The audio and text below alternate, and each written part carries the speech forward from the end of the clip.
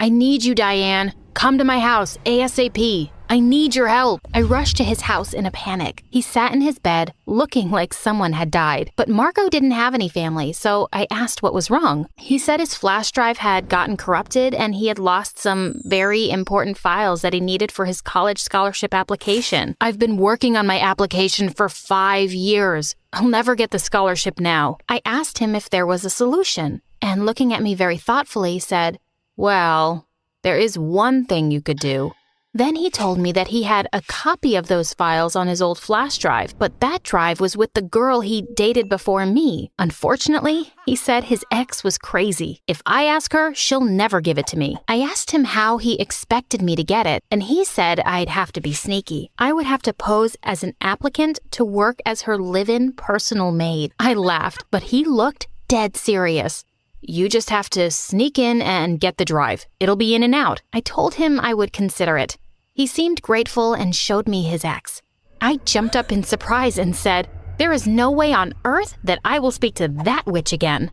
The crazy ex he was talking about was Frankie. He looked surprised that I knew her, and I told him that I had known Frankie since I was a little girl. She had once been my best friend, but then she became my biggest enemy. Thankfully, in middle school, her family moved away and I never had to see her again. Hearing my refusal, Marco looked devastated. He begged and said his whole life depended on the contents of that flash drive. "Just help me out this once, babe," he begged. "If you can get it, I'll give you my Porsche." I couldn't believe my ears, but I felt like now I could consider the idea. I mean, given the payoff, how bad could it be, right? The answer? Very bad. The minute I walked into Frankie's huge mansion for my interview, she ordered her butler to kick me out. I immediately started crying and made up a story about how I had become homeless. "For the sake of an old friendship, please give me this job," I said sadly. For a minute, she stood silent, and I hoped she had fallen for it. The next second, she laughed at me and said, "As much as I always thought you deserved to be my servant, now that I think about it, I don't even think you're worthy of that, you loser." I started to fake cry and said I'd do anything to get the job. "Anything?" she asked, looking evilly at me. "Yes." "Okay, I'll give you a job if you get my face tattooed on your arm." She laughed and said not to come back unless it was with a tattoo, and then she had her butler escort me out. Outside the house, Marco picked me up, and when I told him what had happened, he said it was only fair that I do what she asked. I told him that he was out of his mind, and he said if I was smart, I could probably plan my own little revenge on Frankie once I was inside her house. Well, he was right about that, and after all, the tattoo could be tiny. The very next day, I showed up at Frankie's place with a tattoo. She looked like she couldn't believe her eyes, and laughing hysterically, she said, "Wow, you're desperate, aren't you?" She had me doing all sorts of weird and gross things for her.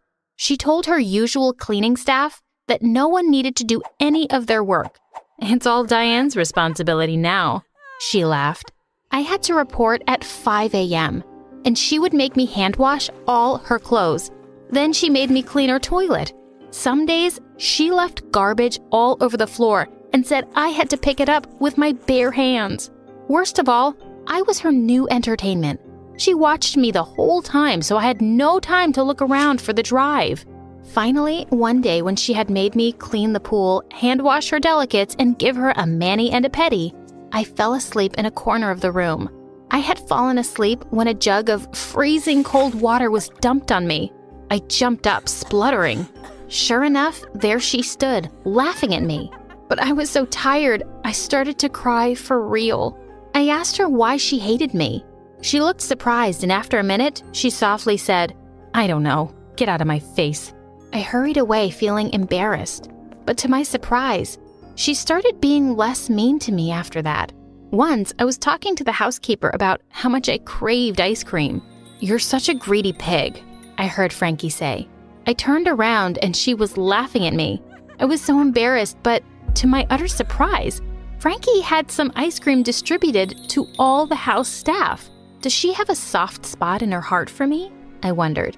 I decided there was only one way to find out. A few days later, when I was sure Frankie was close enough to hear, I said, "It's been ages since I've seen a movie. My friend said she could give me some, but I can't even afford a flash drive." Unbelievably, that evening, when I went to my room after my daily chores, Frankie was standing there wearing a sexy red dress. She tossed a flash drive into my hands. I could barely hold back my excitement. It was the same drive Marco had described. "You can delete whatever's on that drive. It's useless stuff. My creepy ex-boyfriend left it here." I caught him snooping around my room one day. Imagine that. I have a feeling he was trying to steal my credit cards. What else would he want? I dumped him immediately and had him escorted out of the house. Seriously, being a billionaire can be so hard sometimes. I almost rolled my eyes at her, but I didn't care. I was out. As soon as she left, I snuck into her study to check the drive to see if Marco's essay was in there. To my surprise, it wasn't. Marco would be crushed. But then I had an idea. Marco was always so secretive. He might have put it in a hidden folder. I checked, and sure enough, there was a folder there. But it wasn't an essay at all. Because the folder had been accessed from this computer before, I was able to decrypt the security key and open it. I felt like a genius. I opened it and was confused by what I saw. It was a list of people and their personal information. One quick Google search showed that they were all well-known business tycoons, billionaires, and the wealthiest politicians in the country. They had a folder each with their full profiles and information about their net worth, bank accounts, and other private and sensitive info. I transferred the files to my cloud and called Marco. I could hear the relief in his voice when I told him I had the drive. In 10 minutes, he texted that he was outside.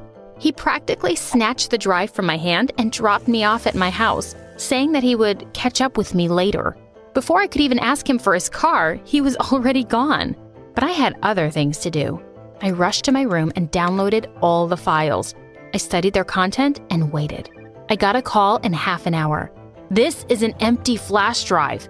I had to hold the phone away from my face. He was shouting so loudly. "Oh no, really?" "I hadn't checked it, Marco, but it's the flash drive you described. She must have deleted your essay," I said. "Damn it, Diane, I need that file." He screamed and hung up. I just stared at the phone in shock. Who was this guy? I had his ex's face tattooed on my arm, and now he was being such a jerk. I decided to spy on him. That night, I crept up to his bedroom window and saw him pacing around the room. Just then, his phone started ringing and he grabbed it quickly. "The profiles are all gone. What should I do?" he yelled. "We have to get rid of them before they expose us, Dad." Dad? Did he just say Dad? And he has to get rid of us? Did he mean me and Frankie? The next day, I knew what I had to do. I called him up and told him I actually had what he wanted. I told him I knew everything about him, and if he wanted the data, he'd have to come see me alone. Sure enough, he showed up right on time and tried to tell me some lame story about how it was a misunderstanding and this was just research for business school. I let him think I was buying it. Out of nowhere, an older man appeared. This must be his father. I was surprised when he rushed forward and grabbed my arms, twisting them so I was forced to my knees. But before they could drag me to the car, the police jumped out from their hiding places and the father and son were dragged away. I was so relieved. I thought this nightmare was behind me, but boy, was I wrong. A week after the incident, I was on my way from my job when a black van cut across my path. Before I knew it was happening, Marco jumped out. "Hello again, sweetheart." He laughed and grabbed my arm and forced me into the van. Soon, I was in a dark room. I had no idea where I was, and I couldn't understand how Marco had gotten away from the police. Suddenly, a door opened and Marco came in. I tried to scream, but he said, "This is a soundproof room. Scream all you want." "Why are you doing this? I thought you loved me." I started to cry, but he couldn't have cared less. He laughed and said, "I chose you simply because you were the only one who could get into her house. I knew her vanity would make her accept you as a maid." I started to cry, and he said he would let me go if I gave him the data. I told him the police had taken it and I didn't have it anymore. He looked furious, and I knew he didn't believe me. He went out to talk to his father. Outside, I heard them arguing, and finally his dad came in. He swore if I gave him the flash drive, he would tell me the truth and help me. How stupid did he think I was? The next day, Marco and his dad decided to move me. They said they were taking me to another safe house. They stopped at a gas station, and I told them I had to go to the bathroom. They were suspicious and eventually let me go. As soon as they turned away, I broke into a run and ducked into the nearest building. It was a gym. I was running frantically, trying to hide, when I ran into someone. The girl screamed and I swore. But when I saw who it was, I gasped. Frankie! Seeing me, she rolled her eyes.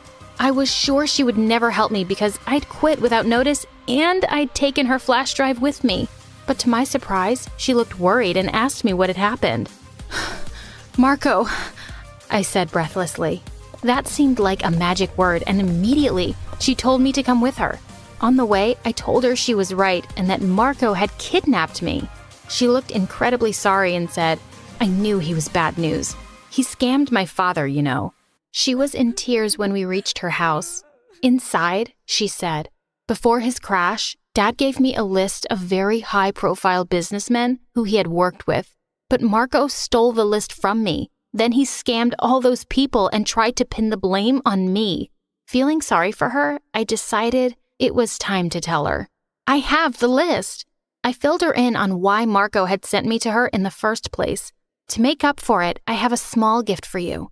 I revealed that the necklace around my neck had a microchip where I stored the data. Frankie couldn't believe her ears or her eyes when I handed her the chip. She pulled me in and kissed me. I couldn't believe it. But just as I kissed her back, she pushed me away and started laughing like a maniac. Only you would be so stupid to fall for this, she laughed. My father he's the one who scammed all those people. Marco? She laughed. Marco is an undercover agent. He must have just managed to make a copy of this list when I realized what he'd done, and then my father had to go underground. When I saw you leave the house with him just after I gave you the drive, I knew I had made a mistake. I had my men follow every move you made after that. I gasped. Now that I have it, she said, throwing the necklace into the fire, I can destroy it and Dad can come back. I tried to leave, but she pulled me back. Where do you think you're going? She demanded. Don't you know what happens to people who know too much? She yelled for her guards to come and get me, but no one came. She called again and finally the door opened. When she saw who it was, she paled. It was Marco. Now it was our turn to laugh. When Marco had kidnapped me, his boss, who had been pretending to be Marco's father, had told me everything. I ran away because that was the plan. I laughed. This chip was a fake. They have the original files. Immediately, she made a grab for me, but both Marco and I had seen it coming. I ran away from her while Marco tackled her to the ground. She tried to get up and run, but he was too quick for her. Finally, the cops came in and grabbed Frankie. She glared at Marco and demanded to know why he was so set against her family. Why don't you just leave us alone? She screamed at him. He looked serious for a minute, and then he said something that left everyone shook. Remember that man your father scammed about 5 years ago? The one after which you could afford this luxurious mansion? That was my dad. Frankie looked shocked. Marco continued and explained that after the scam, his father had gone bankrupt. That day, I swore I would bring you down. A week later, news of Frankie's dad's arrest was all over the news. Marco and we managed to avoid being named. Now I'm in college and I call myself Julie. I'm still dating Marco, who calls himself Jason. In fact, he just texted me. I need you, Julie. Come to my house ASAP.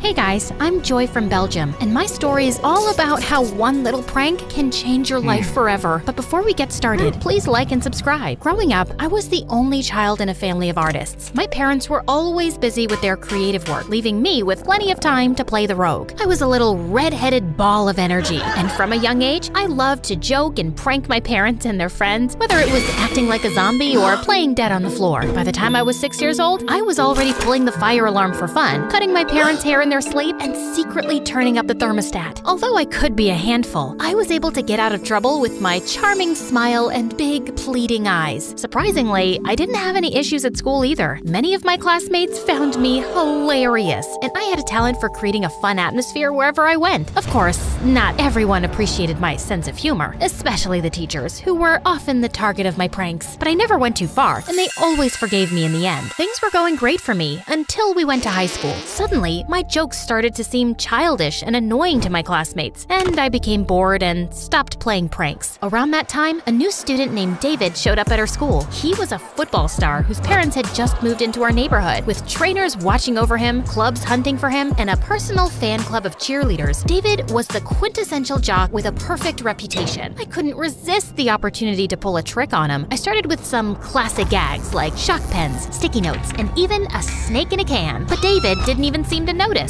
Then I got more creative and put baby powder in his helmet. But it turned out that his fan club wanted to try it on, and one of the cheerleaders ended up getting covered in powder. Of course, it was funny, but I wanted to get him. So I decided to break out the heavy artillery. I set up slime buckets above the door of the locker room, and when the football team walked in, they all got covered in slime, except freaking David, who was the last to enter. But to my surprise, he started laughing so hard that I couldn't help joining in, along with the whole team. As expected, my prank got me suspended for a few days, and the principal made me clean up the mess I'd made before leaving. Hey, I see you can use a hand. Why are you helping me clean up the slime? Because I'm a decent human being, or maybe I just wanted to talk to you. What about? Why, you don't stop trying to prank me? Did I do something to upset you? Or are you secretly in love with me and just trying to get my attention? Please, as if you're capable of upsetting me. And ew, in your dreams, you just seemed too good to be true. So I felt like getting to you with a prank. You know, like trying to find out what your kryptonite is. Wow, did you just call me Superman? And my kryptonite is pizza. Really? Ugh, so boring. And beautiful redheaded girls who deny thinking about me. Are there cameras here somewhere? Nope, but I wish there were, so I could relive how you blushed at my words over and over again. I'm getting a call. I gotta take this. I didn't hear anything. It's on silent mode. Yes? Hello? Oh my god, my cat needs CPR? Hold on, Whiskers. I'll be right there. I ran off before things could get more awkward. As I sat at home the next day, thoughts of David filled my mind. Was I really falling for a football star? Ugh, so cliche. Suddenly, I got a text from an unknown number. Hey, look outside, smiley face. David's car was parked near my house, and he was waving at me. Don't you have some cool, masculine-y stuff to do? I thought spending time with a pretty girl might be more fun. You know, I still owe you for helping me clean up that slime. Let's go grab some pizza. Be careful, Joy. I might just fall in love with you after this. I rolled my eyes, but my stomach fluttered. Maybe this cliche wasn't so bad after all. We spent the entire day together, and he opened up as a romantic and attentive guy who had a lot in common with me. Like me, he was hyperactive, which is why his parents enrolled him in football at a young age. Soon, David asked me out on a date, and shortly, we were together. As we walked down the school hallways, I noticed the jealous glares from his cheerleader fan club. The girls tried to spread stupid rumors about me or even prank me, but I just laughed it off. Soon, the cheerleaders even began to imitate me, dyeing their hair red in an attempt to capture his attention. But David only had eyes for me, and he made me feel like I was the only girl in the world. But 3 months into the relationship, I started wondering if David was keeping something from me. I knew he was very busy with his training, but a few times I found out that his football buddies had gone home while he'd disappeared somewhere else. I didn't believe it was about another girl, but something was off, and I started to be cautious. One day, a Tinder notification popped up on his phone. I couldn't read the message, but it made me feel uneasy. I didn't want to confront him about it directly because I knew he would brush it off as nothing, and I would believe him. So, I decided to create a fake Tinder account and play a prank on him. If he had nothing to hide, we would both have a good laugh and move on. I posed on Tinder as a young artist with a red ponytail and soon matched with David. We exchanged messages, and he suggested a date. At that moment, I realized he might actually be cheating on me. It was no longer a joke. Okay, let's find out who you really are, David. I wore makeup, a wig, violet contact lenses, and clothes to look like my fake Tinder profile. We met at the cafe, and he was in his best mood. To avoid revealing my real voice, I pretended to be less talkative. He led the conversation, but sometimes he would stop speaking, gaze admirably into my eyes, and touching my hand. And I was getting angrier by the second. It was time to tell him he'd been caught. Suddenly, a beautiful girl with curly carrot hair rushed to our table, and David turned white. What the heck, David? You said it was a one-time thing. Georgia, listen to me. It's not what it looks like. Then what is it, David? You're with another girl while you're still with me? Before her, it was Francesca from the flower shop. Or are you seeing her too? How could you do this to me? Please, give me a chance to explain. As she stormed out of the cafe, David ran after her. My mind was racing as I tried to process everything. David was a womanizer obsessed with redheads? Me? Fake Tinder artist? Georgia? Francesca? Were there more? I needed more answers, and I decided to track down Francesca. It didn't take long before I found her, surrounded by gorgeous flowers that paled in comparison to her beauty. She was a knockout. By any chance, are you David's girlfriend? Yes. Is everything okay? To tell you the truth, Georgia asked me to check if he's still with you. Poor girl, I feel sorry for her. She's David's ex and she's obsessed with him even now. She can't seem to accept that he's moved on and he's in love with me only. David was an amazing liar, and I felt angry at myself for falling for his stupid lies. I wished there was something like the cheating police and I could call to have him arrested, but it was only me, and I had to do something. So I chose the one thing I was best at. I was gonna prank David. While we were hanging out the next day, I spied his phone password, and when he went off for training, I posted on his Facebook from his phone. Hey bae, if you're seeing this, get ready for a surprise tonight. Winky face heart, 7 p.m. at the fountain. At 7, the meeting point was crowded with red-haired girls, and I was just as shocked to see the number. I saw some familiar faces, like Georgia and Francesca, who hadn't seen each other yet. Finally, David arrived. The army of girls rushed to him, and then suddenly stopped to look at each other. David stared at them all in horror, realizing he'd been exposed. He panicked and just jumped back into his car, driving away like a maniac. This was you, wasn't it, Georgia? You arranged all of this so I'd break up with him. You're such a crazy ex-girlfriend. What are you talking about? We haven't broken up yet. What nonsense. I'm his girlfriend. They all started fighting like crazy, and I escaped. I felt victorious about exposing the truth, but also heavy-hearted because of David's deceit. The day after was a really big football match. David performed horribly, and our team lost the game. The other team was trash-talking so much today, just got to me and I felt distracted. Also, I think I'm coming down with a stomach bug, and I just didn't sleep much last night. David, please, stop lying. I know why your head wasn't in the game today. It's because your cheating got exposed yesterday. Yeah, I'm the one who called all the redheads there. I described my investigation, and he broke down in tears. Joy, please don't give up on me. I care about all my girls, and I never meant to hurt you. Love just happens, you know? But you're the only one who truly knows the real me, and I feel closer to you than anyone else. Please, let's work this out. David, you should work this out with a therapist, not me. But firstly, they all deserve the truth and an apology. You'll feel better once you're honest, and as for us, it's too late. I can't trust you anymore.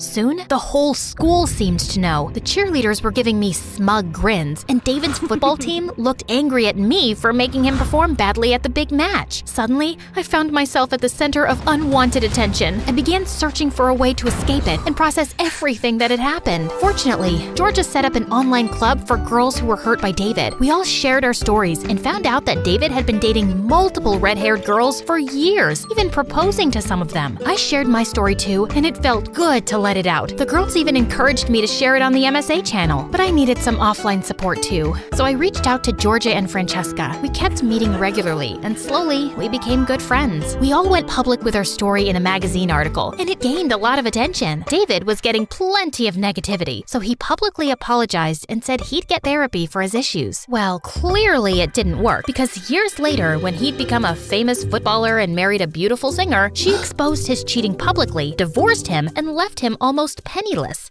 Finally, David got what he really deserved. Yeah, also, you can tell that I had a talent for acting, which I went on to pursue at a prestigious school. You see, Georgia had an older brother, Chase, who had the same curly red hair as her. When I first met him, he pulled a classic prank on us, switching the sugar and salt in our tea. Francesca spat it out and looked mad, but I couldn't help laughing.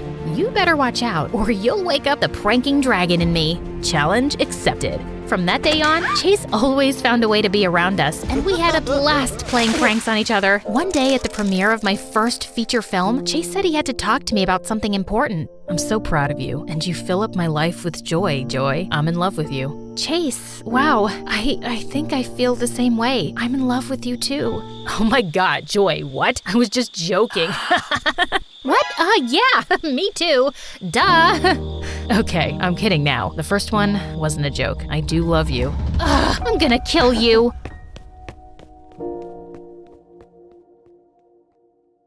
I barged into the living room, my butt sweating in anger. I marched up to my twin brother Sammy on the sofa, snatched his can of juice, and dumped it on his head. He made a run for it, and I was chasing him with a baseball bat when Mom walked in. Alexis, what are you doing to my poor baby? Your poor baby locked me in a haunted house down the street. I nearly pooped my pants. Didn't you guys notice that I've been gone for hours? How could we? Sammy hurt his little toe and he was in so much pain. Oh yeah? Well, he's about to be in a lot more pain than that. Enough, Alexis. Quit bullying your brother. Hey guys, it's Alexis, and I'm about to tell you why having a twin brother is an absolute nightmare. But before that, please like and subscribe to MSA. Ever since I was born, my twin brother Sammy acted like he was better than me just because he was born 10 minutes earlier. Even my parents acted like he was God's gift to mankind and pampered him all the time. It's not like they hated me, just that Sammy was the apple of their eye and he could do no wrong. Like on our 10th birthday, my parents threw us a beach party and I spent an hour building the most amazing sandcastle. But just as I turned my back to grab a shovel, Sammy and his best friend Nathan came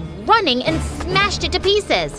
Why did you do that? Because it was ugly and it was ruining my perfect view. He threw sand in my face and ran away. Are you okay? I will be now. I threw the beach bucket at Sammy and it hit him in the head. He cried and Mom grounded me for bad behavior. Unbelievable. As we grew older, Sammy just got more annoying. He and Nathan were the brattiest kids in school and would constantly embarrass me with their stupid jokes and dumb pranks. Like this one time in 10th grade, we were in the science lab doing experiments and Nathan was my partner. Tell me, what's gravity? Oh, that's easy. It's when Alexis tries to get up from the bed but can't because she's a big fat cow. Enough, Sammy. Funny how you're talking and all I can smell is garbage. Maybe that's because you haven't showered in days. I felt so mad I flung a book at Sammy. He ducked and started attacking me with pens. The two of us got into a fight. I knew there was no point in arguing, so I just avoided everyone and focused on my studies. I became the smartest kid in class and I joined the poetry club, yearbook committee, and debate team. In 10th grade, I got a chance to represent my school in the national debate competition, and that's where I met Tony. He was the captain of the debate team, the star tennis player, and the hottest boy in school. Together, the two of us nailed the competition, and when we got back home, Tony invited me to one of his practice tennis matches. After the practice, we were having a conversation when he suddenly pulled me close.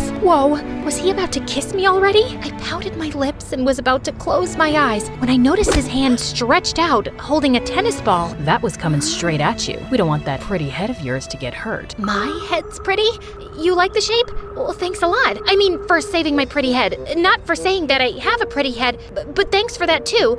Can I get you an energy drink or something to thank you for saving me? How about a date instead? Yeah, it was fast, but sometimes you just know when it feels right. Soon, Tony officially asked me to be his girlfriend, and I was riding high. Dating someone popular meant that people knew me as more than just Sammy's sister. I was getting noticed, and I was loving the attention. But it drove Sammy crazy. One night, Tony and I were going to a party with a bunch of friends when Sammy walked in. Don't you think you're a little too young to be wearing that dress? Don't you think you're a little out of line to be asking me that question? Also, we're twins, genius, so if you're old enough to do anything you want, so am I. Fine, do what you want. Just don't become a bigger loser than you already are. At least not for that clown Tony. You know he's a player, right? He's always got his arm around a new girl. He's just a really friendly guy. Nothing wrong with that. And he says hugs are good for mental health. I literally saw him feeding French fries to that cheerleader just yesterday. She has carpal tunnel syndrome, Sammy. Her wrists are in pain. He was just being nice. Why is it so hard for you to believe that a hot, popular guy could be into me? Just stop being a jerk and leave me alone. But after that day, it became Sammy's life mission to annoy Tony every time he saw him. Like this one time in the cafeteria, Tony and I were chatting when Sammy dumped a bowl of spaghetti on him. Oops, my hand slipped. And another time in class, just as Tony was about to take a seat, Sammy pulled his chair away and he landed on his butt. Your seat looks more comfortable. Mind if I borrow it? Tony almost punched Sammy, but Nathan intervened and saved him. Sammy backed off for a while, until a few weeks later, Tony and I were having dinner at this really fancy place, and suddenly, he jumped out of his seat screaming. What happened? Please don't tell me there's a rat. I will freak out.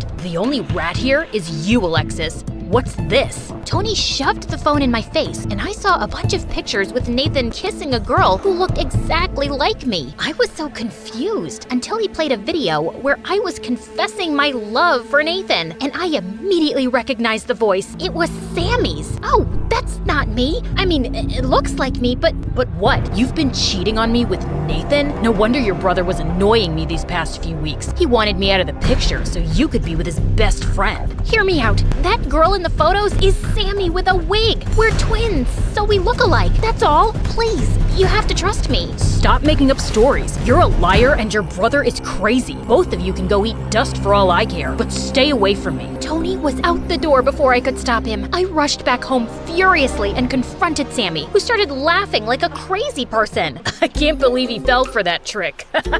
He's as dense as pudding, Alexis. I did you a favor. You're a jerk, Sammy. You ruined the best thing that happened to me, and you hurt Tony. He'll get over it, trust me. Also, now that you're here, pass me some soda. But I just dumped the can on his head and walked away. I hated him! The next day in school, Tony refused to talk to me. In fact, he went around the school telling everyone how I was a cheater and a liar. My popularity went down the drain in minutes, and I was back to being invisible. But Sammy acted like nothing was wrong and went on living his life. And after that day, I decided to get even with Sammy. I spent the entire week planning the perfect revenge. I knew the only person Sammy cared about was his best friend Nathan, so that's where I started. I found my opportunity when the teachers announced the test results, and Nathan got an F. He was sulking when I found him in the hallway. Aw, this is what happens when you're best friends with a moron. Gee, thanks. Look, I'm a little bummed right now, so maybe rub things in my face later. Okay. I'm actually here to offer you a really sweet deal. I need you to date me. What? Sorry, pretend to date me. You're Sammy's best friend, so if you start hanging out with me all the time instead of him, he'll hate it. He'll finally have a taste of his own medicine. I'm not asking you to do it for free, of course. I'll help you study and ace your scores. No thanks. I know Sammy can be a jerk sometimes, but I'm not doing that to my best friend. Fine, fail high school then. I heard you telling Sammy your parents were angry that you had a C in science. This score is worse, so good luck dealing with that. Wait, fine. I guess we could make it work. Of course we will, my cute boyfriend. Now buckle up. We've got plans. The next day, it was time for phase 1. I walked into Sammy's room and called a truce on my fight over Tony. Just as we were talking, Nathan walked in, pulled me by the waist, and kissed me. Sammy's mouth fell open like a broken door, and my heart fell to my stomach. What the heck are you doing? Get off my sister. Didn't you tell him, babe? Sammy, Alexis and I are dating. You're what? Dating. Are you stupid and deaf now? Come, Nate. We'll be late for the movies. Nate? He has a nickname now? Of course. That's what people in love do. Sammy was totally spinning out over our dates. But to make things worse, I crashed all of Nathan and Sammy's plans too. Video game night, baseball game, bowling alley. I was stuck to them like gum to a shoe. Sammy tried everything to keep Nathan away from me, but we just laughed it off. You know Alexis farts in her sleep? Aw, I'm sure it smells like roses. Alexis eats her boogers and then spits them out so they stick to the wall. She makes graffiti out of them. My baby's an artist. Watching Sammy's frustration was hilarious. But what I liked more was how Nathan was always taking my side. He'd been a brat to me growing up, but now he was caring and sweet. And even though I knew we were playing pretend, I found myself falling for Nathan. One day, I was helping Nathan with his homework in the library when he looked a little sad. When I asked him why, he told me that his mom was moving out. She's always busy and hardly ever around, but I still can't help feeling bad that I might not see my mom that often. I get it. My parents were hardly ever there for me too. I mean, they were around, but they always loved Sammy more. Suddenly, Nathan held my hand and my heart raced with excitement. He came closer, but just then the janitor showed up and we were asked to leave. The next day at school, I couldn't wait to see Nathan again when I felt someone grab my shoulder. Tony! Hey babe, miss me? Listen, I've been thinking about us a lot. I know you cheated on me, but I'm ready to forgive you. You don't know this, but I kinda cheated on you too when we were together. Twice. Okay, thrice. Okay, fine. You want me to start being honest? It was 6 times, but I like you the most, 'cause we're the same. Meant to be, blah, blah, blah. Don't you think? You cheated on me? Yeah, but you get that, right? We're even now, babe. It's all good. Before I could say more, Tony pulled me into a kiss. As I pushed him off, I suddenly saw Nathan walking away with a bouquet of flowers, which he dumped in a trash can on his way out. So, what do you say? I say, you're a stupid, cheating, lying piece of poop, and we are nothing alike. And I'm glad my brother pulled a dumb prank on you, because it got you to admit what a sleazeball you are. Now stay away from me unless you want me to knock your perfect teeth in. Get that? I shoved Tony out of my way and rushed behind Nathan. I finally caught up with him in the parking lot. Nathan, wait! Tony was just... Save it, Alexis. I just saw your passionate kiss with Tony. I guess that was all part of the plan. Dating me would make Tony jealous and bring him back to you. Anyway, I'm glad your mission accomplished. And thanks for all your help with my grades, but I'd rather not be used like a toy anymore. With that, Nathan turned around and left. He didn't even give me a chance to tell him my feelings. I curled up in a ball in my room and cried so much harder than I ever did over Tony. I was still sulking when suddenly Sammy knocked at my door. Alexis, are you okay? No, I'm not okay, and it's always your fault. I wanted to get revenge on you, and it messed up everything. What do you mean? I was desperate to make you pay for sabotaging my relationship with Tony, so I asked Nathan to pretend to date me so I could piss you off, but I ended up falling for him, and now I've lost him too. That's the dumbest thing I've ever heard. Yeah, I tease you, but I also love you. You're my sister. I wanted to protect you. Tony was a jerk, and he didn't deserve you. As for Nathan, I read your diary. You did what? Focus, Alexis. I know you like him, and now, just like a big brother, I'll fix it. You're 10 minutes older. Do you want Nathan or not? Yes. Then come with me. Sammy took my hand and drove me to the beach where I saw Nathan sitting. We walked up to him and Sammy backed me up about not having any feelings for Tony, but I could see that Nathan still had doubts. In case you won't take my word for it, Nathan, take Alexis's. Just then, Sammy took my diary out of his backpack and started reading. Dear Diary, I know it was just supposed to be a trick, but Nathan is the best thing to have ever happened to me. He's so cute. His eyes remind me of the deep ocean. All I want is to lie in his arms and tell him how much I like him. Also, I got severe diarrhea the other day. Give me that, you moron! I quickly pulled the diary from Sammy's hand and smacked his head with it. Just then, Nathan walked over to me and held my hand. Do you mean it? That's how you feel? It's how I feel. I really like you, Nathan. And Tony was just a glitch in the universe. You're the one I want. And I want you, Alexis. I might throw up. Shut up, Sammy. Fine. Nathan pulled me in for a hug, and over his shoulder I saw Sammy smirking. My brother finally used his annoying brother powers for good and pulled off his best trick yet, because even though that's how I feel, I definitely didn't write that stupid stuff in my diary.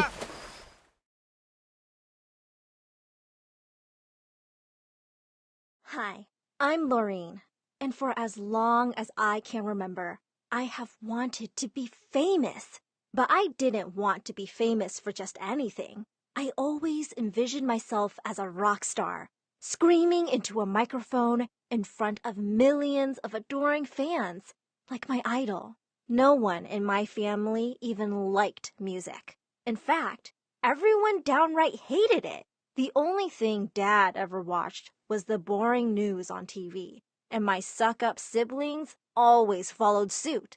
So every time I turned on music, my dad would yell at me, "Go to your room and put earphones on. I can't believe any of my children could be such a bum." So I would do that and get so lost in the music that I would start to sing out loud. The only problem was every time I really let go and sang my heart out, someone in my family would come banging on my door. "Be quiet in there. You're so annoying." And every time that happened, I would sing louder.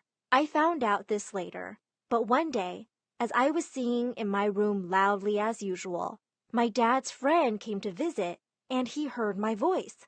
"Oh my God, what a beautiful voice. Who was the singer?" "No one." "Oh, come on. Call her. You know I have some connections with someone who can make her a famous singer." "Oh yeah? So you're now that angel who was sent to change her life? Just call her. She's the one with the angel's voice." All I knew was that I was minding my own business when Dad banged on my door screaming, "I said no singing!" My friend got so annoyed and he left. So shut it now. A while later, my whole family came in. My sister said, "It's like hearing nails on a chalkboard." My brother said, "It's like listening to an alley cat." My mom just burst into tears and said, "Music and singing is rotting your brain." I just couldn't take it anymore, and I yelled back, "No, it's not. You guys are. One day, I'm going to be a famous singer, and all of you are going to beg to come to my concerts." Dad looked shocked to hear me answer back and said, "Oh, so you'll answer back now? Looks like we're taking away your music." Before I could stop them, they took everything. My stereo, my iPod, my CDs, and my computer. And Dad smashed everything. That's it! You've messed with the wrong person. You can't keep me from what I love. If they thought throwing away my stuff would stop from listening to music, boy, were they wrong. The next day at school, I ran to my best friend and dumped all my savings in front of her. We're going to a rock concert. Can you arrange the tickets? What? Are you crazy? Your parents will legit kill you. I don't care. They don't own me. Seeing how determined I was, she said her brother could probably arrange them. How will you get out so late, though? I just laughed and winked at her. I have my ways. The night of the concert, I went to my sister. You have to sleep in my bed. Lol, you wish, pest. You go out and I'm telling Dad. It'll be fun. Great. I guess that's a good time to tell him you invite your boyfriend to your room every night. Oh my God. Are you blackmailing me? He'd never believe you.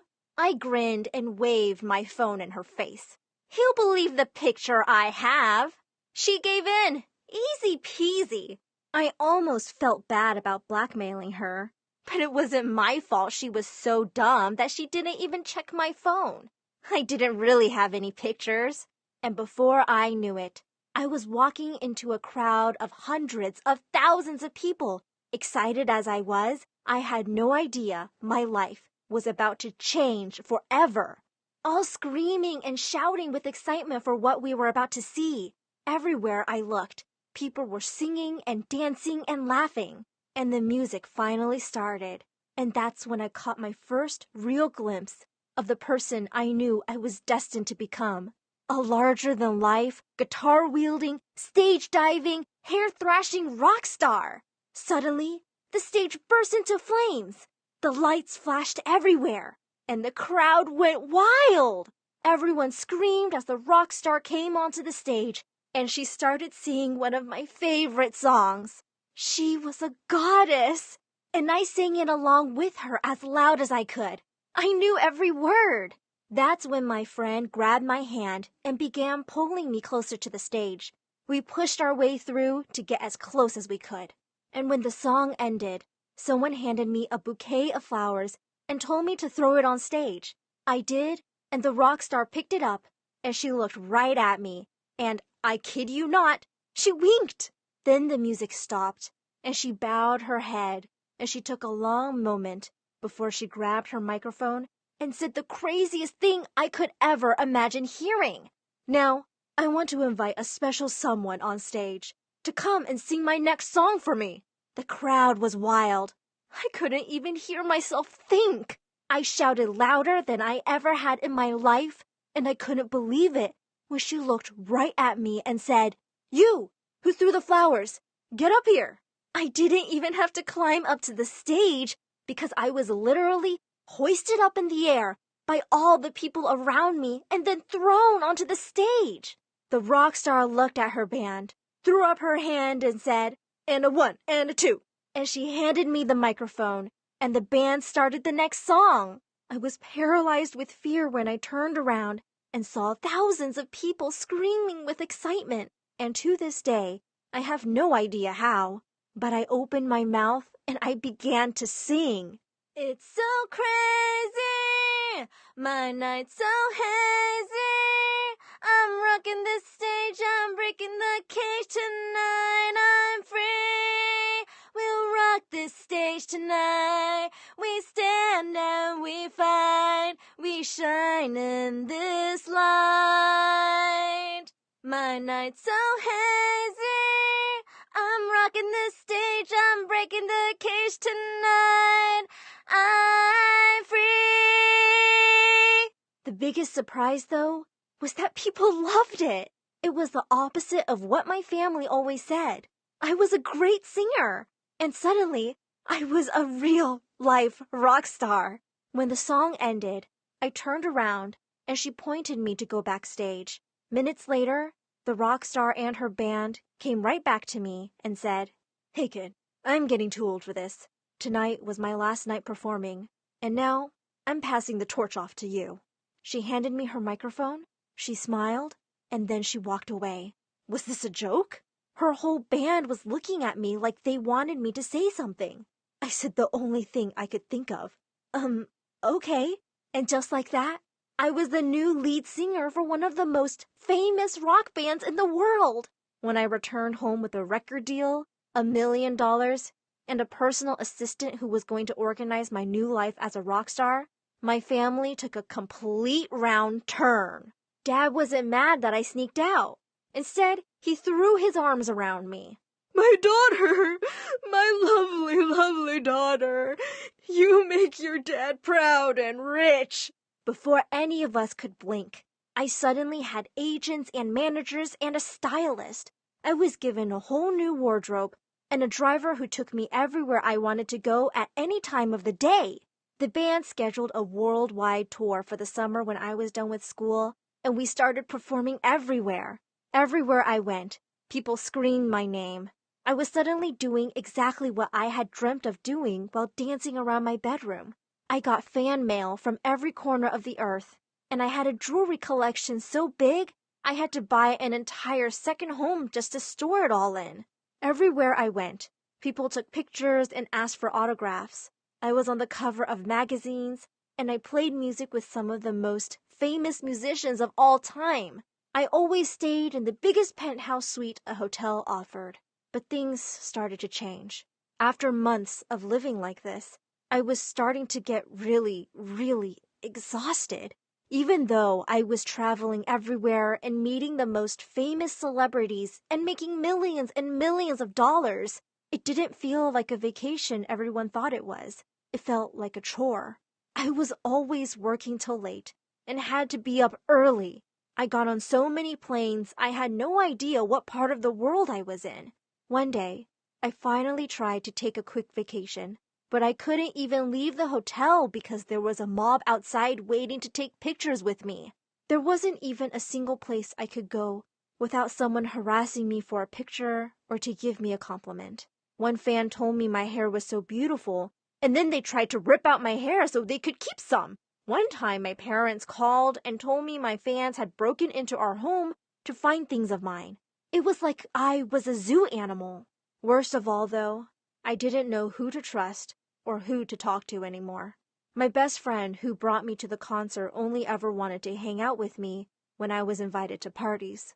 My already selfish siblings only ever called when they wanted something, which was a lot.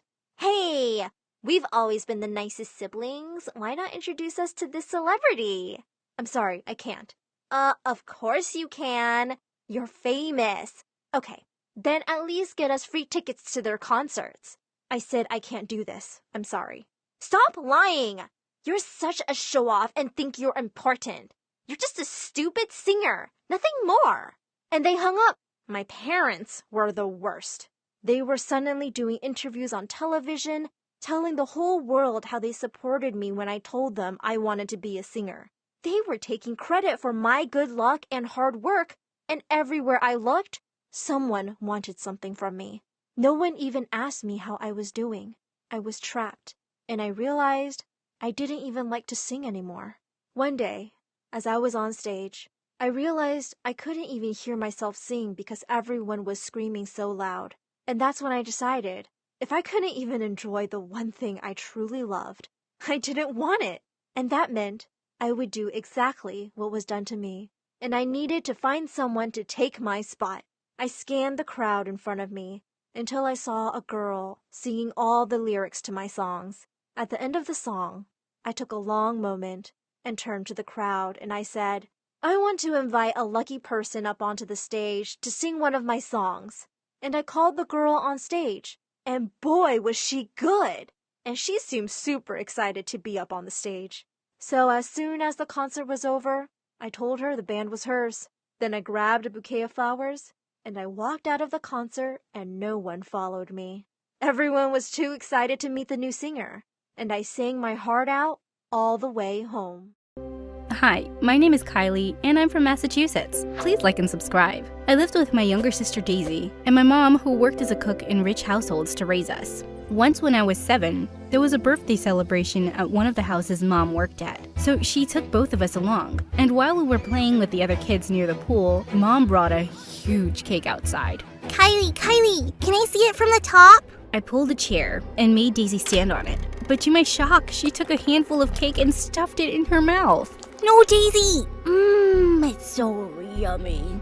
You moron! You ruined my cake! She charged towards Daisy, but before she could do anything, Daisy fell smack onto the cake, and she started snoring. Of course, Mom was fired, and we were thrown out of the party. But this wasn't the first time Daisy had suddenly fallen asleep like that. So we took her to the doctor, and there we found out that she had a condition called narcolepsy, which could be triggered anytime by strong emotions. Mom got really worried about her, and I tried to comfort her. "Don't worry, Mom. Everything's gonna be fine. I'll look after Daisy." "Oh, honey." It was then I decided that I was gonna work really hard to earn lots of money for her treatment. As years went by, I put all my attention to Daisy and my studies, and I bagged a scholarship to one of the most expensive high schools in the city. But the kids here were weird, and the craziest of them all was Fiona. One time, I saw her trashing her ex-boyfriend's car along with her minions. Fiona, I brought this cat poop. It smells yuck.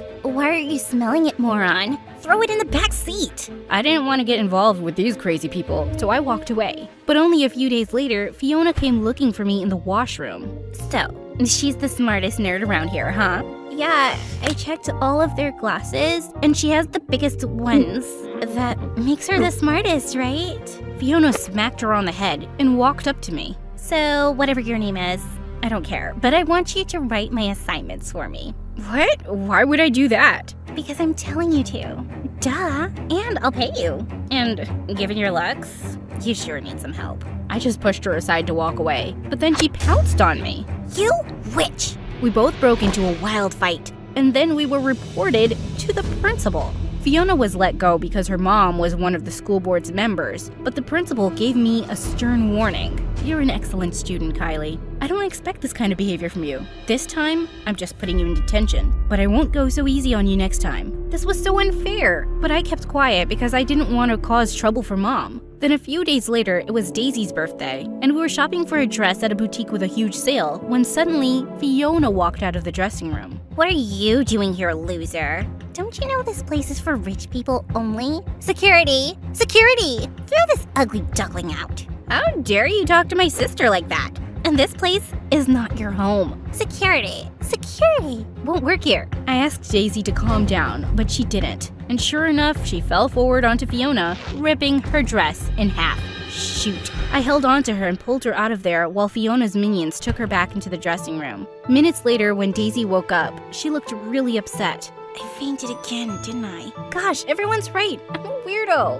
Hey, no, it's not like that, Daisy. You're gonna be fine. But when? Her question left me speechless because I didn't know how to arrange all the money for her treatment. But then I remembered Fiona offering to pay me for writing her assignments. Bingo. It was wrong, and I knew I could get into trouble for it, so I decided I was going to write assignments for Fiona and all her other rich friends under a secret identity. I hired a junior kid to help me exchange those assignments for money, and soon I was making enough to afford Daisy's treatment. I told my family that I took on a part-time job that paid well. Then, one day, Mom came home from work really excited. "I got great news, honey! The people I work for are looking for a tutor for their son. And since he's your age, I recommended your name. Now you won't have to work that part-time job." Well, I wasn't sure about it, but since Mom already told them that I'll be going, I had no choice. The next day, I went to the house she worked at, and I discovered that the guy I had to tutor was Nick, Fiona's ex-boyfriend. He wasn't just bad at studies, he literally failed all the subjects. Holy rabbits! "Hey,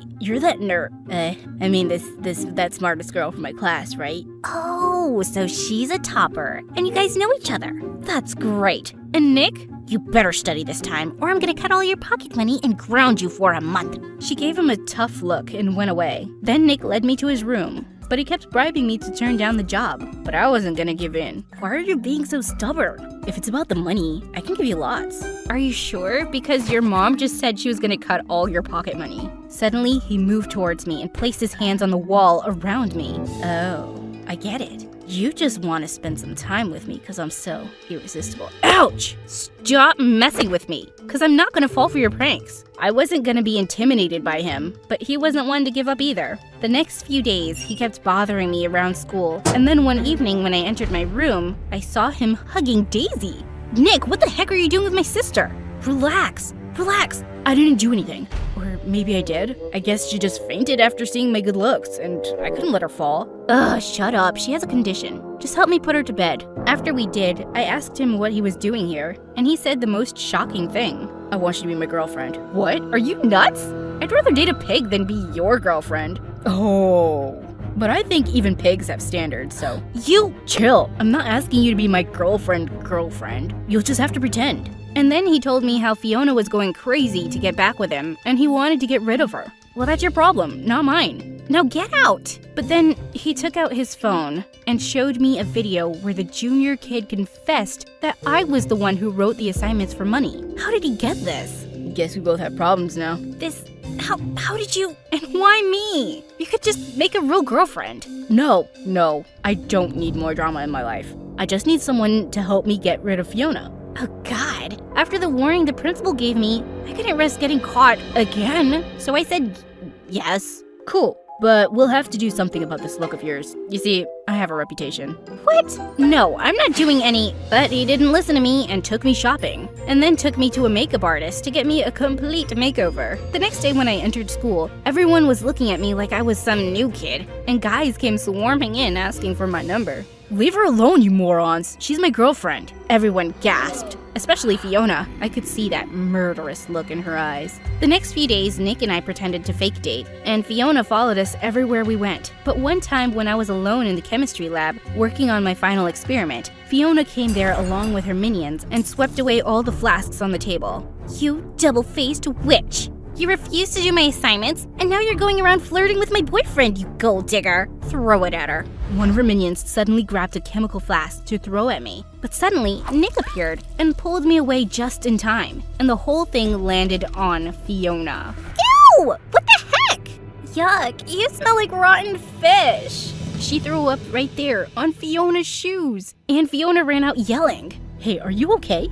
Don't touch me. You got me into this mess, and now because of you, I'm gonna fail my practicals. I pushed him away and stormed out of there. The next day, I was all set for the teacher to announce that I had failed. But to my shock, he said my experiment was submitted early that morning, and it was perfect. What the what? I spotted Nick winking at me with a smile, and I knew it was him who must have submitted it. Later that evening, I reached Nick's home to tutor him, but when I went to his room, he was getting ready to go out somewhere.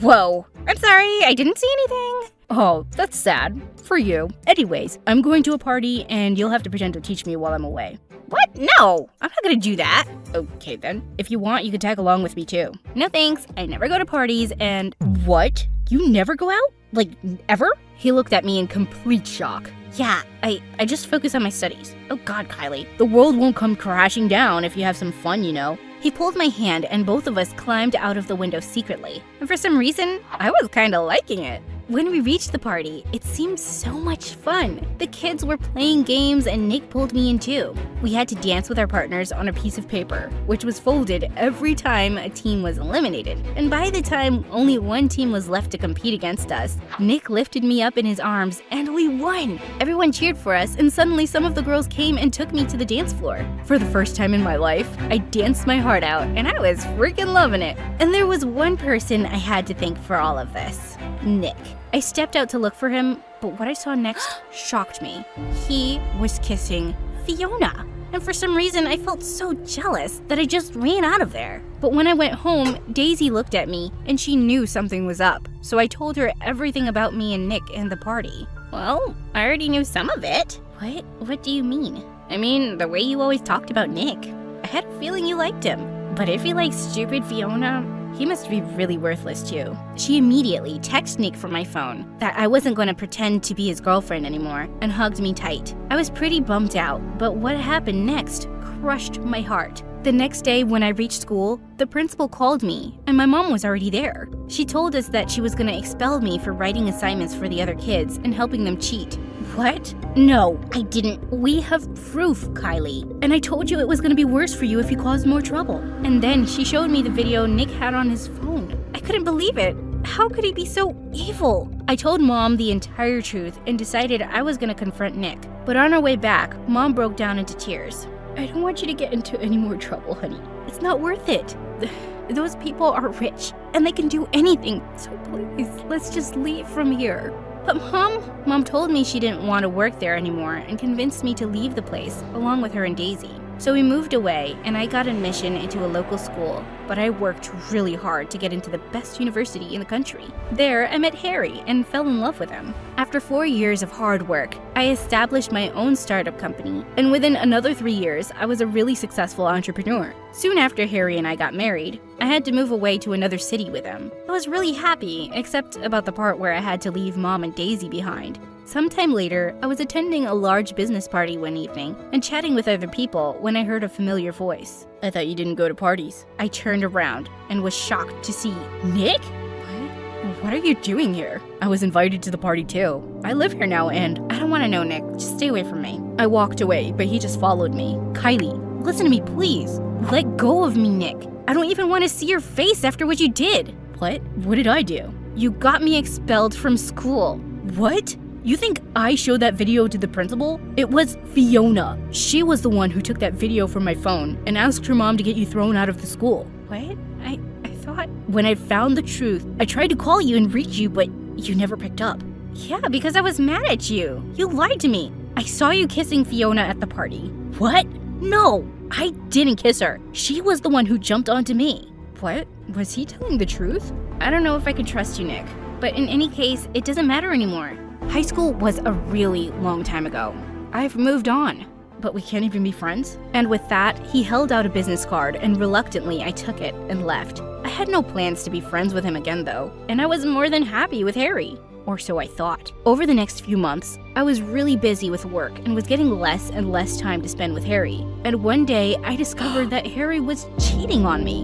And when I confronted him at home that night, he went bonkers. On me! He blamed his cheating on me, saying I was too ambitious and busy for him. I was heartbroken and furious, and I kicked him out that night. I was feeling really lost the next few days, and things got even worse when I discovered that I was pregnant. I just broke down into tears, feeling terribly lonely. I wanted to call Mom or Daisy, when suddenly my eyes fell on the business card Nick had given me that night. I just picked it up and dialed the number, half hoping he'd not pick up. But he did. Hello, Nick. Kylie, is everything okay? I don't even know why I'm calling you, but my family is far away, and I broke down into sobs, and he just asked me where I was and came running to me. And when I opened the door, he just hugged me tight. I'm here. It's all right. You're gonna be fine.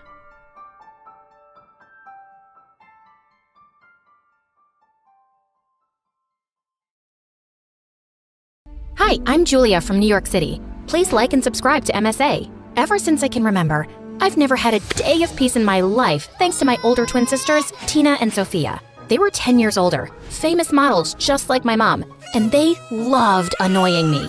On my 6th birthday, Mom gave me a pet piglet, but it went missing a few weeks later on Thanksgiving. I was devastated as I sat down for dinner that night. Julie, you see that turkey? That's your piggy. What? Yeah. Mom said they ran out of turkey, so she cooked your piggy instead. You're lying! No! I started bawling like a baby till Mom rescued my pet from my sister's closet. They were grounded, but the memory haunted me for years. I could never enjoy another Thanksgiving. Things just got weirder as we grew older. Tina and Sophia got more famous, and I became their geeky little sister with a thing for science and sugar. By 13, I weighed twice the kids my age.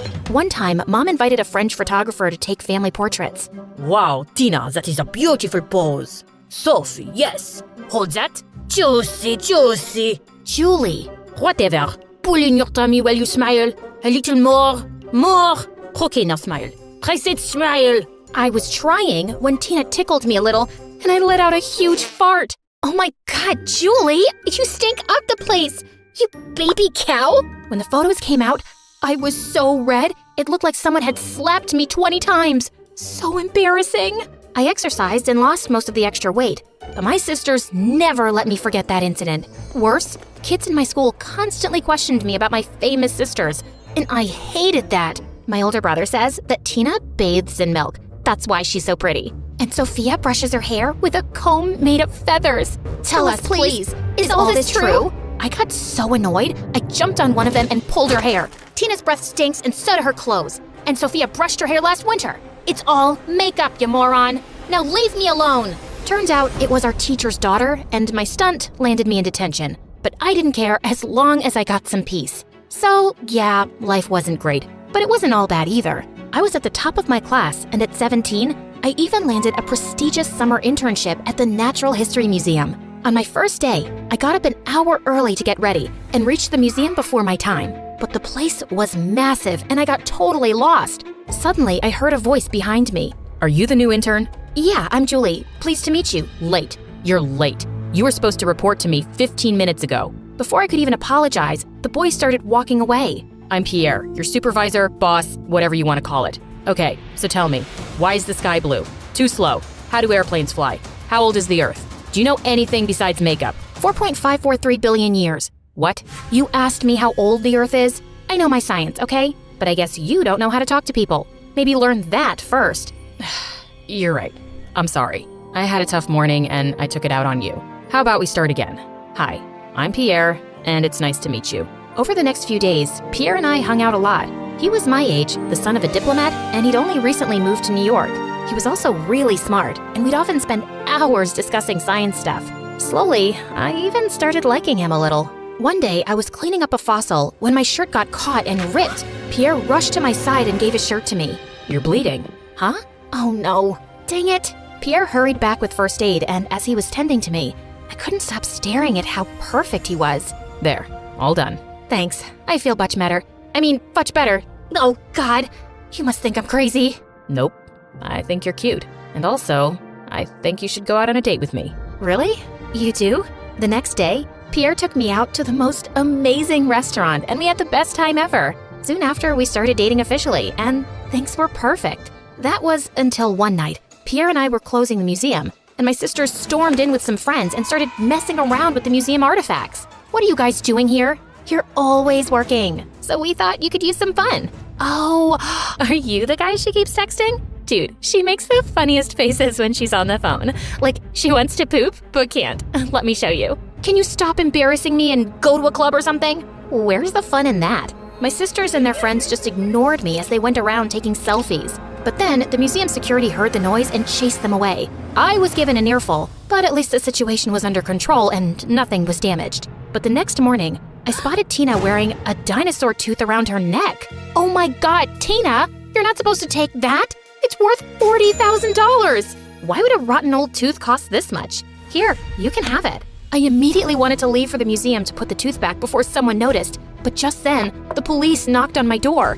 Apparently, the museum staff had seen the CCTV footage, and my sister had already been caught on tape. The twins would have been arrested for stealing, but I called Pierre and asked if his dad could help. He told me once his dad was on the museum board of directors, so I had to take a shot. He saw the video footage too, and he's really mad. I know it's a huge favor, but I'm asking, please, if he could just help me out this one time. I'll even apologize in person. Actually, there's this fundraiser that he wants me to attend. Maybe you can come along too and talk to him. That'll be perfect. Okay, I'll see what I can do. Pierre pulled some strings and the police let off my sisters. And for the first time, they were sorry. The fundraiser wasn't as bad as I thought, even though his dad was really cold even after I apologized. And soon, Pierre started asking me to all the events he got invited to. And things were exciting for a while. I enjoyed dressing up and going around with my handsome boyfriend. But between studies and work, I was getting burnt out. One evening, I didn't have anything, so I raided Tina's closet. Oh my God. Who died and left you this hideous dress? It's yours. Must be something I bought to give to a homeless person. Listen, kid, no matter what you wear, you'll always be a dork. Don't change too much to fit in, okay? Did you hit your head or something? Anyway, I'm off. I had no idea what Tina meant, but I was terribly late, and when I got there, Pierre was outside waiting for me. Where were you? Everyone is asking me, and why are you wearing that? Don't you have something designer? Aren't your sisters models? What's wrong with my clothes? Besides, I'm exhausted and I'm here. Before Pierre could reply, someone told us that his dad was looking for him and we went inside. I was standing in a corner feeling angry and tired when I spotted one of the world's most famous marine scientists, Dr. Keller. Oh my God, I am a huge fan, sir. Your work in the space of dead turtles is groundbreaking. And that piece on how sharks are misrepresented in shark movies is amazing. You've read that paper? No one ever has. You should come by my office sometime. I'd love to. I even have something I'd like you to see. Julia, there you are. I want to make you meet someone. Before I could say anything, Pierre dragged me to the other corner of the room. What was that? I just saved you from the worst conversation of your life. You should thank me. Thank you? A world-famous scientist just invited me to his office, and I was discussing my research with him when you dragged me away. Dr. Keller is a bit of a cuckoo. He invites everyone to his office because he's bored all day. It's nothing special. Give me a break. So you think I'm not actually good at what I do? You know what? Save your breath. I've had enough. I'm leaving, and yeah, maybe we should take a break. And with that, I stormed out. Pierre tried calling me later, but I ignored him. And over the next few days, he tried everything to get my attention. He would drop cards in my backpack, leave chocolates, show up with a car full of roses, and when nothing worked, he came up with the ultimate surprise. I spoke to Dr. Keller. He's agreed to meet you next week. Get that research going. You did what? I can't believe it. Oh, thank you. Does that mean we're good? Pierre, I like you, but we belong to different worlds, and I really can't afford distractions. I understand, but at least we can be friends, right? And I can help you finish your research paper. That's the least I can do after everything you've done for me. Pierre was a smart guy, and I could really use his help. We started working day and night, and I often caught him stealing glances at me. By the time we were done, I was exhausted out of my wits. Maybe you should rest. I'll make the final changes and see you at Dr. Keller's office. You sure? Oh, that'll be amazing, and thank you for your help. Pierre kissed me lightly on the forehead, and I had butterflies in my stomach. I knew he still liked me, and I liked him too. Maybe I'd give us another shot. But right now, I had bigger fish to fry. On the day of the meeting, I was feeling really confident and showed up early. I was sitting at the reception waiting for Pierre to show up, when suddenly, I saw him leaving with Dr. Keller and my final research. Okay, I'm gonna be late. Good job on the research, Pierre, and welcome to the team. Your dad will be proud and happy. Oh, hi, Julia. Are you here for Pierre? Actually, yes. We decided to celebrate together, if you liked my research. I wanted to say something, but I was speechless. I felt like someone had punched me in the stomach. Pierre walked toward me, but something inside me snapped, and I slapped him hard. So this is why you didn't want me talking to him at the party, and why you helped me with my research. So you could steal it and claim it as your own. Never in a million years did I think you'd be such a snake, Pierre. Crushed, I ran away as fast as I could. How could I be so stupid? Years of research and hard work gone down the drain. When I got home that day, my sisters could immediately tell something was wrong. They sat me down, and I told them everything. Ugh, why do you even care about this stuff so much? Because I do, okay? It's what I want to do in life. How would you feel if someone took away all your hard work and claimed it as theirs? We wouldn't know. No one can be as pretty as we are. Okay, I'm done with this conversation. Sorry. Wait. Sit. We know it's devastating that Pierre used you and then threw you under the bus, but that's life. Now, you can either cry about it, or you can move your butt and start from scratch. The choice is yours. Whatever you choose, we're here for you. My sisters were right for once. I couldn't let this one blow take away my whole future, so I decided to plunge myself into my studies. Pierre tried reaching out 1,000,000 times, but I was done with that lying jerk. I graduated top of my class and went to Harvard. Slowly, I started building my research from scratch and things started looking up. But for some reason, I could never completely understand or forget Pierre's betrayal. Maybe what I was looking for was closure. A year later, my sisters and I were vacationing in Costa Rica when a familiar figure approached me. Julia, is that you? Pierre? You. Take another step and I'll knock your teeth in. I just want to apologize. I know what I did was horrible and unforgivable, but I had my reasons. Really, dude? Yes. My dad is a horrible person, Julia. He told me if I couldn't show him that I can make it as a scientist, he'd have my butt kicked back to London and force me to become a politician. I thought if I got a chance to work with Dr. Keller, I could impress my dad and he'd finally let me follow my passion, so I backstabbed me, stole my research, cost me the chance of a lifetime? Yes, but if it's any consolation, I never joined Dr. Keller. I just couldn't do it. Listen, I don't care about you or your dad anymore. I trusted you and you betrayed me. Nothing you can say or do will make this right. And if you really want to follow your passion, stand up for yourself. Lying and cheating won't get you anywhere. Now save your face and let's not talk again. Ever. But You heard her. Now leave. Pierre left with a pouty face, and both my sisters jumped on me. Look at our baby cow, all grown up. Get off me, you two. We love you. Yeah, love you too. Now stop smothering me.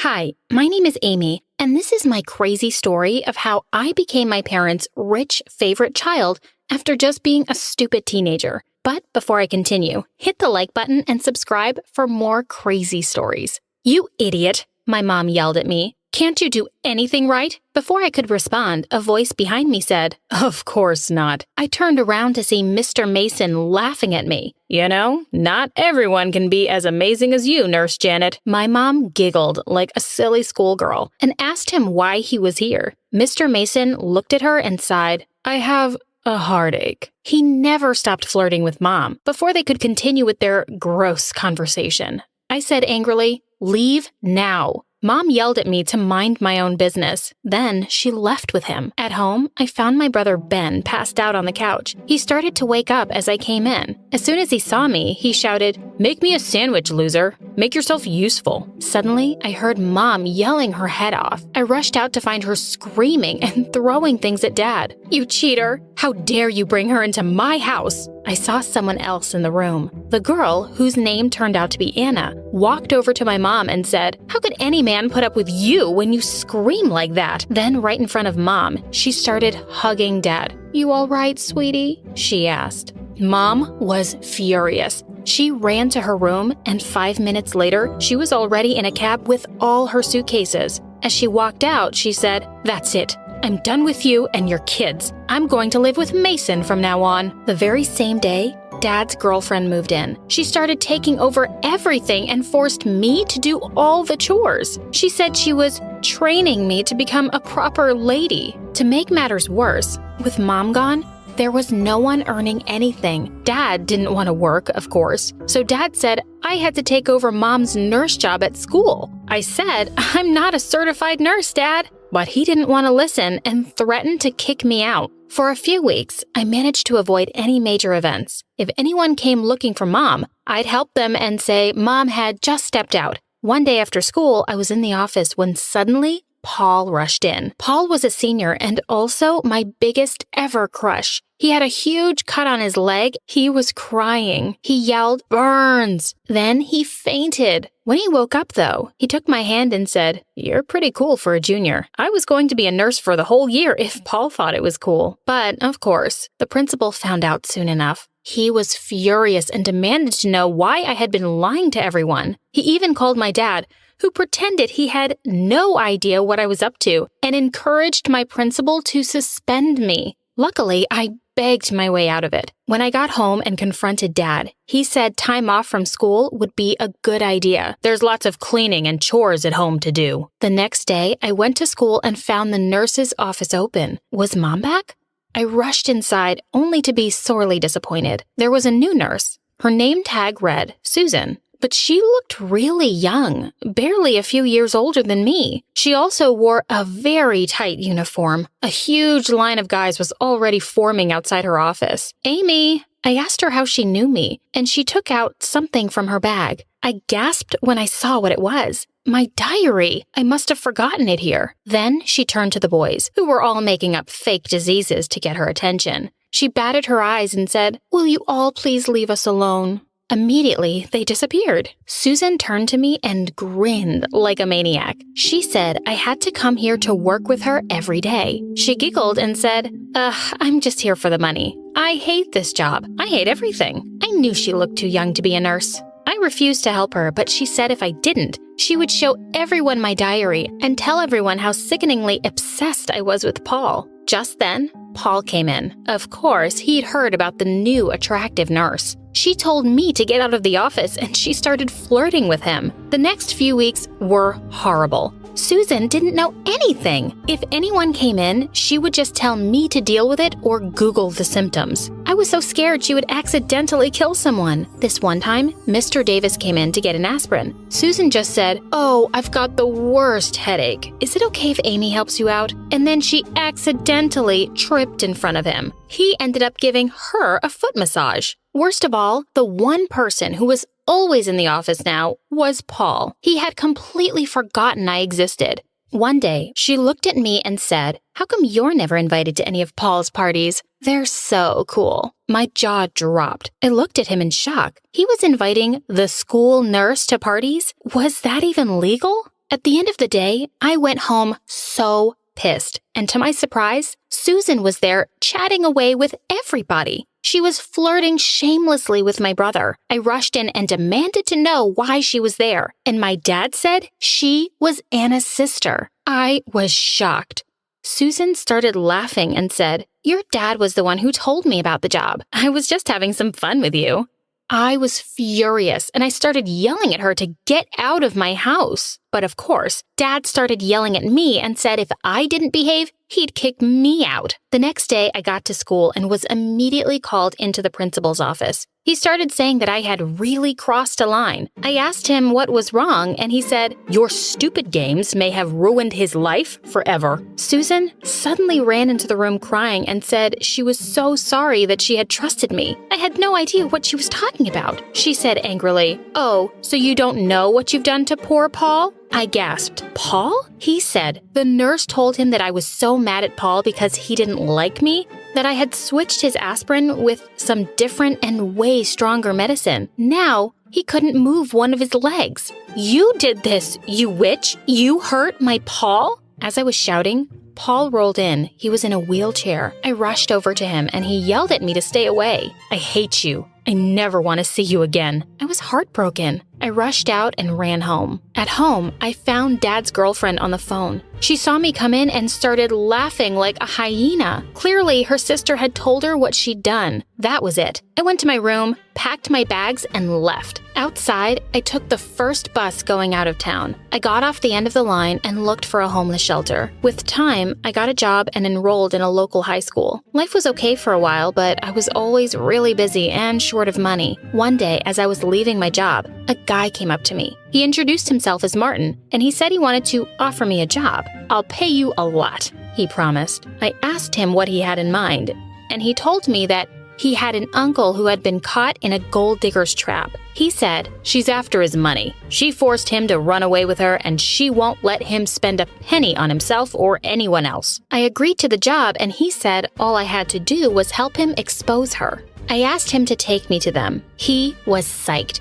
He took me to his uncle's place. I had agreed that I would tell his uncle that I was her daughter and that she had abandoned me. As soon as I saw his uncle, though, I almost passed out. It was Mr. Mason. Just then, my mom walked out too. I couldn't believe my eyes. They were fighting. My mom was saying to him, "I would never cheat on you." They stopped in their tracks as soon as they saw me. "You!" he yelled at me. Mom started screaming at me too. She wanted to know why I was stalking her. "His nephew thinks you're a gold digger and wants you two to break up." Mason screamed at her. "So you're a gold digger and a cheater? I can't believe I ever loved you." Within 10 minutes, he had kicked us both out. Martin hugged me. "Thank you so much," he said, handing me an envelope full of money.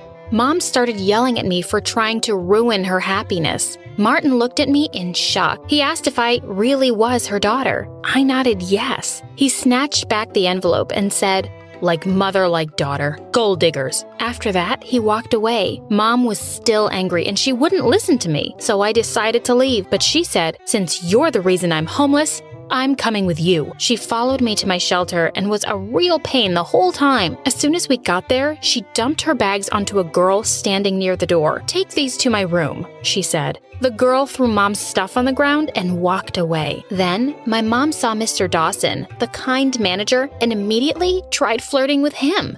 His wife jumped out from behind him and glared at Mom. Mom took one look at her and stepped away. But the next day, she put on a red dress, went over to him and asked, "Do you need any help? I'm a qualified nurse." "Yes, your daughter was a very good nurse too." Mom laughed and said, "Her? She doesn't know anything." Everyone around us looked angry. They all liked me here and thought Mom was annoying. I dragged Mom away and told her, "They'll kick you out if you don't behave." But Mom wasn't willing to back off. She decided to follow me to work and told my manager that she was a much better server than I could ever be. I'd had enough. I yelled at her in the middle of the crowded restaurant and told her to get out. I had to ask security to take her outside.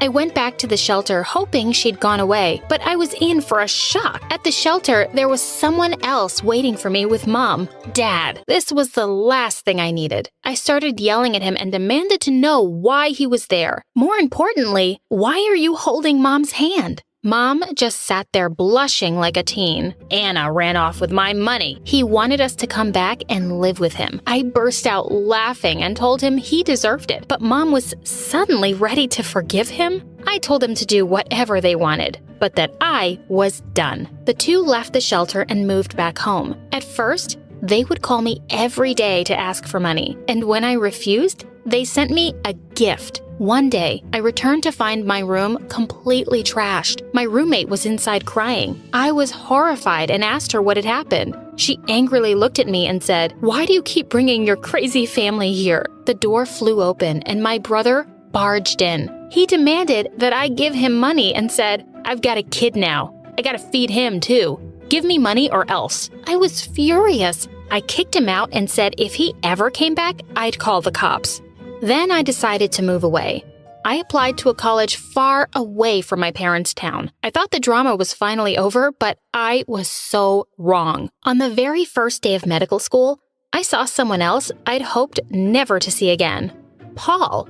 As soon as he saw me, he jumped up and started waving at me. He came up to me and said, "Amy, I'm so sorry. All these years, I've been looking for you." He explained that a few weeks after I had left, he had found Susan making out with some guy. When he confronted her, she said there was no way she was dating a guy with a bad leg. She also said she'd only pretended to like me because you liked me. I told Paul it was okay, and I was over it, but he held my hand and said, "But I'm not over it. I love you." I couldn't believe Paul wanted to be with me. We started dating, and after a few months, everything was perfect. Until one day, Paul stopped talking to me out of the blue. At first, I couldn't understand why he was acting this way. But then, one evening, I saw him at a college party with another girl. But the real shock was when I saw who it was, the nightmare nurse. I was furious. I rushed up to him, and before he could say anything,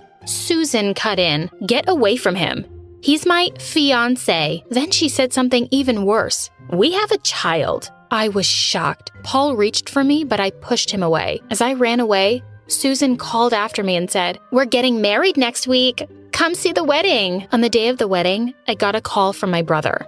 I hung up the first time, but he kept calling and said, "I can't find my son." He said his fiancée had disappeared with their son. I asked him who it was, although I had a pretty good feeling I knew the answer. I had to stop Paul. At the church, the crowd had gathered, and the girl was walking down the aisle. As the ceremony started, my brother burst through the door screaming, "That's my son!"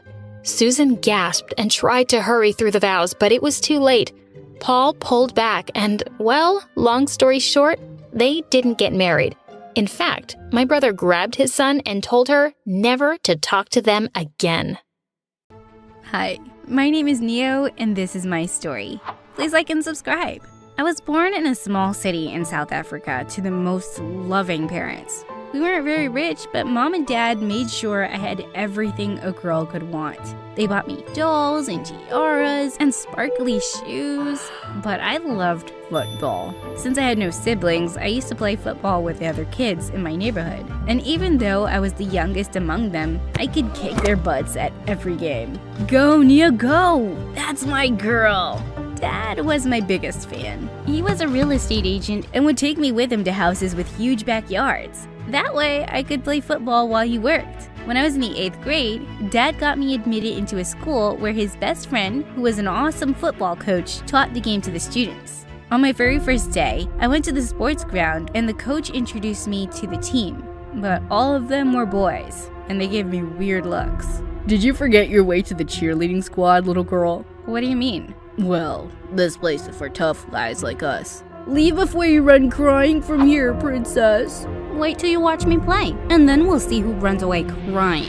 I grabbed a ball and started kicking it towards the goalpost, and they started chasing me. Just then, I tackled one of the guys, and he landed on his butt while I hit the goal. Everyone cheered for me, and the coach praised me for my skills.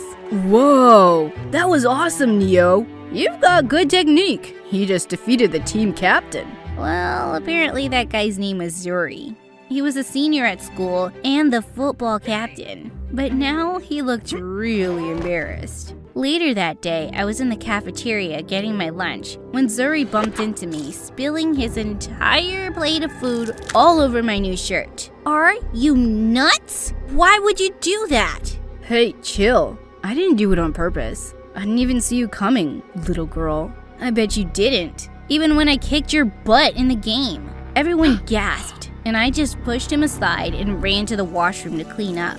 But just then, an older girl came running out of a washroom cubicle and started screaming. Oh my god! That's blood! That's blood! You're gonna die! I can't let you die! Before I could even say anything, she pushed me to the washroom floor and started wrapping tissue paper around me. And then she almost kissed me? Whoa! Stop! What are you doing?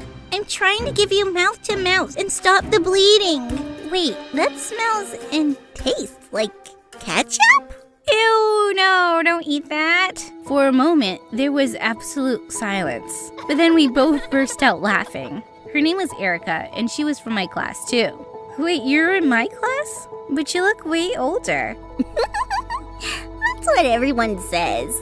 But Neo, it's so sad that your shirt is ruined. Let's go shopping today, and I can buy you a new one. I didn't really care about my shirt, but Erica took me on a whole shopping spree after school. She bought me 5 shirts, plus new sneakers for football. This is nice, but I really don't need all this, Erica. It's okay. I'm not exactly rich, but anything for a new friend. Well, she was a bit weird, but she was also really sweet. After that day, I started hanging out more with Erica. She dressed like a preschooler and always seemed to be bumping into things. Oh god, what just happened? But she always made me feel like a superstar. You're on the boys' football team? You're so strong, Neo. You can probably be in the Olympics one day. I don't think I'll ever be in the Olympics, but thanks, Erica. A few days later, when I was in the changing room before a practice match, a couple of girls came to me. You're the new girl, right? And you're friends with Erica? Yeah, I am. She's super sweet. Erica's also the dumbest girl on the planet. She's 16 years old and repeating 8th grade for the 3rd time. She needs help with everything. One time, she just walked out of class and decided to take a nap on the street. So she's a little different. I don't mind helping her with stuff. Suddenly, someone tapped on my shoulder, and when I turned, I almost had a heart attack. Ooh, I'm a ghost. It was Erica, and she was covered from head to toe in white paint. But what are you doing, Erica? I was walking in the alley behind the school, And I tripped and fell into a big bucket of paint. so I thought I could go around scaring people now. I took Erica to the bathroom right away to clean up. Just then, I bent down to get a clean towel from my gym bag, when Erica suddenly said, Hey, what's that on your back? Why is your skin all red and lumpy here? Oh no, had my shirt been pushed up? Oh, it's nothing, Erica. I have a skin condition. I try to cover it with my clothes.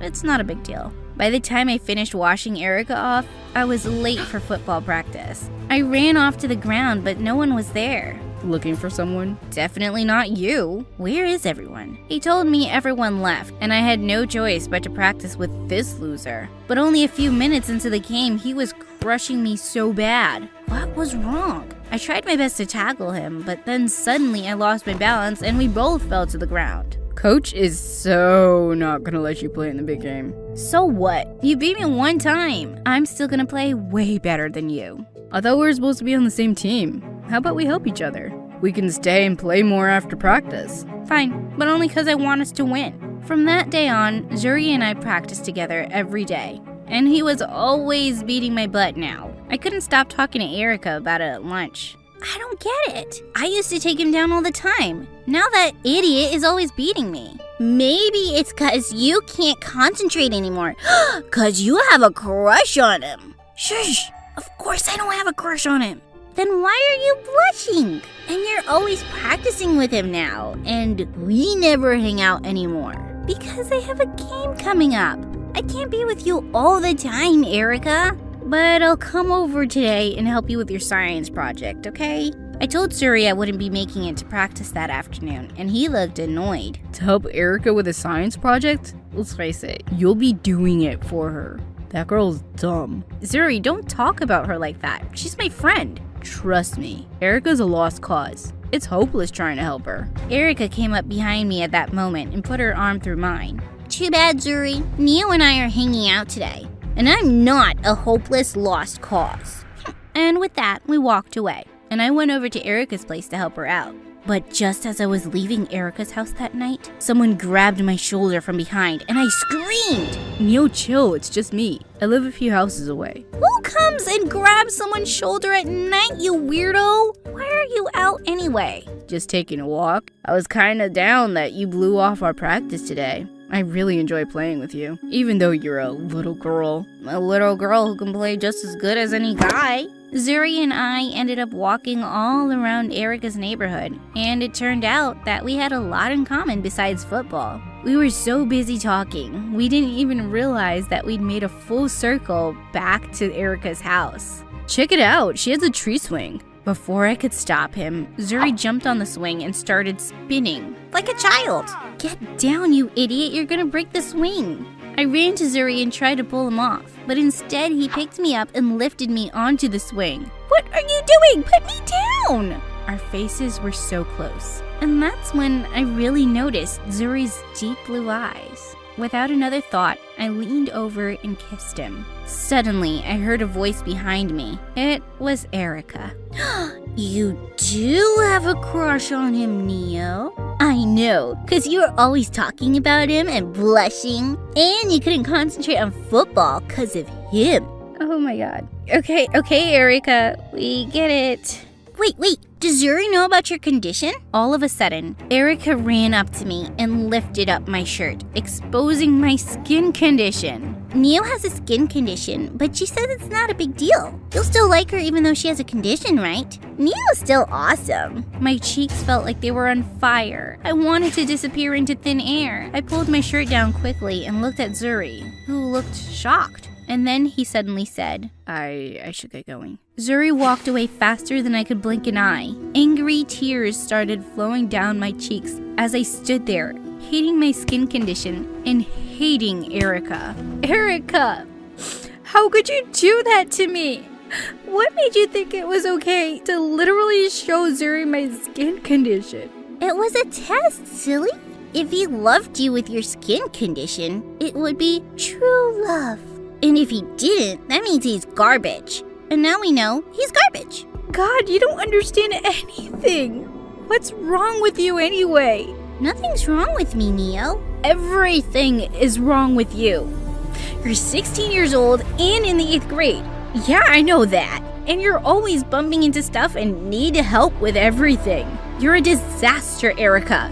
Maybe you should just quit school because I don't think that's helping you. I regretted my words the minute I said them, but I was just so mad. Erica started to cry and ran back into her house, and I walked back home feeling terrible about everything. The next day in school, I was walking down the hallway when I saw Zuri coming towards me, and I instantly turned around to leave, but he caught up with me. Just wait a second, will you? No, I will not. I'm gross with my weird skin condition, remember? Just leave me alone like you did last night, thanks. Neo, I didn't leave last night because you grossed me out. It was just Erica who freaked me out, the way she embarrassed you, even though you guys are like best friends.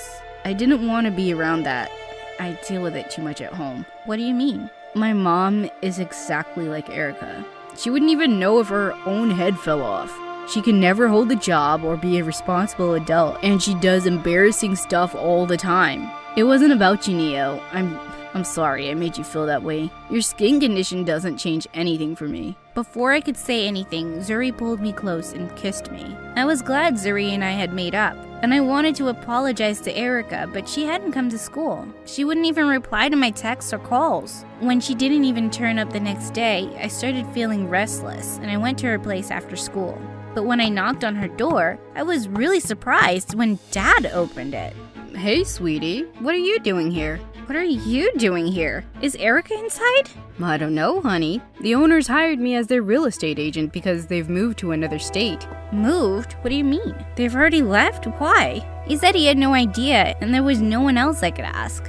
Erica just wouldn't pick up my calls and even blocked me on social media. Just like that, she was gone for good. And I never got a chance to say sorry. Zuri tried to cheer me up, but I couldn't stop thinking about her for weeks. I dated Zuri all through high school, and we both graduated at the top of our class. While I held my diploma, I couldn't help but wonder where Erica was, or if she'd ever graduated. I went to a fancy college, and Zuri proposed to me a few years later. Life was good, but over time, my skin condition got worse. I was literally always in pain or itching, and no matter what pill or medicine I took, nothing seemed to work. I can't take this anymore. Please help me find a good doctor. Zuri and I spent days researching top dermatologists in town. One day, as we were searching online, Zuri's phone rang suddenly. It was an unknown number. Hello? Who is this? And suddenly, his eyes flew wide as he put the phone on speaker for me to hear too. Erica? You mean Erica from high school? How'd you even get my number? I just did, okay? Listen, I have to tell you something. Can you meet me today? Yeah, okay, sure. Let's meet. We had no idea why Erica called Zuri, of all people, but I was really curious to find out, and I really wanted to see her again. Zuri and Erica had agreed to meet at a nearby cafe, and when we got there, we found Erica sitting by herself at a table. I walked over with Zuri, and she looked really surprised to see me. Hey, Erica. I'm here with Zuri. We're married now. I came because I really wanted to talk to you. Sure, but first I want to talk to Zuri. You're welcome to join us. I want you to know too. What was happening? When we sat down, Erica turned to Zuri. I wanted to tell you that I'm a doctor's assistant now, even though it took me 10 years to finish. A doctor's assistant? I know you've always thought I was a lost, hopeless cause, Zuri. I never forgot your words, but that's why I wanted to talk to you. To tell you I finished school and I need it. Suddenly, I saw Zuri's eyes fill with tears and he jumped up from the table and went outside. And I leaned forward and took Erica's hand. Erica, that's brilliant, and I'm really proud of you. Thanks, Neo. You know you were my best friend, right? And you were mine. I've wanted to apologize for everything I said, Erica, but you moved away before I had the chance, and I felt terrible. I was hurt and mad and needed some space. But you know what?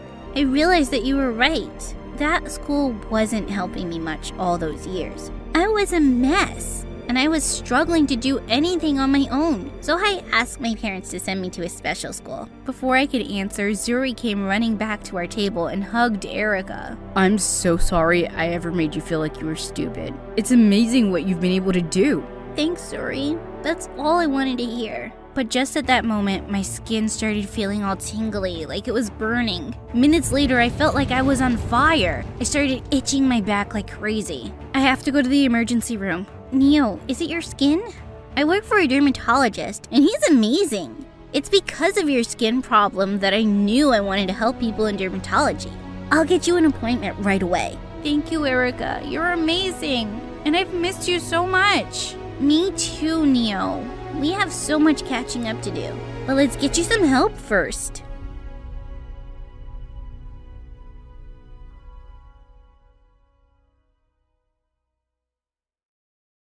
Hi, I'm Rachel from Pennsylvania, and I'm Amish. Please like and subscribe. The Amish community believes in a simpler lifestyle than the rest of the modern world, and this is reflected in our clothes and our simple ways of living. Some of us don't even have cell phones in the 21st century, including me. But I was always curious about the world and wanted to experience everything. Once when I was 5, I found a lost doll on my way to school. And in our culture, dolls aren't supposed to have faces, but this one did. I was thrilled to find it and took it to school with me. But as soon as I took it out of my bag, the kids screamed. OMG, a doll with a face.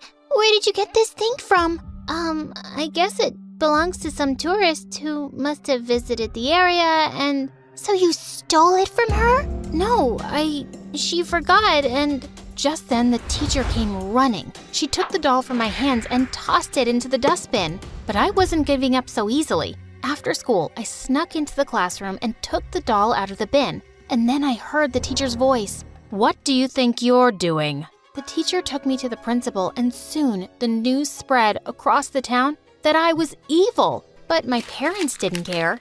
I'm so sorry, Mom and Dad. I caused you trouble. Oh, it's okay, honey. We know that you're a good girl who is just curious about things. You don't have to be sorry about anything, love. And then she hugged me real tight, but no one else liked me after that. Not much changed until I turned 16, and then it got worse because this was the age that girls in the community started getting married, and I didn't want to. I was confident no one would ask for my hand in marriage since everyone thought I was evil. But to my horror, it happened. One day I had some guests over and my parents told me, "Oh dear, Jim has decided that he wants to marry you, and even we think you both are a great match. So, what do you say?" Say? I didn't know what to say. I pulled the guy aside and asked him to say no. "No, I can't do that." "What?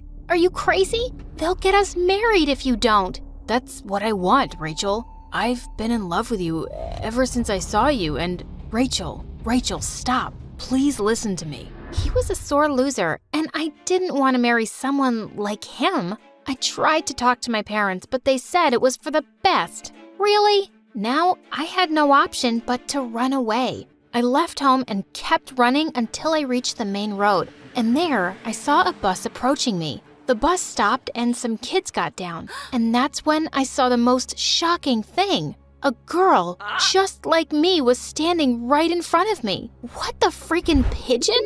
She looked just as shocked and walked towards me. "Wow, you look just like me. That's so amazing.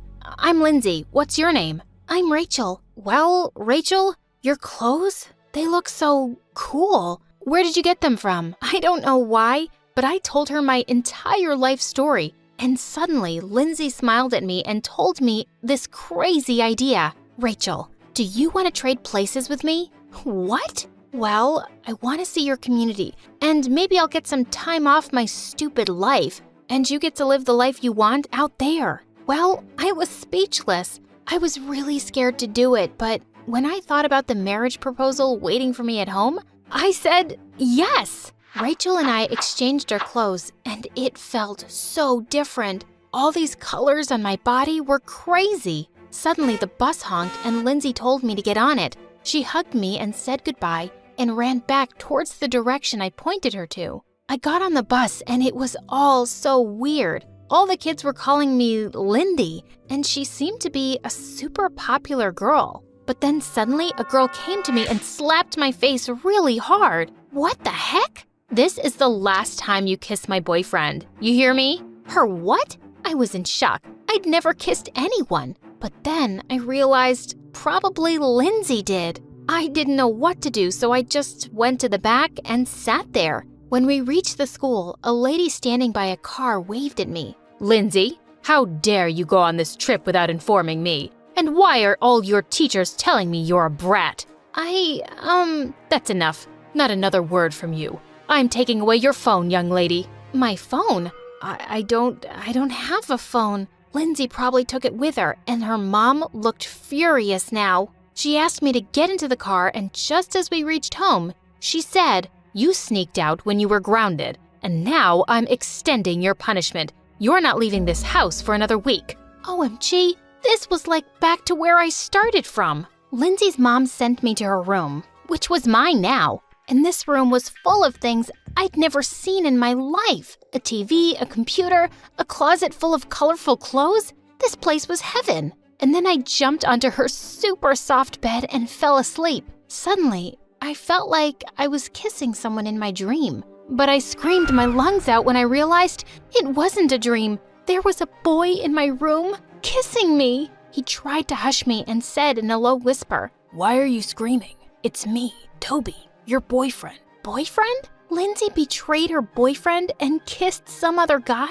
She was really something." Suddenly he came closer, and I could even see in the dark how handsome he was. "But what are you doing here this late?" I come here every day ever since you've been grounded, remember? What's wrong with you, babe? He touched my forehead so gently, I couldn't help but melt a little. Then he took out a beautiful necklace from his pocket. I bought this to mark our first month together. Shall I put it on you? He was doing all this for Lindsay, who betrayed him for some other guy? For a moment, I started to hate her. I decided I was going to tell him that I wasn't Lindsay. But just then, I heard her mom walking upstairs. Lindsay, I heard some noises. Are you okay? Toby and I looked at each other, super scared, but he quickly ran out of the window, and both of our butts were saved. Were you talking to someone? No, of course not. I don't even have my phone on me. I left it on the field trip, remember? She looked at me suspiciously and then went away. A few days passed, and I was just stuck at home. All thanks to Lindsay, the brat. But thank God for Toby, who visited me every day, and every time I wanted to tell him the truth. But I was afraid he'd get mad and stop seeing me. One night when he dropped by, he got up to leave after 20 minutes. I asked him why, and he said, Babe, I play volleyball at the beach every Saturday night, remember? "The freaking beach?" I leapt up excitedly and said I wanted to go with him. He looked really surprised. But you hate the beach, and the sand, and volleyball. And you also hate my friends and never want to hang out with them? Wow, what was wrong with Lindsay? Oh, I guess I've just been cooped up for so long. I really just want to go out. He looked super happy, and we both snuck out the window. I had to stop myself from gasping when I saw the sea for the first time. It was so beautiful. I had an amazing time with his friends, and after his game, we took a moonlit walk on the beach. I closed my eyes to feel the wind in my hair, and when I opened them, I saw Toby looking at me curiously. He stopped and took my hand. Lindsay, I don't know what it is, but something about you has changed. You're enjoying all these things you never do with me, and you even look different. I haven't seen you much without makeup, and I have to say, you're even prettier this way. And with that, he pulled me in close and kissed me, and I just couldn't help kissing him back, even though I felt so guilty. I'd been so caught up with Toby, I hadn't even thought that much about Lindsay, and I decided to check up on her. I sneaked into her mom's bedroom one evening and took her cell phone. I found Lindsay's contact there and called her, but she just cut my call. I tried again, and she kept rejecting it. Ugh, this girl. Then I sent her a text message saying it was me, Rachel, and then she replied with a picture. What? No, this girl was insane. Suddenly, I turned around to find Lindsay's mom standing right behind me. You're not Lindsay, are you? What? How did she know that? Suddenly, she put her hands around my face. You guys look so alike. I can't even tell you apart. What are you talking about? Do you know who I am? And who are you? My name is Sabrina. I grew up in an Amish community, but I never felt connected to anyone in it except for my sister, your mother. She was my mom's sister? At the age of 20, I got pregnant with twins, and I knew my sister could never have any children. So before leaving town, I gave you to her. Wait, what? So you're my mother? Yes, but that doesn't mean my sister isn't. She loves you more than me, I'm sure. Of course she does. She didn't leave me like you did. And you're a terrible woman. I can't believe you abandoned me and thought of only yourself. I hate you. I just got up and ran out of there like crazy. It was raining heavily and I kept running until I bumped into someone. Toby! Lindsay, are you okay? What happened? I was so out of breath, I couldn't speak. I started to cry, and Toby hugged me tight and took me to his home. After some time, he gave me some hot chocolate to drink, and while I was drying myself by the fireplace, Toby came and hugged me from behind. Lindsay, it's okay if you don't want to tell me anything, but I want you to know that I'm falling in— Toby, stop! I turned around and he looked confused. Is everything okay? No, it's not. I'm not Lindsay. I told him everything about the switch and even that Lindsay cheated on him. You're a good guy, Toby, and you deserve so much better. I'm sorry I didn't tell you sooner." Toby stood there stunned. I hugged him tight and left. It was almost dawn and I decided I was gonna go back and stop Lindsay from ruining her life. But just then a car stopped in front of me and Sabrina jumped out. "Rachel, there isn't a day that I haven't thought about you. It was really tough for me, but I don't regret what I did. My sister is a very good human being and she deserved happiness. And you, tell me, would you give her up as your mother?" Suddenly, I realized that she was right. My mother was amazing, and I was so wrong to leave her like that. I turned to Sabrina. "We have to leave now. Lindsay is getting married." She drove with the speed of light, and when we got to the farm, I ran to my house, and there, I saw Lindsay kissing Jim in the front yard. "Lindsay, stop! Are you crazy?" Jim looked at me like he'd seen a ghost and ran away like crazy. Everyone was right. You're a witch. A witch! "What are you doing here?" And Mom, I swear I didn't do it. It was Rachel's idea to switch places. "No, it wasn't. You've got to stop with these lies and stupid things that you do. I can't believe we're sisters." We're what? Sabrina told her everything as she stood there in complete disbelief. Just then Mom came out and hugged Sabrina. "Oh, sis, it's been so long. I missed you so much." And then she turned to me and pulled me close. "Rachel, my child, I heard everything and I'm so sorry, honey. I should have told you that I'm not your mom." "No, you are. You are my mom and I love you.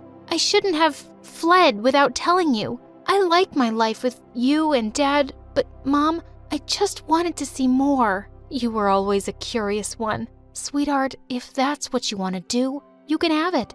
And there will always be a home for you here to come back to." As I hugged Mom tight, suddenly Lindsay let out a loud squeal. "OMG, Toby, baby, what are you doing here? Did you come all this way for me?" He gently pushed her aside. No, I didn't, Lindsay. We're over. You can kiss or marry whoever you want. He pulled me to the side and said, "I came here for you. You didn't let me finish my sentence earlier. I wanted to tell you that I'm falling in love with you. With you, Rachel. And if you're moving to the city, I'd love to ask you out on a proper date." "I'd really like that. And I love you too, Toby." Hey friends, I'm Michelle, and I want to thank MSA for giving me a chance to tell my story. Ever since I can remember, I've been jumping from one foster home to the other. I used to feel like I was never going to find my place. But then Miss Emily stepped in, my rock star caseworker. Miss Emily used to be a foster child too, just like me, and she always told me how she understood my feelings. On my 9th birthday, I arrived at my 4th foster home feeling a mix of emotions, but Miss Emily was there to calm my nerves. Nervous? Yeah? What if I can't make any friends here? Come on, you'll make many friends. You're an amazing person, Ashal. Your foster siblings will love you. Don't worry. And since it's your 9th birthday today, I got you a gift. Come on, open it. When I opened the box, I was stunned to see the prettiest necklace ever. OMG, is this for me? Wow, I've never gotten a gift before. Thank you so much, Emily. I love you. Love you too, kiddo. Come on, let's get you inside. The moment I stepped through the door, I knew things were gonna be different. First, because the house had 4 kids, all different ages. And second, the foster mom was really cool. She gave me pretty clothes, the best food, and the comfiest bed ever. But it was just a week in, and I felt the other foster kids being a bit jealous of me. One sunny afternoon, all the kids gathered to play hide and seek. I saw them forming teams and planning their secret hiding spots, and my heart sank as I stood there, unnoticed and left out. Oh, look who decided to grace us with their presence. Must be nice being the foster mom's favorite. I think she's nice to everyone, right? Yeah, right. That's the reason we sleep in bunk beds, have to wear hand-me-downs and eat bland food, while you get to eat McDonald's and KFC. You're close to Miss Emily. That's why the foster mom gives you the royal treatment. So just go away. This is our thing, and we don't want to include you. Feeling defeated, I turned to leave, and someone caught my arm. It was Maya, one of the foster kids around my age. Cut it out, you guys. Seriously, what's with the jealousy? Michelle doesn't control what foster mom does. Oh, so you want to be her bestie? If you're so much on her side, you can leave too. Ugh, you guys are petty. Michelle, come on, let's play outside. Maya and I quickly became close friends, and soon we were inseparable. She became my closest confidant, and I told her about my big dream to be a doctor one day. And so you will be. You could be anything you want, Ishal. I really believe that. Little did I know that our friendship would soon be tested. One day, our exam results were announced, and while I didn't get the best marks, my foster mom surprised me with her praise. Ishal, I'm so proud of your efforts. Let's celebrate your progress. I'll invite Emily too. She's gonna see how much I care for you and will be pleased and put in a good word at the agency. You know, maybe I can have more kids here. The celebration was awesome, but when I returned to my room after the party, my heart sank. My precious necklace lay broken on the floor, and Maya was collecting the pieces. Oh my god, who did this? You? I'm so sorry, Ishal. It was an accident. I didn't mean for it to break. I was just trying it on and it broke. I'll fix it, I promise.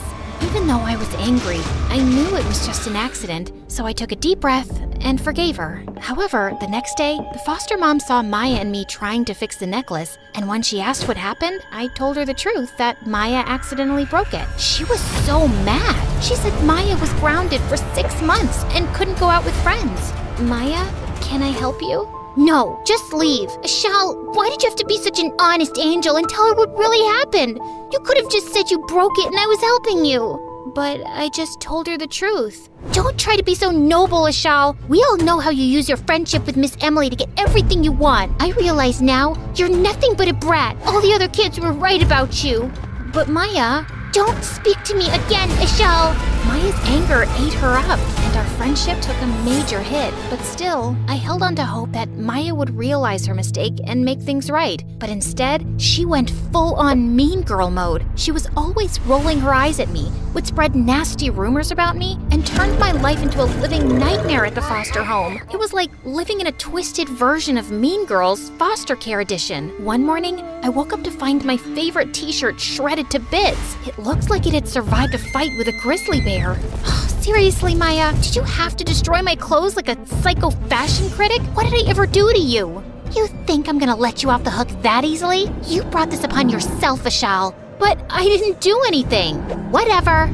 Maya's non-stop attacks never let up, and it felt like a never-ending storm cloud hanging over me at the foster home. Seeing how miserable I was, Miss Emily stepped in and promised to find me a better foster home. Months later, she came through on her promise and found me a new place. When it was time to leave, the other kids gave me jealous looks that made me feel really bummed out. As I entered my new foster home, a bubbly girl named Tyra greeted me with a wide smile and a warm hug.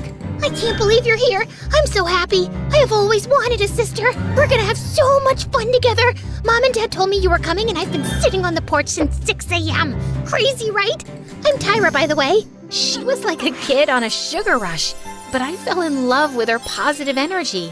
Thanks, Tyra. I'm Ishal. It's great to meet you. In the days that followed, I realized I had struck gold. Tyra's parents weren't loaded, but their hearts were pure gold. Seeing how much they adored Tyra filled me with hope and made me feel all warm and fuzzy inside. Over time, Tyra and I bonded and became BFFs. Tyra was an amazing painter who had a passion for creative expression. Even though Tyra and I shared everything, from secrets to clothes, her room was always kept like a locked vault. I never pushed her about it because our friendship was built on trust, and if her room was her private sanctuary, I respected that. But one day, while we were goofing around in the backyard, something happened. Tyra's leg came off and she fell to the ground. It was then I realized Tyra wore a prosthetic leg. I rushed over, wiped her tears away, and helped her up. Ishal, I didn't want you to see this. I have a prosthetic leg and it sometimes comes off. That's why I never showed you my room, because I take it off when I'm inside. Wow, Tyra, you're incredible. I had no idea, but it doesn't change anything. You're still the awesome person I know and love. In fact, now I think you're even cooler. From that day forward, our friendship grew even stronger. We had each other's backs, and Tyra knew she could be herself around me, prosthetic leg or not, and it made our bond even more special. I thought life couldn't get any better, but boy, was I wrong. One day at school, I got selected for the hockey team. When Tyra's dad heard the news, he was over the moon. Ishal, that's amazing. Congratulations, you're gonna rock the hockey team. He was so excited that he started practicing with me every day. We'd go to the local park and work on my skills, but as we spent more time on the field, I noticed something was bothering Tyra, and one day I asked her, "Hey Tyra, what's up? You seem a little down." Ishal, I'm happy for you, really, but sometimes it feels like I'm missing out. I can't play sports like you do, and it makes me feel left out. Oh, Tyra, I never realized you felt that way. But you know what? You have talents and strengths that I can never match. You're an amazing artist and have a heart full of kindness. Tyra smiled at me and hugged me tight, but when I won the championship at school, Tyra's mom and dad couldn't contain their excitement.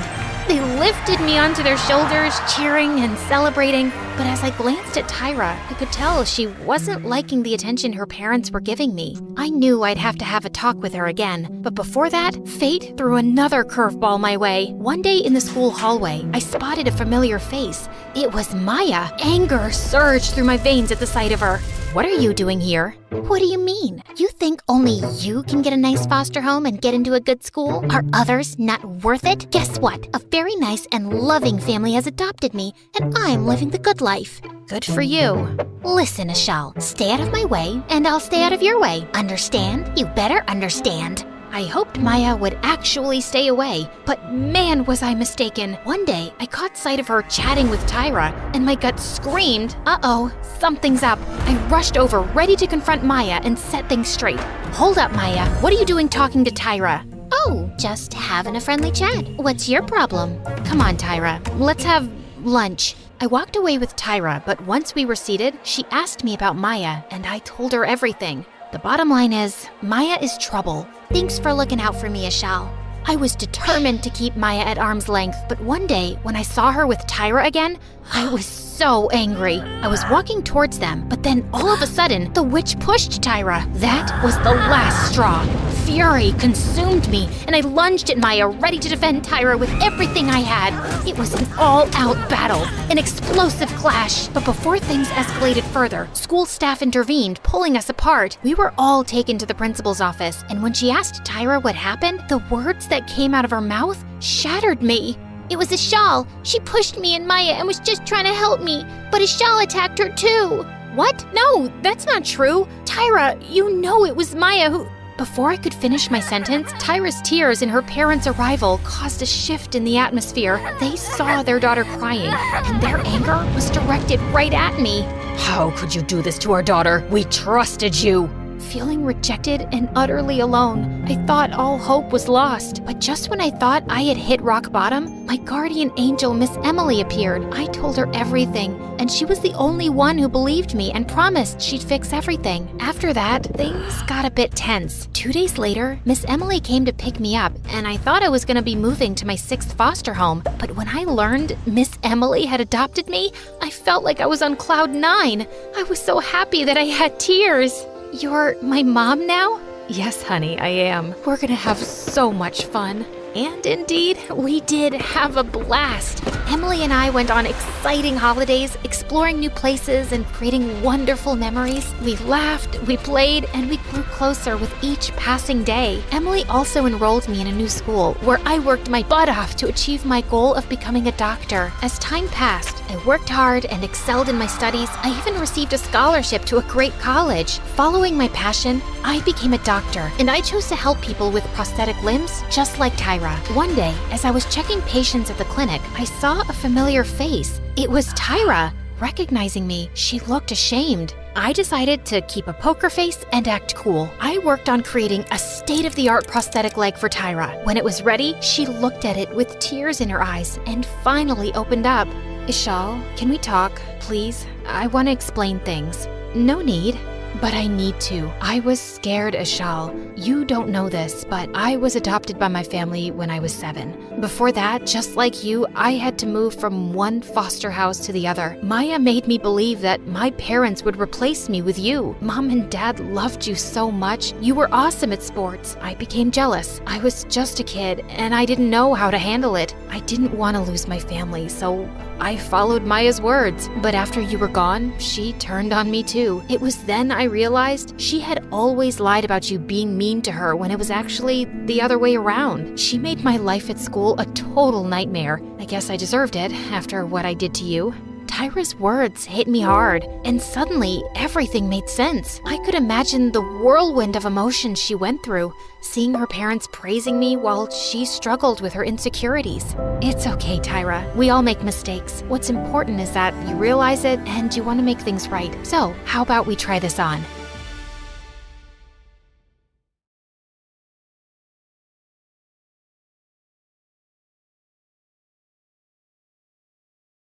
Hi, I'm Elisa. I'm the eldest of 3 daughters and clearly Mom's favorite. I don't think any mom on this planet has ever loved a daughter like mine loves me. But before I continue, please like and subscribe. Mom loved me more than my sisters because I was smart and, well, they were kinda dumb. When I was in the 3rd grade, Mom started screaming at them at the parent-teacher meeting because they'd failed every subject. Why are you such dummies? What have I done wrong that God is punishing me by giving me daughters like you? But when my turn came, my teachers couldn't stop praising me. Yes, I thank God every day for giving me a daughter like Elisa. Her sisters are such an embarrassment. Suddenly, Bella grabbed a chair and flung it at me, and it missed me by an inch. Mom grounded her and said she couldn't have dinner that night till she wrote, "Please forgive me, dear sister," 1,000 times. But when Bella gave me the paper, it said, "I'll get you next time, witch." One day, some guests were coming over, and Mom asked me to make my amazing lemonade. When I served it to them, they all took one sip and spat it out, coughing like crazy. Good God, that's disgusting. It tastes like soap. Wait, what? That Bella must have done something to it. See, Mom? I keep telling you, Elisa hates you. I don't know why you love her. I can do everything better. Shut up, Bella. Elisa just made a mistake. I mean, she's perfect. Even perfect people can make mistakes sometimes. Go be useful for once and go get us some coffee. Elisa, darling, you can go back to studying now. Bella looked livid. While the rest weren't watching, she spat in my face.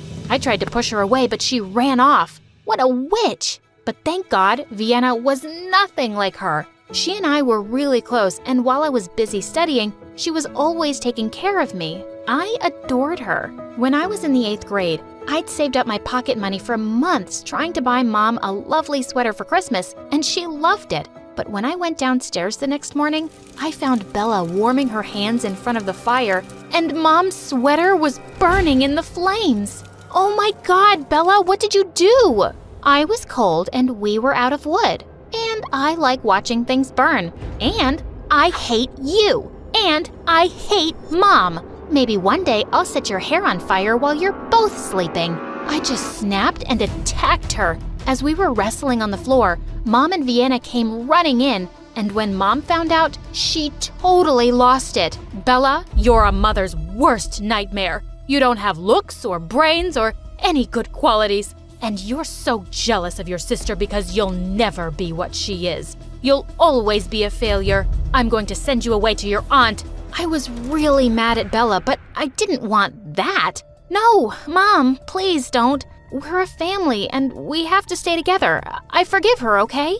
I don't remember asking you for forgiveness, witch. Bella pushed past me and stormed out. Mom wept for hours over her sweater. After Mom's threat to send her away, Bella was careful not to do something too obvious, but I could just sense her hatred grow. I always had a feeling she was plotting against the rest of us. When I was in the 11th grade, we had a cousin's wedding to attend, and I was her maid of honor. As soon as we entered the hall, our relatives surrounded us. Oh, Elisa, darling, I want you to meet my daughter. I'm always saying I want her to be just like you. We hear all about your wonderful achievements from your mother. Your daughter is a little Einstein, isn't she? Mom and Vienna beamed at me proudly, but Bella's lips curled into an evil smile. As she walked past me, she accidentally stepped on my foot. Little Einstein, my butt. They'll see who the real genius is one day. What a psycho she was. The bride handed me the wedding rings for safekeeping till the ceremony started.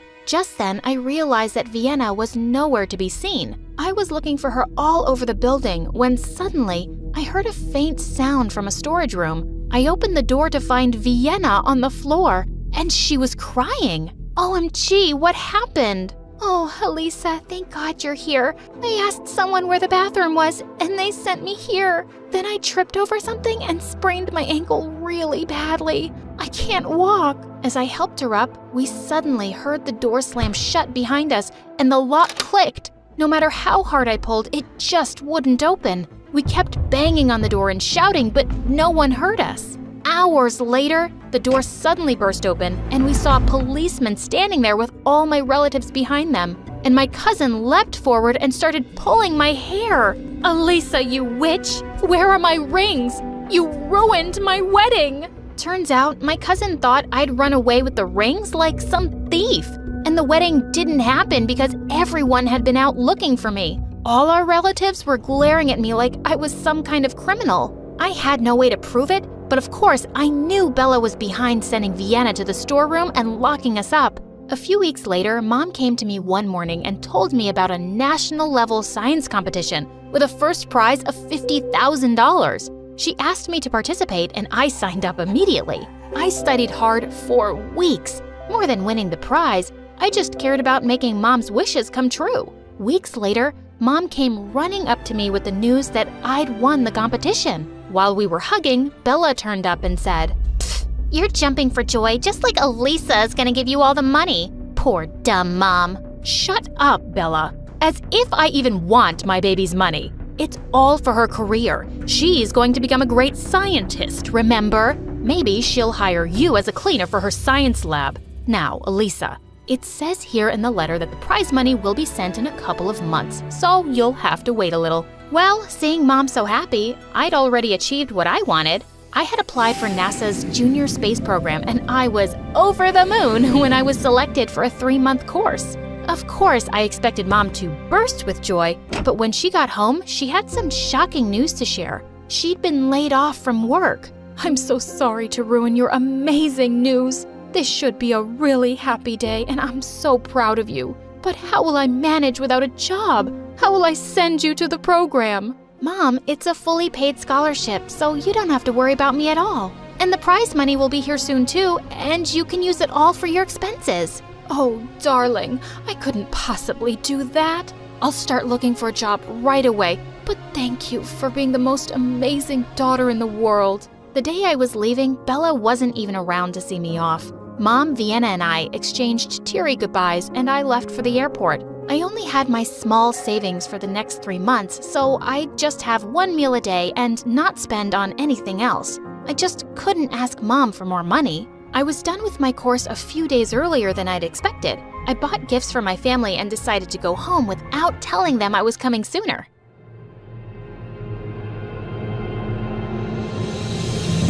I'm so glad the prize money came before Elisa did. Oh, Mom, you're just wonderful. How you've made that genius a fool all these years? Yes, baby. I am the only one with Einstein's mind, but you're really good too. Hey, have you guys forgotten me? Of course not, darling. You're the worst. Your acting is an Oscar-worthy performance. The way you made her believe you're her sweet little sister. I'm so proud of you. She has no idea how much I hate her. What a moron. Yes, she is a moron, and so was her mom. And your father, too. He left the child of his affair on my hands and thought I'd raise her like a princess for nothing? She's about to get back in a few days. Ugh. Oh, don't worry. She'll go away to some university on a scholarship, of course. After that, she'll be too busy working like a donkey all her life, and we'll sit back and enjoy. When I got home, I unlocked the door and let myself in. Mom? Vienna? I'm home, guys. The two came running down the stairs and flung their arms around me. Elisa, I've missed you so much. Oh, darling, I can hardly believe my eyes. You have no idea how I've lived without you these past months. I was so restless to see you too, Mom. I gave them their gifts, which they both loved. Bella just tossed hers in the dustbin and walked off angrily without a word. I'm just gonna go put my things in my room. What's the rush, Elisa? Just relax for a bit. I'll just be back in a minute. When I entered my room, I was shocked to see money everywhere. The others had followed me upstairs, and they said my prize money had arrived just today. Oh, that's awesome. I'm going to deposit this money in my bank right now. But is that necessary, dear? We'll just keep it safe at home. Mom, we really need this money, so I just can't take any risks. Just let me know whenever you want it for anything. When I came home, Mom took us all out for an amazing dinner, and I was just so happy to be back with my family. A week later, I heard Mom screaming hysterically at someone one morning, and I ran downstairs to find some policemen. Are you out of your mind? How dare you tell me I'm trespassing? I'm on my own property. This is my house. Ma'am, this notice clearly states that you and your daughters Vienna and Bella are living here illegally, and the rightful owner is Miss Elisa. Oh, hello. That's me. And yes, Mom, it's true, but you already knew that, right? See, I talked to Dad's lawyer and saw his will. It turns out that this house is in my name, so I suggest you do what the nice officers are saying and just leave. Elisa, how can you talk to me like that? I was going to tell you about the house one day, of course. Why have you turned against me, my darling? Because I found out you've been against me from the very start. When I came back from my internship, I heard you all talking in my room. I was standing outside and I heard everything. No, you misunderstood us. Elisa, let me explain. Just stop this acting now. It's all over. I guess Dad knew you wouldn't take care of me too, Mom. So he decided to do it himself by leaving me this house. I really loved you and would have done anything to make you happy. You played me for a fool, but you made a mistake. I'm good-hearted, but not a fool. They all went down on their knees and begged me for forgiveness, but I just had the policeman throw them out. Soon after, I sold off the house and went where they'd never find me again. I've left everything and everyone in my past behind me, and now I'm living my best life. Hi, I'm Hannah from California. Please like and subscribe because MSA will give $1,000 to one lucky person in the coming 7 days. I was born to one of the most beautiful women in the world. Yeah, everyone thinks about their moms, but in my case, it was actually true. Everyone said so, and I was just like her. Dad adored us both, and we lived in a beautiful house. Life was good, almost perfect. But when I was 14, everything changed one day. I slipped on something on the pavement outside and fell to the ground. And when I woke up, I discovered that I had small scars all over my face. And the doctor said they may never go away completely. I was in shock for a few days. Once the scars were healed, Mom took me to the mall to buy makeup.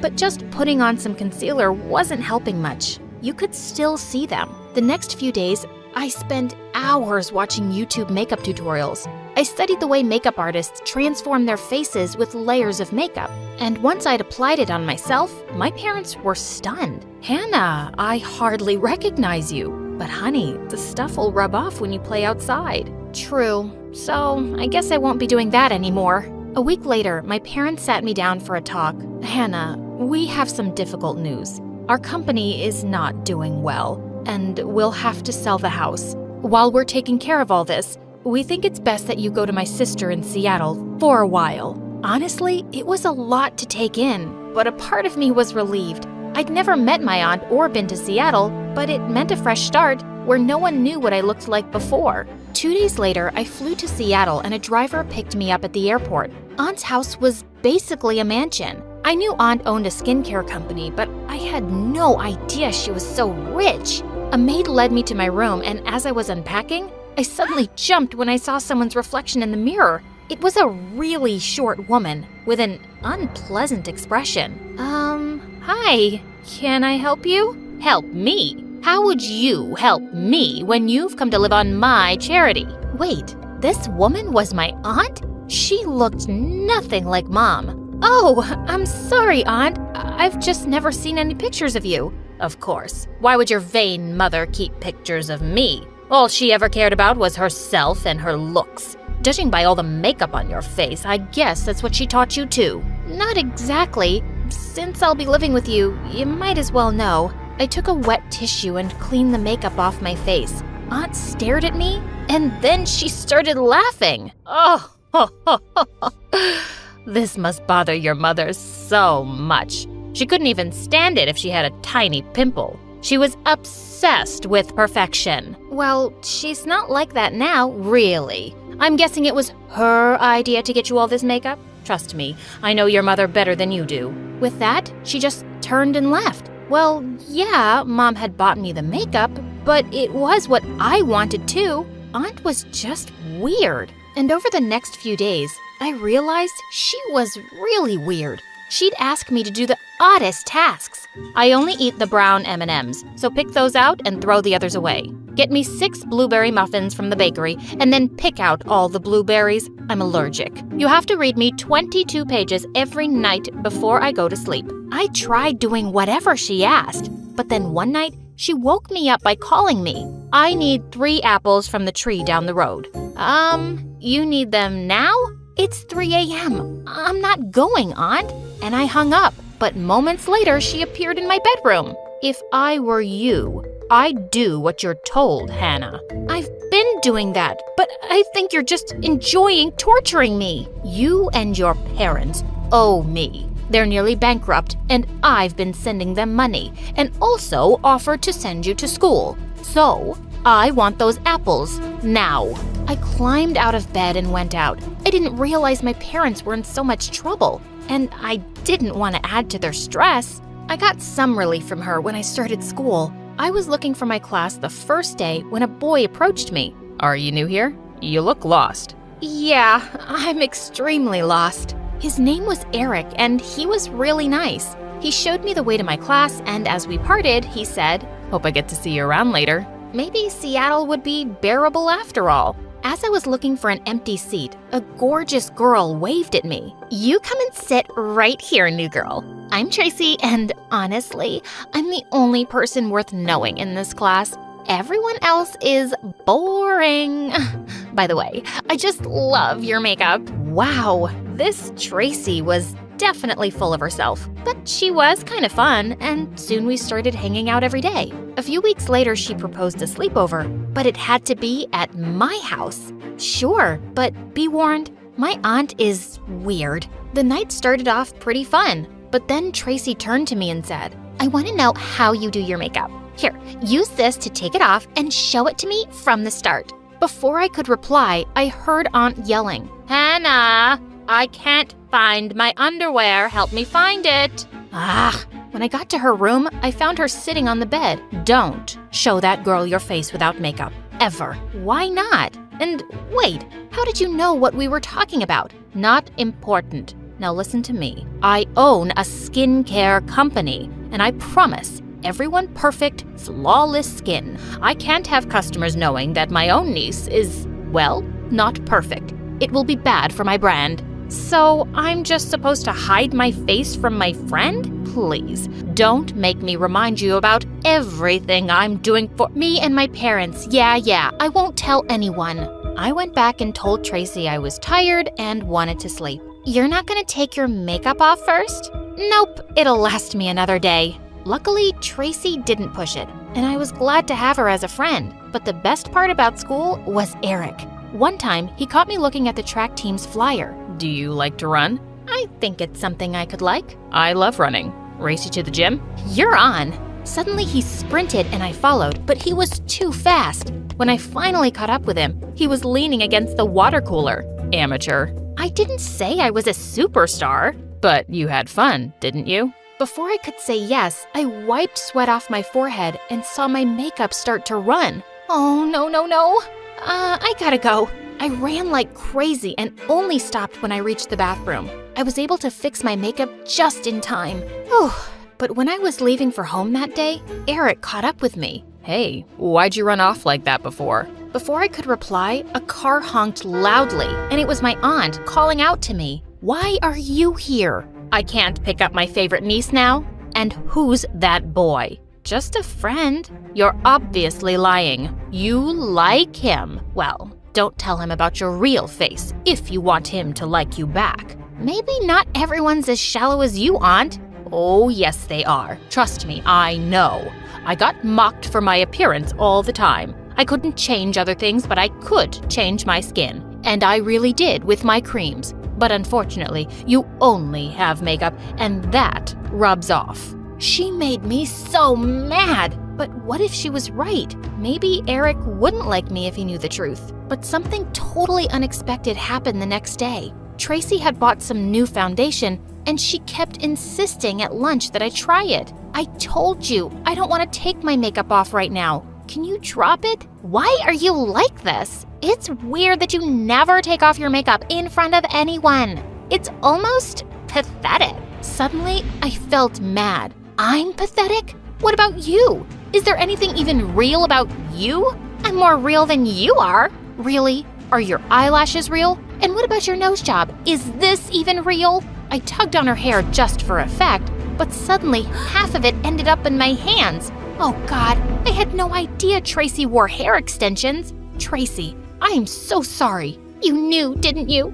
Yeah, I'm insecure about my hair. You're insecure about your skin, but I'd never take your makeup off like that. How would I know? I'm sorry. But it was too late. Everyone had seen me. They all thought I was a bully now and had exposed Tracy's secret on purpose. I tried to apologize, but Tracy completely ignored me. No one else was talking to me either, and even worse, Eric was being cold to me. Hey, it seems like you've been avoiding me. Well, yeah, I have. That was a really messed up thing you did to Tracy. I promise, I didn't know. I'm not sure I believe that. How could you not know? She's your best friend. You're just not who I thought you were. That hurt me more than anything else. I felt super lonely, so I just started having my lunch in an empty classroom while watching MSA videos on YouTube. It was the only thing that made me feel better. A few days later, I saw Eric going into the gym, and I decided I'd tell him everything so that he could get to know the real me. He hadn't seen me yet, and just then he started rolling up his pants. He had scars all over his legs. Suddenly, he realized I was right behind him. Hannah, you weren't supposed to see that. Please don't tell anyone. It happened in an accident and no one knows. Eric, I would never tell anyone. I wouldn't even have done that to Tracy if I'd known the truth about her hair. I want to believe you, but I don't think you understand what being insecure about something feels like. You look so perfect all the time. And then I wiped off my makeup to show him my real face. Oh, Hannah, I had no idea. You're beautiful.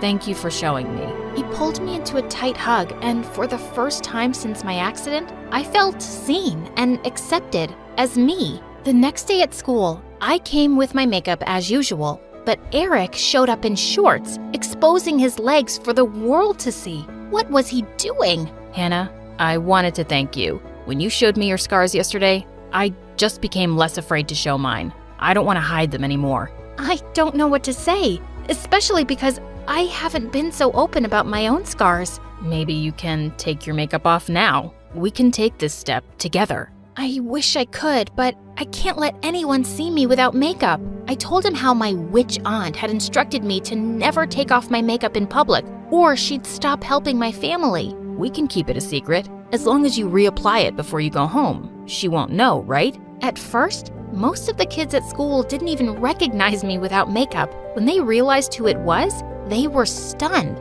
But I was surprised by how many people told me I was brave. Tracy looked shocked when I walked up to her. Here's my secret. Will you believe me now that I would never have let yours out on purpose? Yeah, I suppose you wouldn't. I thought things were finally back to normal, but the next day, I was about to go home when someone told me to check Tracy's Facebook page. She'd posted a picture of me without makeup and a caption that said, "Guess Miss Perfect isn't perfect after all." Wow, so she hadn't forgiven me after all. I was gonna kick her butt the next day. But when I got home, Aunt was waiting for me, looking like a tiny dragon. "You want to explain this picture to me?" "Not really.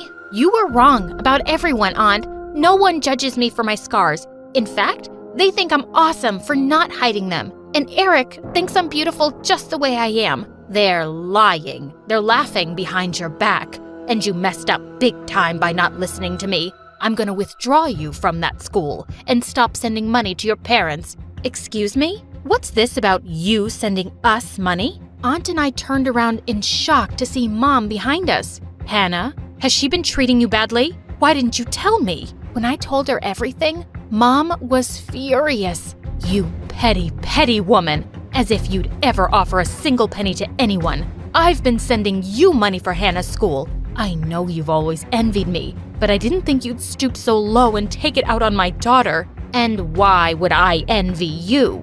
I'm successful and have all the money in the world. Yeah, but you're gonna rot alone in this mansion. Good luck. Mom took my hand and we left. I was so glad to be out of that house. Honey, our business is doing much better now, and we even found a house. I came to get you so that you could see it before we bought it. I'm so happy things are better, Mom. But do you think we could move to Seattle? I finally feel like I fit in here. Mom looked really surprised. Yeah, I think we can do that. But are you sure? I thought about Eric and smiled. Yeah, I'm sure.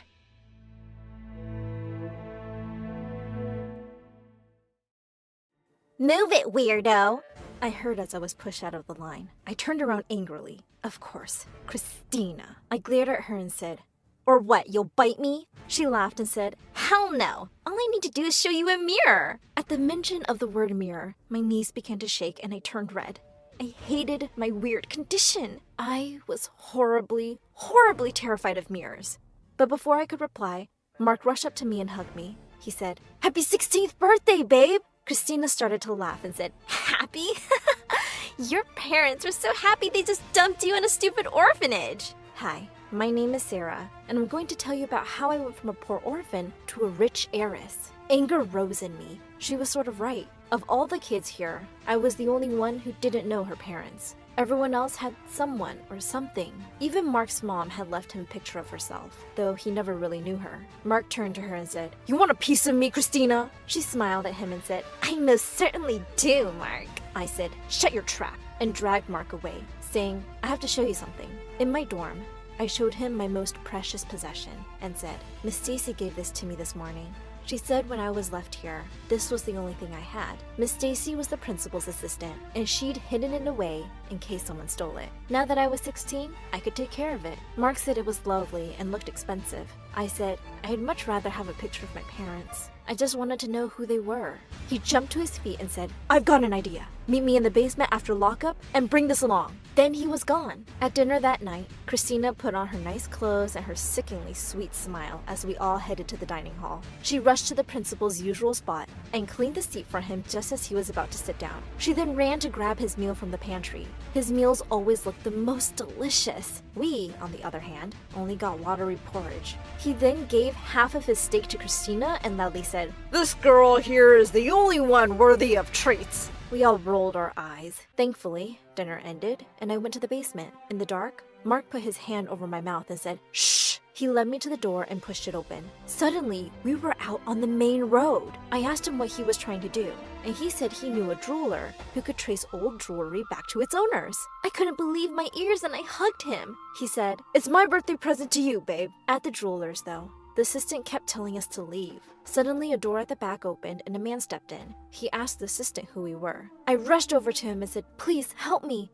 Can you trace the original owner of this?" The jeweler led us to his office. The minute I stepped in, I almost screamed. There were mirrors everywhere. Mark immediately pulled me in a bear hug and told the jeweler to cover them. Then he held my hand and said, "I'm here, babe. I'll look after you." He asked the jeweler to hurry up. After examining it for a while, he told me that it was a precious antique, but he had no idea who it belonged to.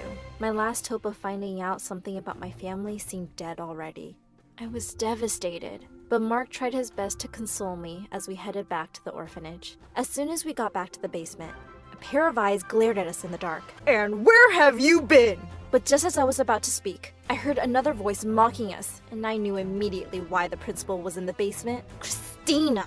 She said, "See, sir? I told you they were gone." Then to my horror, she told him that she'd heard me talking about some necklace. He demanded to see it and tried to take it from me, but I told him Miss Stacy knew it was mine. The principal was furious. He decided to give the two of us a week of detention. Immediately, Christina said, "Oh no, it's not Mark's fault. She convinced him. I heard them. He just went to keep an eye on her. He shouldn't be punished." The principal agreed and dragged Mark away. Before she left, Christina turned to me saying, "I'll make sure to keep him company for the time being." The next morning, As I waited for Miss Stacy in her office to be assigned my punishment, I could hear voices from the principal's office. He was saying, "Don't worry, my friend. This land is as good as yours. I'll make sure that the old bat sells it to you. Just remember me when you build your hotel." I was shocked. They were selling the orphanage? Just then, Miss Stacy came in and said, "Could you sort these, dear?" But the very first envelope I picked up made me super curious.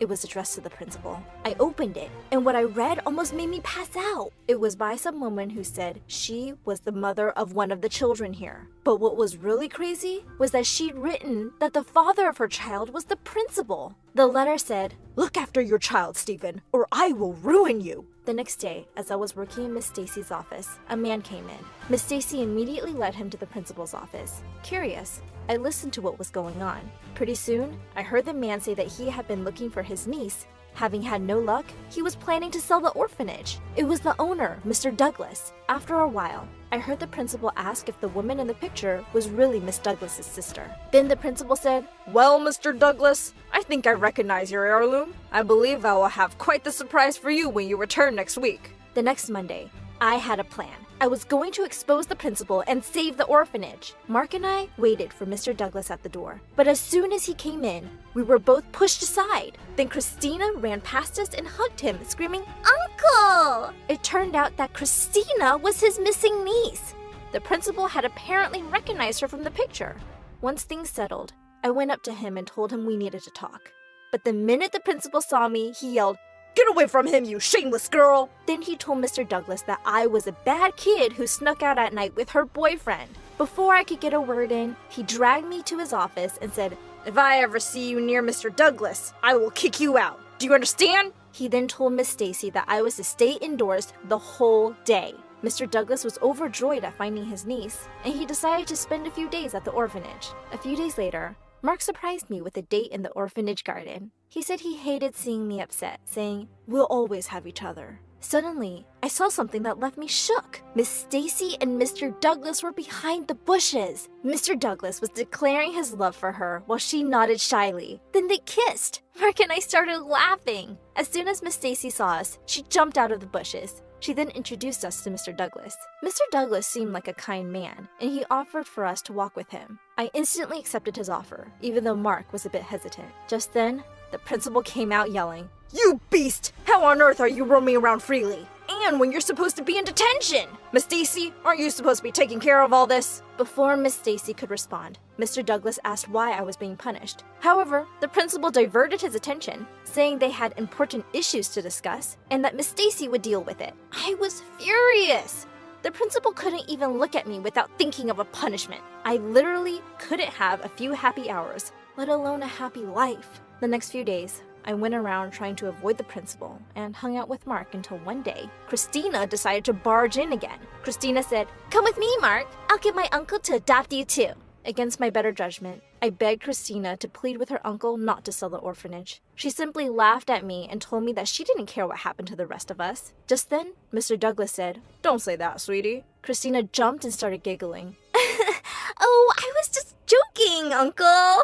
But he turned to me and asked me why I was upset at the idea of the orphanage closing. I told him that while we, the older ones, could probably make it, the younger ones would be in a lot of trouble. They couldn't work or look after themselves. He looked at me for a minute. I felt nervous, but then he just left, saying, "The city isn't good for my family." The next day, the principal called me and Mark to the office. He said that we were behaving shamelessly, and he had seen us kissing. He yelled and said, "You two are setting a bad example for the kids. I never want to see you together again." Then he ordered us to leave, and as I left, I heard him tell Mark that for the next week, he was to be Christina's personal bodyguard. "You're not to leave her side, do you understand? Your job is to make sure she's happy at all times." Thankfully, something happened that pushed all the drama out of my mind. The next day, we found out the craziest thing. Mr. Douglas had proposed to Miss Stacy. They were having a party to celebrate, and Miss Stacy insisted on having it in the orphanage. For a week, we did nothing but prepare for the party. A few times, Mark would sneak away from Christina, but she would immediately find him, like some bloodthirsty hound. One day, I was sitting in the storeroom. The storeroom had numerous mirrors, and the principal had said I couldn't leave until they all were clean. I couldn't believe he had assigned me this. even though he knew how absolutely terrified I would be. Suddenly, someone grabbed my arm. I screamed, but then I saw it was Mark. It felt like I hadn't seen him in forever. I hugged him and told him I missed him. He asked me to wait outside and quickly cleaned everything.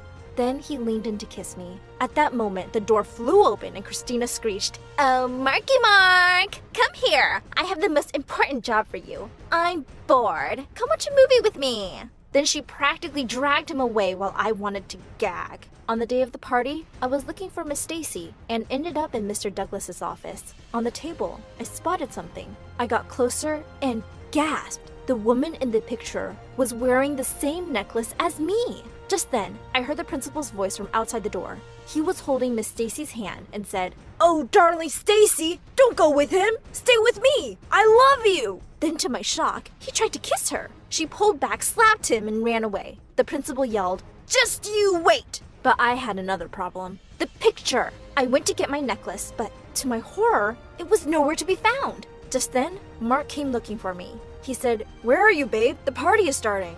I showed him the picture and told him I couldn't find my necklace. He said we'd discuss it with Mr. Douglas later. But at the party, while everyone was busy admiring how lovely Miss Stacy looked, suddenly a murmur ran through the crowd. Someone said, "What a lovely necklace!" I turned to see what the commotion was for and almost passed out. It was Christina, but she was wearing my necklace. Suddenly, I was livid. I yelled, "What the hell?" Everyone fell silent, and Mark and Miss Stacy rushed over to me, but I was quicker. I jumped onto Christina, yelling, "You witch! You good-for-nothing thieving witch! Give me back my necklace!" Christina screamed and said it was hers, and the principal knew it too. Suddenly, the two of us were fighting. Miss Stacy jumped in to try and break us apart, but to my horror, Christina took out a mirror and thrust it into my face. I began to scream, and then everything went black. I finally snapped back when I heard a mirror break, and Miss Stacy screamed. When I came to my senses, she was lying on the floor, hurt and cut. I stood stunned as everyone gathered around her. Mr. Douglas tried waking her up, but she wouldn't move. He ran around like a madman, yelling for an ambulance. The ambulance came, and Miss Stacy was taken away. Suddenly, Mr. Douglas turned to me and said, This is all your fault!" I tried to explain, but the principal jumped in and shouted, "You disgusting monster! Get away from us and pray that we don't kick you out after what you've done!" But there was no way I was giving up. "Not after this!" I screamed. "That necklace is mine, and you know it! I saw that picture. That woman was wearing it too! Who is she?" But to my utter shock, the principal said I was a liar, and he had never seen me with the necklace. Then he took Mr. Douglas away, saying, "She has a history of violence, sir." The two left, and Christina followed, crying. For the next 2 weeks, everyone was gloomy and silent. There had been no news about Miss Stacy, except that she still wasn't awake. The doctors had apparently told Mr. Douglas that Miss Stacy had lost a lot of blood and also had some heart problems, possibly due to the stress of our fight, and that he should prepare for the worst. But he was acting like a madman. Every morning he left and would only come back at night. I mostly stayed in my room, and Mark was forbidden from seeing me. The last thing he had said was the woman in the picture was Mr. Douglas's sister. The necklace was hers. That meant Mr. Douglas was my uncle, but he hated me. One day, he came back when I was working in the garden. The minute I saw him, I ran over to him to apologize. Miss Stacy was the only person who'd ever looked after me. But as soon as I got near, he gave me a look of death and said, "My niece and I will leave this place as soon as Stacy is better. Don't come near me, ever." That broke my heart, and I knew there was only one thing left to do. The next morning, I slid a note of apology under Mr. Douglas's door and left the orphanage forever. I got onto a bus and went to the next town over, where I worked in a local McDonald's. Even though I missed Mark, I tried to date another guy. Mark would be better off if he dated Christina. I moved into a shelter. Months went by, and then one day, when I got back from work, I almost fainted. At the door sat Mark. The minute he saw me, he ran over to me and dragged me with him. I protested, but he didn't reply. When he finally stopped, I was stunned to see who else was waiting for me. Miss Stacy! They told me Mr. Douglas and Christina were set to leave the next day. I told them, I don't care. He hates me. But they told me I had to try one last time, especially now that Miss Stacy was there to tell him the necklace was mine. We rushed back only to find the entire orphanage in an uproar. A woman was outside yelling at the principal. "I want my child back, you monster!" She was yelling at the top of her lungs that he had left her alone. I knew who she was, the woman who wrote the letter. Just then, Mr. Douglas and Christina came out. The woman jumped at Christina and screamed, "My daughter! My lovely daughter!" Mr. Douglas looked shocked and said she must have been mistaken. Then he stopped. He had seen Miss Stacy, and tears welled up in his eyes at the sight of her. He rushed to her and she said, "Sarah is your niece!" Mr. Douglas looked absolutely lost, and as Miss Stacy told him that she had indeed given me the necklace, and that, on the night of the party, she thought she had seen the principal put something in her glass, but she wasn't sure. But now she knew. She had been ill because of him, not because of me. She said, "After I found out he had stolen Sarah's necklace and I confronted him, he tried to kiss me and asked me to be a part of his plan. When I refused, he knew I was a threat. That woman really must be Christina's mother." Well, after that, things sorted out quite quickly. Mark and I started dating again. I told my uncle about the principal's call I overheard, and he kicked the father-daughter duo out. Even though I was still terrified of mirrors, I started to feel safe. My uncle even decided that we would stay there and look after the orphanage with Miss Stacy, who, by the way, I now call Aunt Stacy.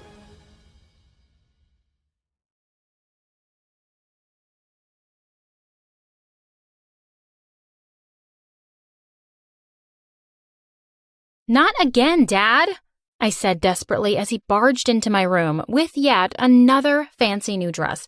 This could only mean one thing: another date. My mom followed him inside and said, "We're off to a party now. Put those horrible books away and get to a salon. You clearly need a makeover." I rolled my eyes at them and said I wasn't going. Suddenly, their faces darkened and my dad said, "It wasn't a request. You have one job, Angela. Get married." I was starting to get pissed off and said I didn't see why they were so obsessed with me getting married. Mom glared at me and said I had to go on this date. She said the guy was the son of one of my dad's biggest business partners. "If you don't go, you can kiss your freedom goodbye for a month," Dad threatened. I had a huge party planned with my friends, and no way was I going to be stuck at home. I reluctantly prepared myself for the evening that awaited me. The guy picked me up at 7 p.m. He was about 4 inches shorter than me, and he had his oily hair pulled back. "Hey there, babe. Couldn't you find something better to wear?" I rolled my eyes and looked at his neon yellow shirt. While drinking soup at the restaurant, Mike, my date, burnt his tongue and screamed so hard that 2 of his front teeth fell out. I couldn't compose myself anymore. I grabbed a cab and rushed home. A few days later, my parents barged into my room and yelled at me for deliberately sabotaging their deal. What deal?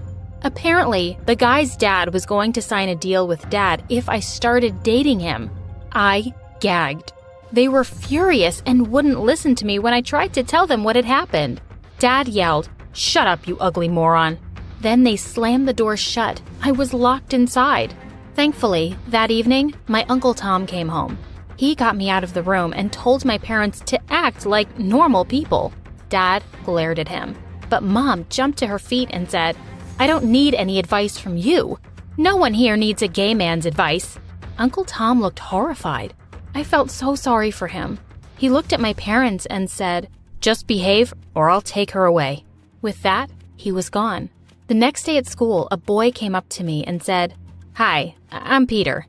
I looked at him suspiciously. He looked familiar. Just then, behind him, the most gorgeous girl I had ever seen appeared. My jaw dropped, and Peter introduced her as his sister, Penny. They were twins. The twins and I quickly became friends, and I would often invite them over. Apparently, their parents were uber rich, so Mom and Dad didn't mind. But one day, Mom came up to me and told me I had another date that evening. When I got to the restaurant, I was shocked to see that the person they had tried to set me up with was none other than Peter. I was furious, and I ran right back out. How could he think this was okay? I'd never even flirted with him. Peter caught up with me and asked me what was wrong. I told him I didn't have any plans to date him, and he said he was sorry. Then he said my parents had forced him and his twin sister to be my friends. I was furious. I rushed home and confronted my parents. They started to yell at me. "Do you know just how much we paid their parents?"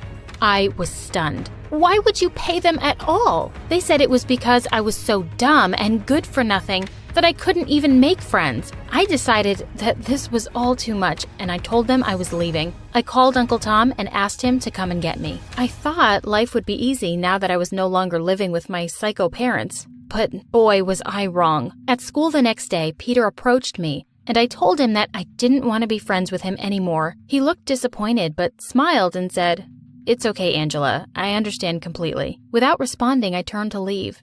I had wanted to make a gracious exit, but to my horror, not 5 steps later, my foot got caught in something and I fell on my face. My nose started to bleed, and I quickly gathered my stuff and rushed away while everyone stared at me. I ran into the girls' bathroom to clean my face. Just as I was done, a notification popped up on my phone. It read, "Hello, Angela. I hate to break it to you, but if you don't do everything I say, I'm going to tell everyone your biggest secret. I have your diary." I laughed at such an old-fashioned prank, but the text messages were pictures from pages of my diary where I had written my deepest, darkest secrets. No one could find out about them, or I would be over. I had no choice but to do as they said. I replied, "What do you want from me? I know who you really are," the message simply read. I asked them what they meant, but there was no reply. In fact, a new message didn't arrive until days later. I didn't know how long the silence would last. So I did the only thing I could think of. I tried to find out who it was. I had a plan to find out who could have stolen it. The next day, I snuck to the back of the school. I hid my face from the security cameras and then pulled the fire alarm. Immediately, everyone rushed out of the school. I checked to make sure that nobody was in the security room and then quickly searched for the older videos. I transferred all of the data onto my flash drive. Just as I was about to leave, one of the security guards came in. As soon as he saw me, he yelled, "Hey you, stop right there." I ran for dear life. I managed to outrun him and escape the school. Once I was safe, I checked my bag, and to my despair, I realized I'd dropped the flash drive somewhere. I'd missed my chance. But before I could investigate further, I got this message. "Ha ha ha. I know what you did, and I know why you did it. So you like being a spy, huh? Well, do I have a mission for you?" I read the next message in shock. This was going to be horrible. If anything bad happened, my parents would kill me. The next day, as instructed, I called my mom. At first, she was angry that I'd called her, but when she heard what I had to say, she was thrilled. My blackmailer had told me to ask my parents to set me up on a date. That evening, I found myself face to face with one of the most boring people I could imagine. The minute I reached out to shake his hand, he pulled me in for a kiss. Ew! The boy wouldn't take no for an answer. And 5 minutes into the date, I dumped a glass of water onto his head. He screamed, jumped back, and threatened to destroy my parents. He said he was my dad's boss's son. I couldn't believe my ears. The very next day, Dad lost his job. Mom called and yelled at me for deliberately ruining their lives. I tried to explain, but obviously she didn't listen. "You are the worst possible child. If only I'd never had a second child," I gasped. This was the first time my mother had mentioned my brother in a very, very long time. "Mom, listen to me." I tried to explain things to her, but she hung up. My phone screen lit up. Ha ha ha, that was a fun show. I was furious. Whoever this person was, he or she was ruining my life.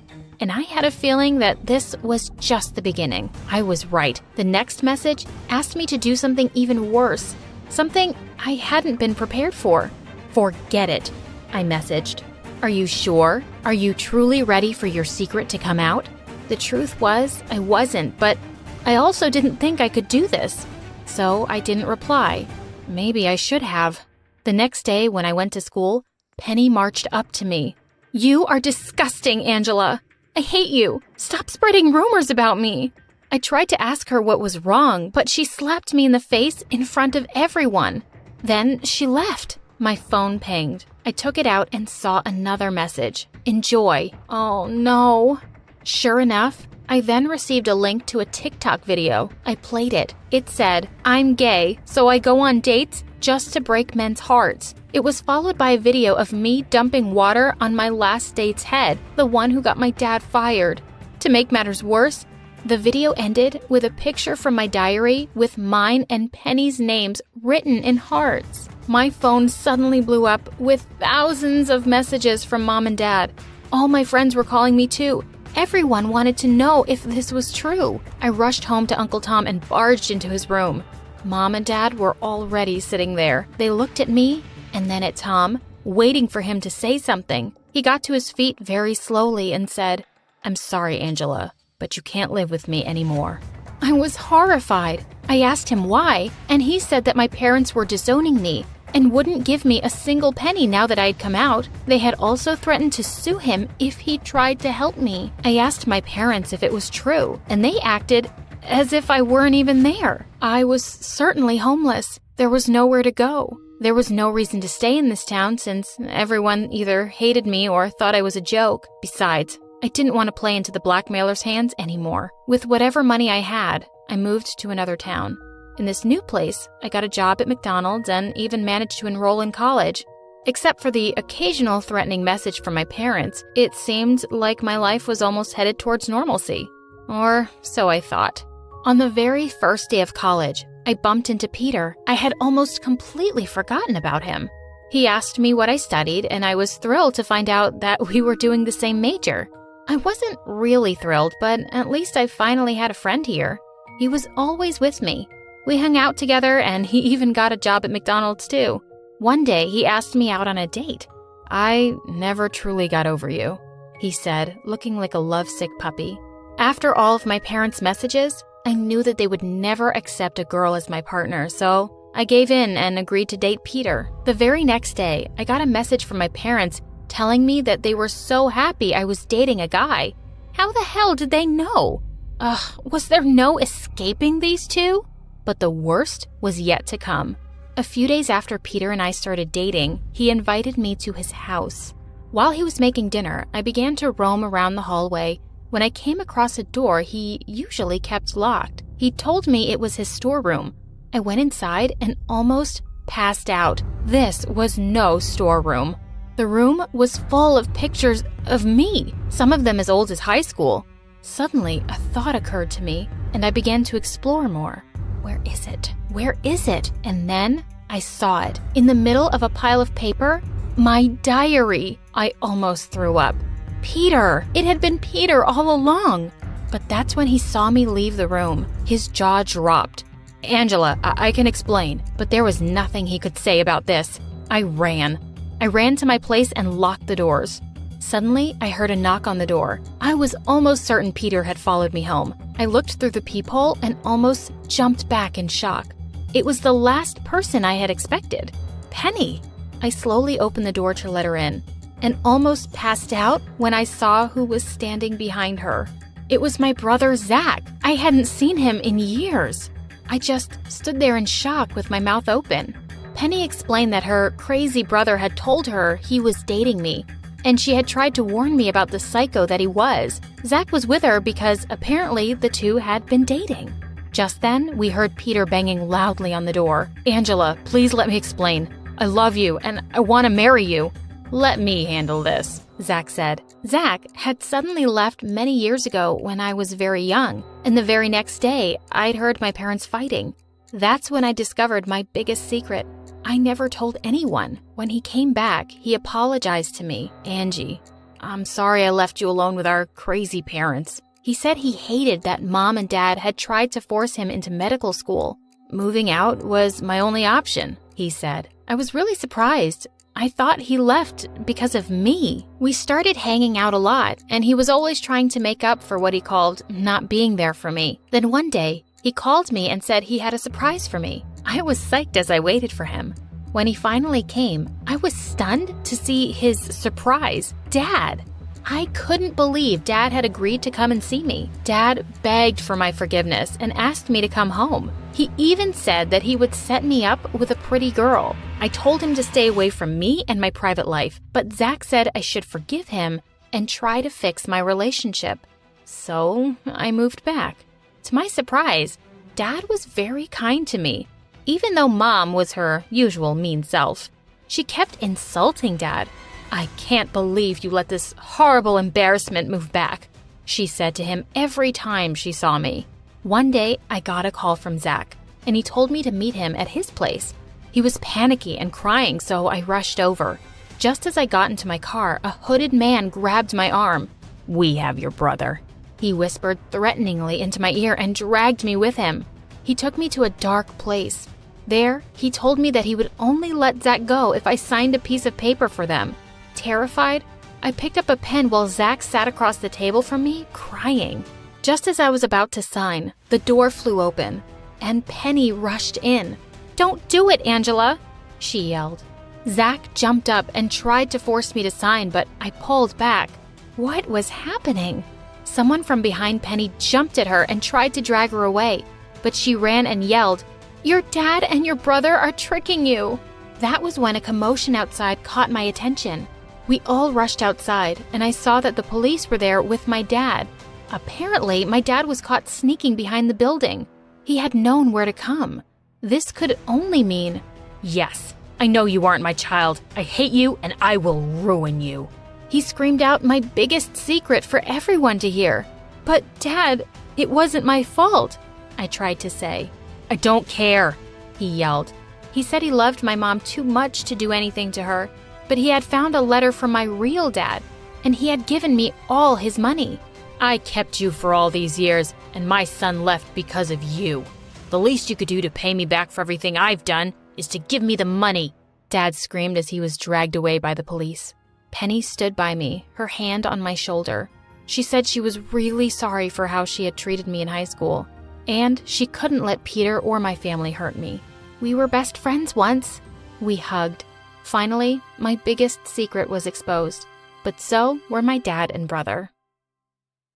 All my life, people have told me I must be magic. Hi everyone, I'm Tanya from San Francisco. Please like and subscribe to hear my secret. I have a unique skill that makes me popular with almost everyone I meet. When people come to me for advice, I'm able to help them achieve their goals. Making the varsity soccer team, asking out their crush, acing a big test. Somehow, I was always able to get them what they wanted. In truth, there was no magic to it. I was a good listener and tried to give the best advice I could. It always just seemed to work out. Eventually, it gave me this reputation for being a miracle worker. My friend Elaine thought I should be paid for it. You really should be charging for this. I like helping people. Hey, nothing wrong with getting paid for doing what you like. By the way, my boyfriend loved the birthday gift you suggested. And we're going to the restaurant you recommended later. Try the chocolate cake. Ironically, my own life was kind of a mess. My grades were good, but not great since I was so caught up with everyone else's problems. I didn't have a boyfriend, and in general, my future seemed both uncertain and scary. Not to mention, I had the most embarrassing dad in the world. A few years back, my dad fell in a manhole on the sidewalk and sued the city. He won so much money in the lawsuit that he quit his job in big tech. Now all he does is sit on the couch and watch YouTube videos. You gotta see this video, honey.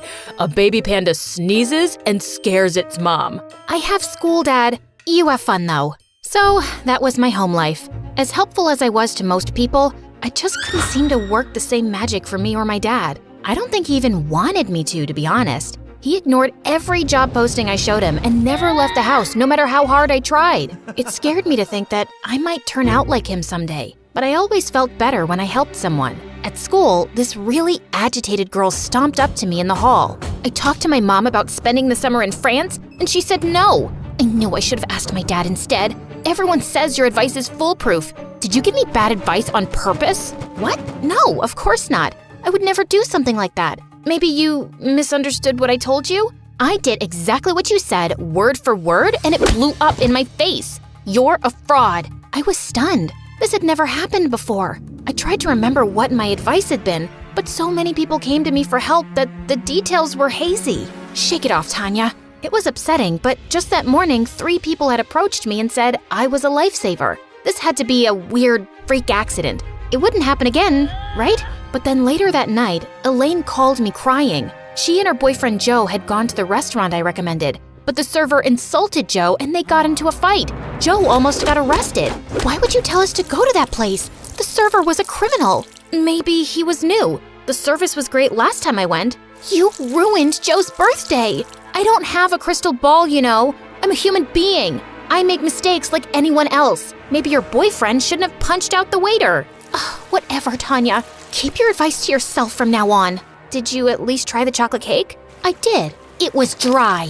What was going on? Had I lost my touch? If I couldn't help people anymore, then what was I gonna do? I guess I could try fixing my own life. That night, I dreamed that everyone who ever came to me for advice confronted me and accused me of ruining their lives. No matter where I turned, I couldn't escape. When I woke up, I knew something needed to change. If people only cared about me when I was solving their problems, maybe they didn't really care about me at all. You know what? Fine. You can all solve your own problems from now on.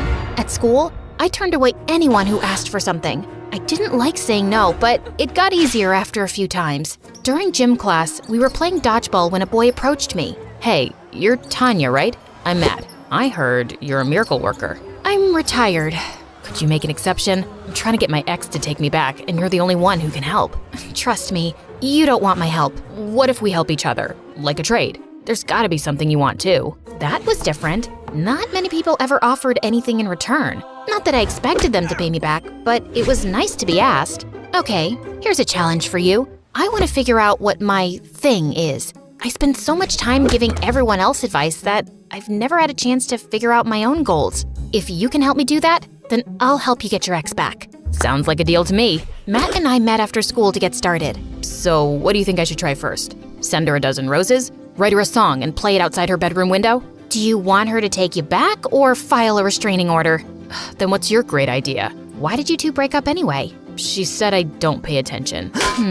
I have some thoughts, but before I tell you, we're focusing on my thing first. Did you come up with any ideas? All he did was smile. Uh-oh, what was I getting myself into? Turns out, Matt had a whole day planned out for us. We explored cool architecture in the city like the Golden Gate Bridge, baked sourdough bread, volunteered at a local animal shelter, and even visited Alcatraz to see what a real prison was like. Matt was patient and a great guide throughout all our adventures. At the end of the day, we stopped at Pier 39 to grab some ice cream. I always loved seeing the sea lions flop around and bark at each other out on the bay. So what do you think? Architect, baker, veterinarian, prison guard? To be honest, I really don't see any of those things being my career. I had a lot of fun though. Good. I've got more planned for tomorrow. What about your ex? She can wait. Hold on a second. Was someone prioritizing my problems over their own? I could get used to this. The next day, we did it all over again, except this time with brand new activities. We tried photography, fitness classes, and went on a ride-along in a police car. Nothing yet? No. I mean, I'm still having a good time, but I can't picture myself doing any of those things for the rest of my life. Maybe I'm being too picky. Hey, you gotta choose what's right for you. This is everything I had planned, but I can definitely come up with more. You've done a lot already. Let's work on your goal for now. I want you to write a letter to your ex tonight, and tomorrow we'll go over it together. You're giving me homework?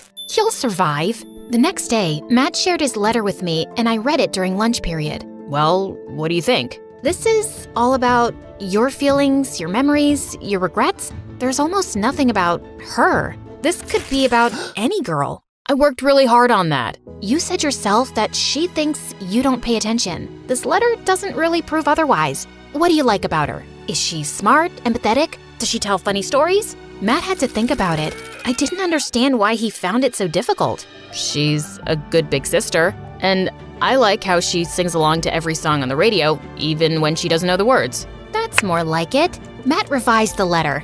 I hid around the corner and watched while he approached his ex to give it to her. She looked surprised, but seemed to appreciate the gesture. Finally, progress! More people came up to me that day to ask for help, but I kept turning them down. I even had to say no to a teacher. A football player got really mad when I refused to help him. We all know you're not really retired. I saw you help that Matt kid. Guess you only help guys you like. Excuse me? Who did this jerk think he was? It's not like that. Matt and I are helping each other. So if I take you on a date, you'll help me too? Suddenly, Matt appeared and shoved the football player into a locker. Speaking of your little boyfriend, I'm not her boyfriend. Apologize to her. Just then, I noticed Matt's ex. She looked at me like I'd stolen her boyfriend or something. I didn't stick around to see what happened next. I needed to get away. I'd never been so embarrassed in my life. Everything was such a mess. My recent advice had all backfired. Matt wasn't any closer to getting his ex back. I was fighting with my best friend,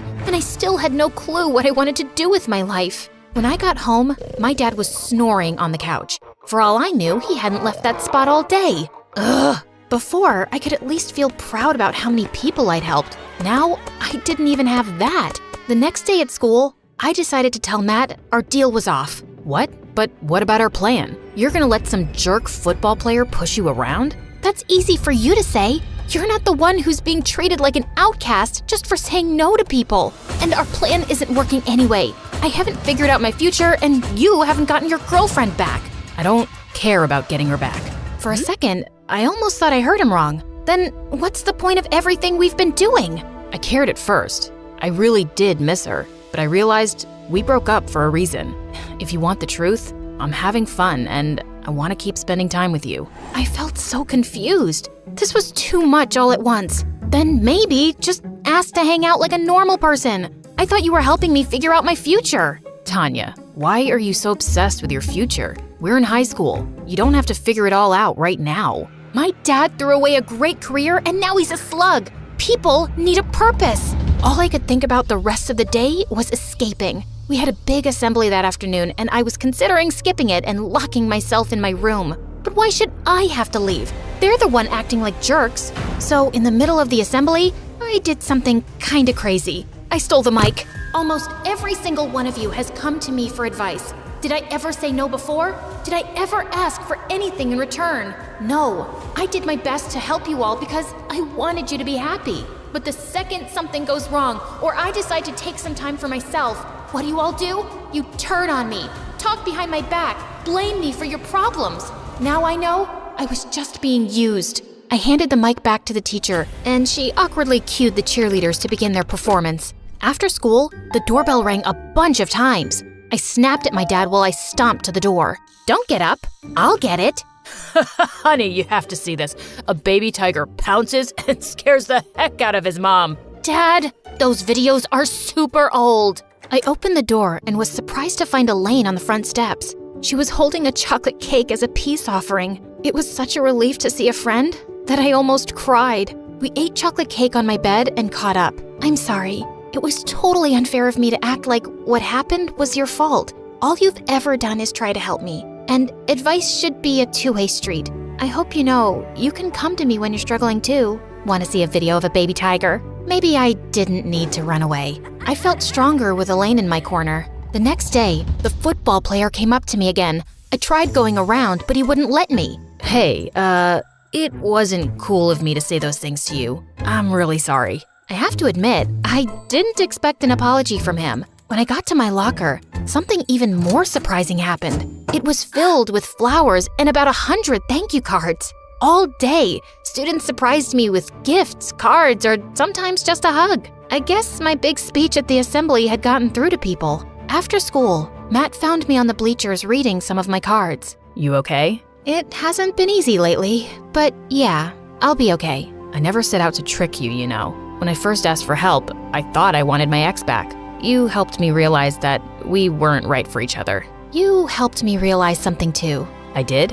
What? That it's okay if I don't have it all figured out. It has to happen naturally. And maybe my dad will never go back to work, but I'm not him. I know I'll find my purpose someday. So I guess we did help each other. I guess so. Maybe we could hang out sometime? Like normal people, instead of as part of some deal? I'd like that. Things got a lot better after that, and I realized something else. That no one can give perfect advice 100% of the time. But that doesn't mean I should stop trying. I liked helping people. I was gonna keep doing it, even if sometimes I failed. The people who mattered most to me would be in my corner no matter what. And the times when someone told me I'd made a difference in their lives, no matter how small, made it all worth it.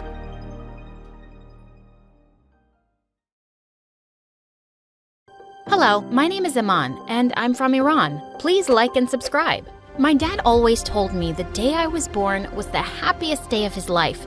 I was his pride and joy, and my mom and brother Adam envied me for that.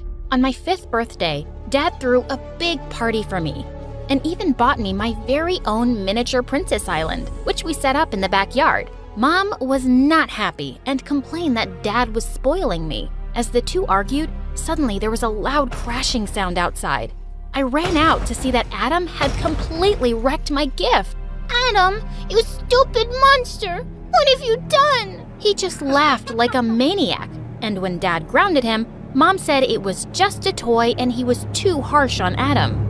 Adam was 3 years older than me, and Mom spoiled him rotten. He failed the 2nd grade twice, and when he ended up in the same class as me, Mom insisted that I do all his homework and allow him to copy from my tests. Luckily, in the 8th grade, the teacher caught him cheating from me once, and he got suspended for a month, and it was the best month of my life. At school, I was the smartest kid in class and the class president. Everyone loved me, and Adam hated that I got more attention than him. So sometimes he'd take off his shirt and walk around during lunch breaks, showing off his abs. He thought he was God's gift to women. Once in the 10th grade, he sat down next to the most beautiful girl in school without his shirt, and she threw her soda all over him and told him to stop walking around like an ape. I laughed so hard I fell off my seat. I caught Adam glaring at me, and I knew I'd pay for it, but it was just too funny. And just a few days later on Valentine's Day, a boy in my class gave all the girls roses, including me. And the minute we got home, Adam told Mom that I had a boyfriend. Jeez, you're such a liar, Adam. Mom, the boy gave roses to everyone and… Wait, Mom! The boy lived in our neighborhood, and Mom was already storming off to his house. She barged in and yelled at the poor boy's mom. Your son gave my daughter a red rose today. Does he have any intentions to marry her? When should I expect a proposal? The boy's mother was speechless, and then she took the rose back and kicked us out. I felt humiliated and mad. Mom, I'll be the laughing stock in school tomorrow. Why do you always have to listen to Adam? Because he's your big brother and you're just a foolish girl. I can't trust you. Do you know what happens once you take a rose from a boy? What, Mom? What happens? A baby? Exactly. Ugh, I was so sick of the way Mom treated me. I brought home straight A's and trophies and did everything right, while Adam flunked exams and maxed out Dad's credit cards by buying stupid things. But he was still her favorite, and she couldn't trust me.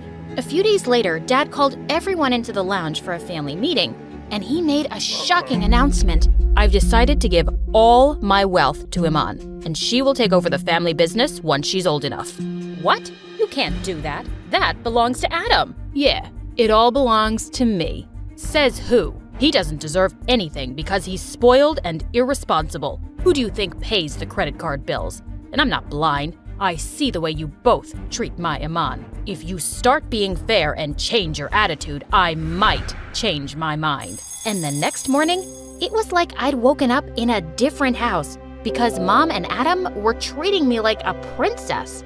Oh, Iman, your bag looks too heavy for your shoulders. Adam will carry it for you. I'm used to it. Thanks. I insist.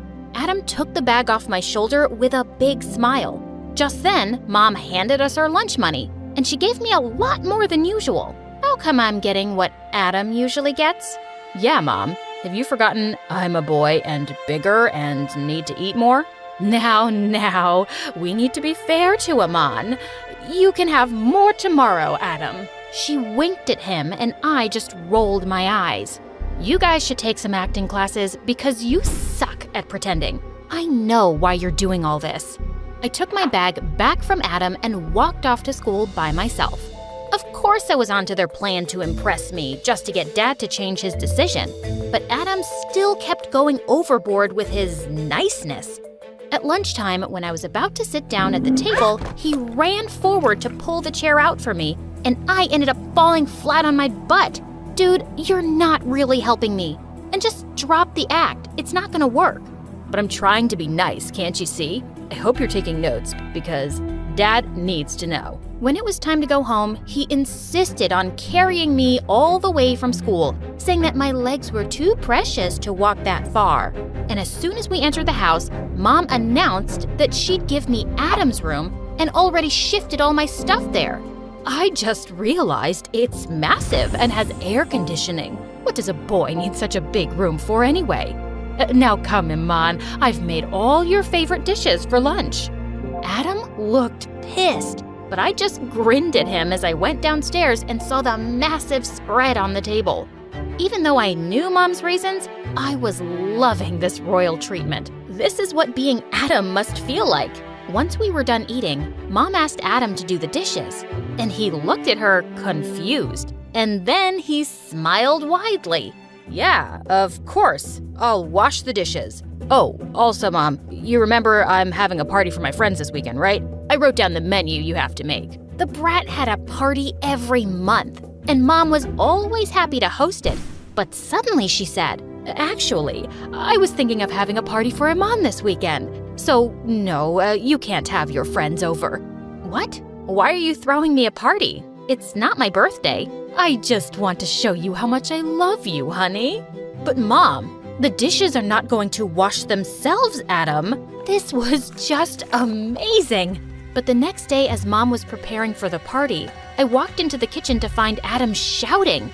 I thought you were on my side, Mom. I know we have to be nice to her for now, but this is too much. Why are you doing all of this for her? Maybe your dad is right, Adam. We've been unfair to her. Wow, do you really mean that?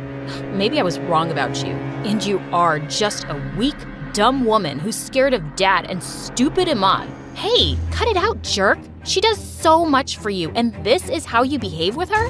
Why are you defending this woman? Are you stupid?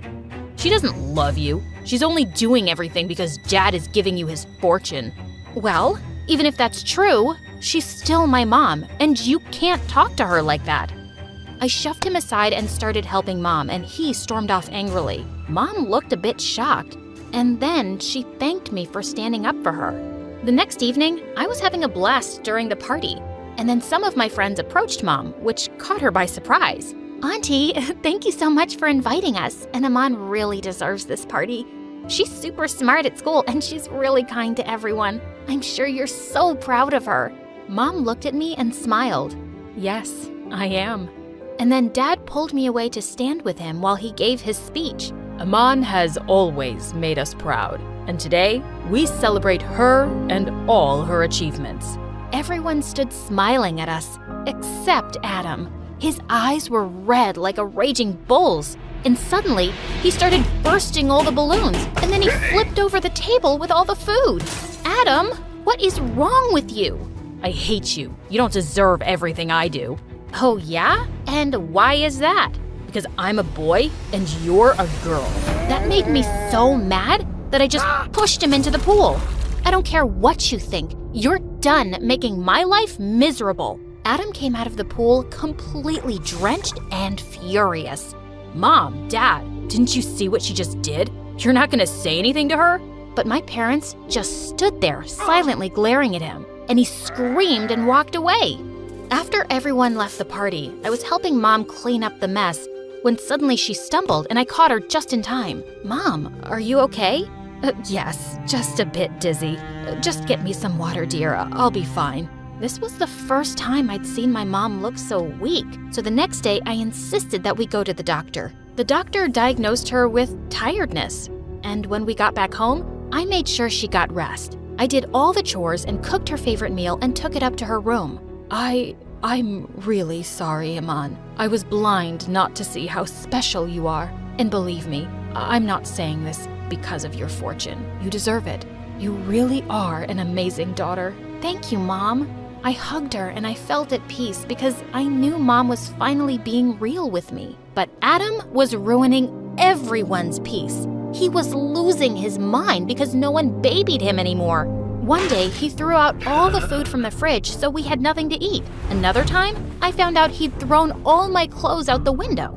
And then one night, I just lost it when I found all the kitchen garbage on my bed. My parents were so angry, but their scolding had no effect on Adam. He just looked at them blankly and then started laughing like a psycho. Soon after, it was time for our final high school results, and I had passed with flying colors, while Adam had failed. He would have to repeat the 11th grade. Dad just flung his report card to the side and turned to me. I'm so proud of you, Iman. Of course, we already knew what to expect from you.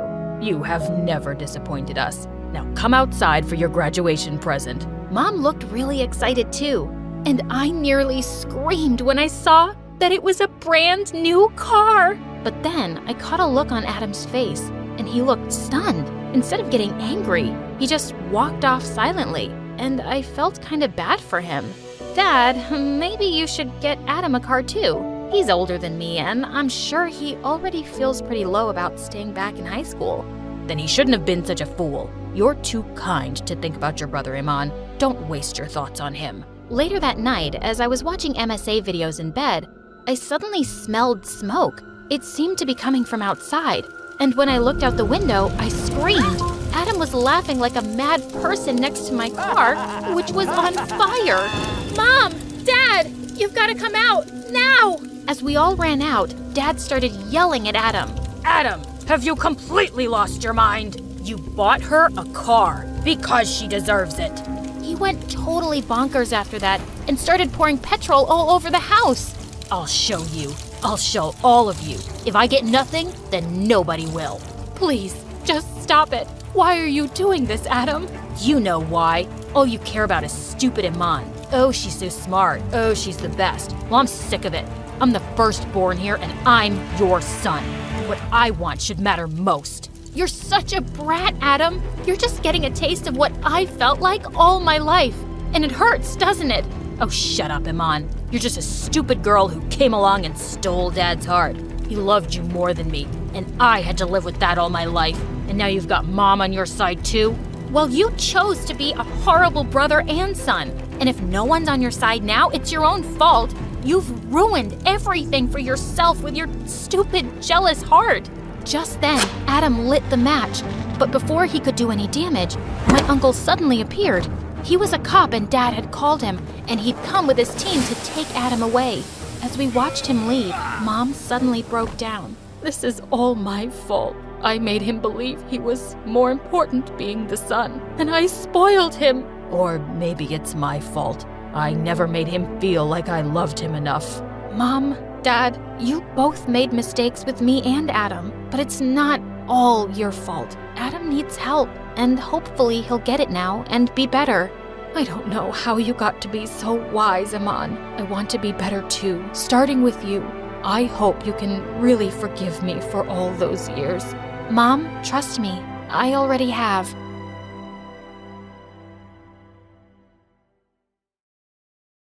I can't believe you made this, my mom said, looking disgusted. I was sitting in my playroom one afternoon, just finishing off a painting of my mom's favorite yellow flower. I made it for you, Mommy, I said, handing it to her. And what am I supposed to do with this garbage? She asked. I started to cry as my mom tossed the painting into the fireplace. You draw like an idiot. What do you expect? Ugh, just go to your room. You're acting like a 5-year-old. But I am 5. I cried as my mom left me all alone in the room. This pretty much sums up the relationship I have with my mom. While this memory is still stuck in my head forever, it wasn't even close to the worst thing I can remember her doing. See, my mom treated me like complete trash. Literally, I slept on a blanket in the living room and only ate the leftovers from her meals. She was a crazy psycho, and to make things worse, she didn't have a career back then. Her only job was torturing me as if she were getting paid for it. Her crazy ways chased my dad far away from us. He sent us enough money to live off of and left me all alone with this monster. It's not that she hated all kids, though. In fact, this kind of made it a bit worse. When I was in 6th grade, my friend came over and my mom opened the door. Oh, you're friends with this stupid creature? She treated my friend better than me. She even let my friend sit at the dining room table for dinner. My friend thought my mom was cool and funny, and they both kind of teamed up on me. When I confronted my mom about why she acted the way she did, she simply said, "Be more like your friend, and maybe I won't hate you." I really tried to make her like me, I promise. I did good in school, never got into trouble, constantly did all the chores, and bought her gifts. One day when I was cleaning her room for her, I really thought my life was going to turn around for the better. Spoiler alert, I couldn't have been more wrong. Under my mom's bed, I found a gift box. My birthday was that weekend, so I just assumed it was for me. I was so excited. On my birthday, she took out the package and started walking towards me. I was crying with happiness, thinking it was for me. When she asked why I was crying like an idiot, I explained that this was the first time she'd ever acknowledged my birthday. She started to laugh. Not in a nice way, but like a supervillain. Your birthday? This is for a friend, you fool. Her birthday party is today. I guess you didn't get the invitation," she said. Later on Facebook, I saw that my friend actually had a party and invited everyone but me. She even invited my mom. I spent my whole birthday crying in my room, all alone. When I was in the 11th grade, my dad stopped sending us money. He had a new wife and a baby. He sent me an apology note and said that he would see me soon, but I knew it wasn't true. I figured my mom would find a job, but she did something crazy unexpected. See, I came home one day and saw this beautiful woman sitting in my living room. I asked her what she was doing in my house, and she said in a foreign accent, "Oh, your mom was right. She does have an ugly daughter," she said. I yelled at her and told her that she had to leave. That's when my mom came in and asked what all of the screaming was about. I tried to tell my mom how the stranger was making fun of me. Her response? "That's no way to treat my girlfriend. You really are rude," Mom yelled. Girlfriend? She ran over and put her arm around the gorgeous woman. My mom explained how she had realized she was a lesbian and she'd fallen in love with a graduate student she met at the park. The girl's parents were incredibly rich, and apparently my mom took the opportunity to get with her. I didn't know how dumb that girl was. She was 15 years younger than my mom, and they seemed to have nothing in common. Nothing in common besides making fun of me, of course. I thought my mom was bad, but having both of them constantly making fun of me was so much worse. They called me names, stole my stuff, and embarrassed me in front of my classmates. I remember this one time in particular, my mom and her girlfriend drove to my school after class. They made it seem like they were going to pick me up, which was not something they normally did. When I got near the car, her girlfriend threw a soda on my white shirt, and they laughed and drove away. Everyone in my school saw, and not a single person came to help me. I just ran home, crying the entire way. I may not have had friends or family, but I did have one thing: education. I know a lot of people hate school, but class was the only time I ever felt like a person. There was one person who made it particularly special: my math teacher, Mr. White. He was super nice to me, and I did very well in his class. He said, "You're a brilliant kid. I'm sure your mom is proud of you." Oh yeah, exactly the opposite. I continued to do super well in his class. In the beginning, it was because I really liked math. As time went on, I think I worked so hard in this class because he was easy on the eyes, if you know what I mean. He wasn't the most attractive man, but he was young and nerdy, and most of all, super nice to me. When he asked me to compete in an international math competition, I immediately agreed. A private trip to NYC with my biggest crush? Sign me up. I figured my mom would be happy to get me out of the house, but apparently she was happier to see my dreams crushed. She told me no, and it didn't matter how much I begged her. I wrote my teacher a sad email explaining that I couldn't come. What happened next started out like a fantasy. See, around 7 p.m., we heard a knock at the door. I ran over to answer it, and it was him. I'd never seen him outside of a suit and tie, and I have to say, he was actually really attractive. Unfortunately, I wasn't the only one to think so. My mom was all over him. She was only wearing her pajamas and had no shame touching him and leaning over him. As it turns out, I wasn't the only one getting a little jealous seeing their love getting attention. My stepmom was furious. She kept trying to pull my mom away and cover her up with a blanket. It was also obvious that Mr. White wasn't very interested in her, and he kept nervously stepping back. Eventually, my stepmom snapped and yelled, "Honey, you're embarrassing all of us. Leave that poor kid alone. You have a wife." My mom flipped out and growled at my stepmom. "Shut up, stupid." As their fighting continued, Mr. White slipped outside. So much for our getaway. Things only got worse with my mom and stepmom over the weeks following. Their fighting just made it even more difficult for me. When they weren't yelling and throwing things at each other, they would make my life miserable for no reason. The only thing I had to look forward to was Mr. White. I was falling hard, maybe a little too hard, because I started dreaming about him. One night, I had a dream that he and I got married. Pretty embarrassing, right? At least dreams are private, right? Well, the next day, my mom had an evil grin and called me over to talk to her. She pulled out her phone and showed a video of me sleeping. I thought it was creepy, but it was about to be the worst thing ever. "Oh, I love you, Rick White. I really do. I want your babies."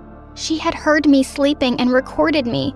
Unfortunately, I wasn't the only one in love with Mr. White. She blackmailed me and said that I needed to make the teacher come over more often or she would expose me. It was pretty difficult to convince my teacher to come, but I kept making up situations like, "Oh, I need help with this assignment," or "Oh, I want extra credit." He showed up again, and every time he did, my mom would put on her prettiest dress and bright red lipstick. It was the same cycle of him coming, my mom obviously flirting, and her wife getting jealous and angry. When my stepmom asked why I kept inviting him, I broke down and told her the truth about the video. All she said was that she would take care of it. I thought that meant that she would delete it, but I was so wrong. The final time my teacher came over and my mom started flirting, my stepmom whipped out her phone and showed the video of me to my teacher. I could have died right there of embarrassment. My mom got so angry, she threw me right out of there. I was crying hard, but Mr. White was oddly nice. He explained to me that we didn't need to talk about the video. He knew I was having some home problems after he met my parents. He wanted to let me know that I could stay with him if I wanted to. Embarrassed or not, I went with him. I started fantasizing about playing house with him, but I was a little shocked when he showed me my room. It was in the basement. At least it had a bed, which was a step above my last arrangement. To make matters worse, I wasn't alone.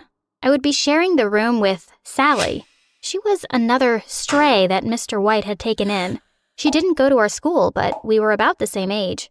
She purposely played her music loud all night and made a mess of my things. She was trying to make my life miserable, but the joke was on her because I already knew what hell was like, and she was a piece of cake so far. I tried my best to look past everything that had happened. I worked very hard and studied for finals. It was kind of difficult with my mom sending me hundreds of threatening texts a day, but I made it work. In fact, my grades were even improving. Mr. White constantly told me how proud he was of me and what an amazing student I was. He told me that Sally could learn a thing or two about my work ethic. She was not happy about that. It was pretty obvious that Sally was jealous of me. See, she was one of those people who acted out for attention, and Mr. White didn't respond the way she wanted. On the day of my huge final exam, she turned off my phone so the alarm didn't ring, and I missed school and the exam. I was so disappointed and devastated. I knew Mr. White wouldn't be happy about it. That night, someone knocked on the door. It was my stepmom. She said she needed help with her English exam because spending all these months with my mom had affected her performance. I should have turned her away after everything she'd done, but I was better than that. I agreed to start teaching her the next day. A second knock at the door took me by surprise. It was none other than Mr. White. Before I could explain what had happened, he went off on a rant about how Sally already explained how I skipped school and did all these horrible things. He wanted to believe that I was a good girl, but it was clear that I was just a rebel. I had only one strike left before he kicked me out. He shut the door in my face before I could explain the situation. I figured it wouldn't be a problem because I was a good student. I was about to be shocked again by Sally's creativity. See, the very next day, when I had my stepmom over for lessons, Mr. White came in and threw me out. Apparently, Sally had told him I was sitting alone in my room with my girlfriend and was making noises, and she was scared. We both knew what she meant to say. That night, I was sent packing all alone. I stayed with my stepmom in her studio apartment for a few days, but it was awkward, and it was time to address the elephant in the room. I decided to go back to my mom. To my surprise, she wasn't angry and didn't say anything to me. I decided to focus on my studies, and I got the scholarship, but Mom was absent almost all the time. Mr. White contacted me and said he wanted me back and that Sally had actually become a problem and he'd realized I was better. There was something creepy about the way he said it. I also thought it was such a jerk move to take kids in and out as he pleased. How long would his kindness last? I said, "Sorry, I'm happy with my life now, and I'll be going to college soon." I was moving to college the week after when Mom suddenly came home with a guest. I couldn't see them, only hear them. The man said, "She has to leave." Mom burst into my room and said, "It's your dad. He wants you to leave now." It turned out that Dad had left Mom because he didn't want kids, and he thought a new baby would be different, but he hated his new life. He knew I was old enough to move out by now, so he had shown back up to reunite with my mom. I didn't know where to go. I went to my stepmom's and found Sally there. She had started to live with my stepmom after the teacher kicked her out. She was my stepmom's new teacher and helped her with her English. Sally was furious when she saw me, and we got into a huge fight. I couldn't have this horrible fighting be in my life again, so I walked out. I slept that night on the steps outside of the house. In the morning, Mom called and told me, "Your dad and I have decided to have you back, but under one condition. You have to get a job and pay me back every cent I spent on you." I was about to say yes when I looked up to see a job poster. Accountant wanted. I knew it was my chance. I said on the phone, "Screw you guys." I applied for the job and got it. I even managed to enroll in college and found the love of my life. We moved into an amazing house, and I thought my life was finally perfect. Until one day, the bell rang. It was my mom. She said that she was broke, and Dad had left her again. She needed a place to stay, so, against my better judgment, I let her move in. For 3 days, she behaved nicely, but on the 4th, I saw her in her pretty dress and red lipstick trying to flirt with my poor husband. She was batting her eyelashes at him and laughing the way I remembered only too well. Was she already doing this to me again? I couldn't stand it anymore. I'd had enough. I opened the door and kicked her out. If she was going to behave like that, she belonged on the streets, and that's where she could stay. I had been working as a driver for this rich boy called Brian, and one day, while I was sitting at the side of the pool outside their mansion, he and his friends jumped in, splashing water all over me. At first, I was mad. Then more people joined the pool party, and among them was the Juliet to my Romeo.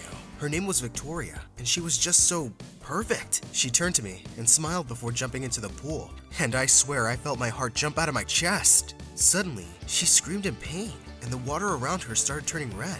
Hi, my name is Caleb. Before I continue with the story, please like and subscribe. If you don't, your crush will ignore you forever. So, back to the story. Victoria was screaming as everyone else around her laughed. Those jerks. I immediately dove into the pool. While I checked for injuries, I asked if she was okay, but Brian and the others were still laughing. Brian said, "It was just a prank for her TikTok, loser. Relax." I turned to Victoria and saw she was smiling with one eyebrow raised. She said, "That was attractive, but stay away from me, idiot." Feeling embarrassed, I walked away. Brian wanted to drive Victoria home, and during the ride, I stole a glance at her through the rearview mirror, only to see that she was also looking right at me and smiling. Suddenly, Brian moved closer and whispered, "Wake up, dummy. If I see you looking at her like that again, I swear." I tried to concentrate on the road instead. That night when I got home, I was shocked to see my little sister Candace sleeping on the top of the fridge. My mom told me she won't come down unless I give her ice cream, but we don't have the money for any. My heart broke. I checked my wallet and realized that I only had a few dollars left.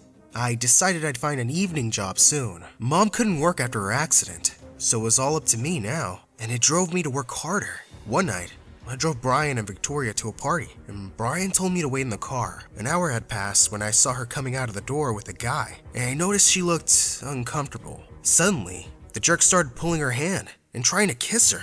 I got out of the car and ran towards them. I pulled Victoria away and shouted, "Get off her, man!" The guy yelled back, "Who the hell do you think you are?" Victoria tried to calm me down. "Caleb, don't!" But I was furious. The dimwit then shoved me to the ground, making me scrape my elbow.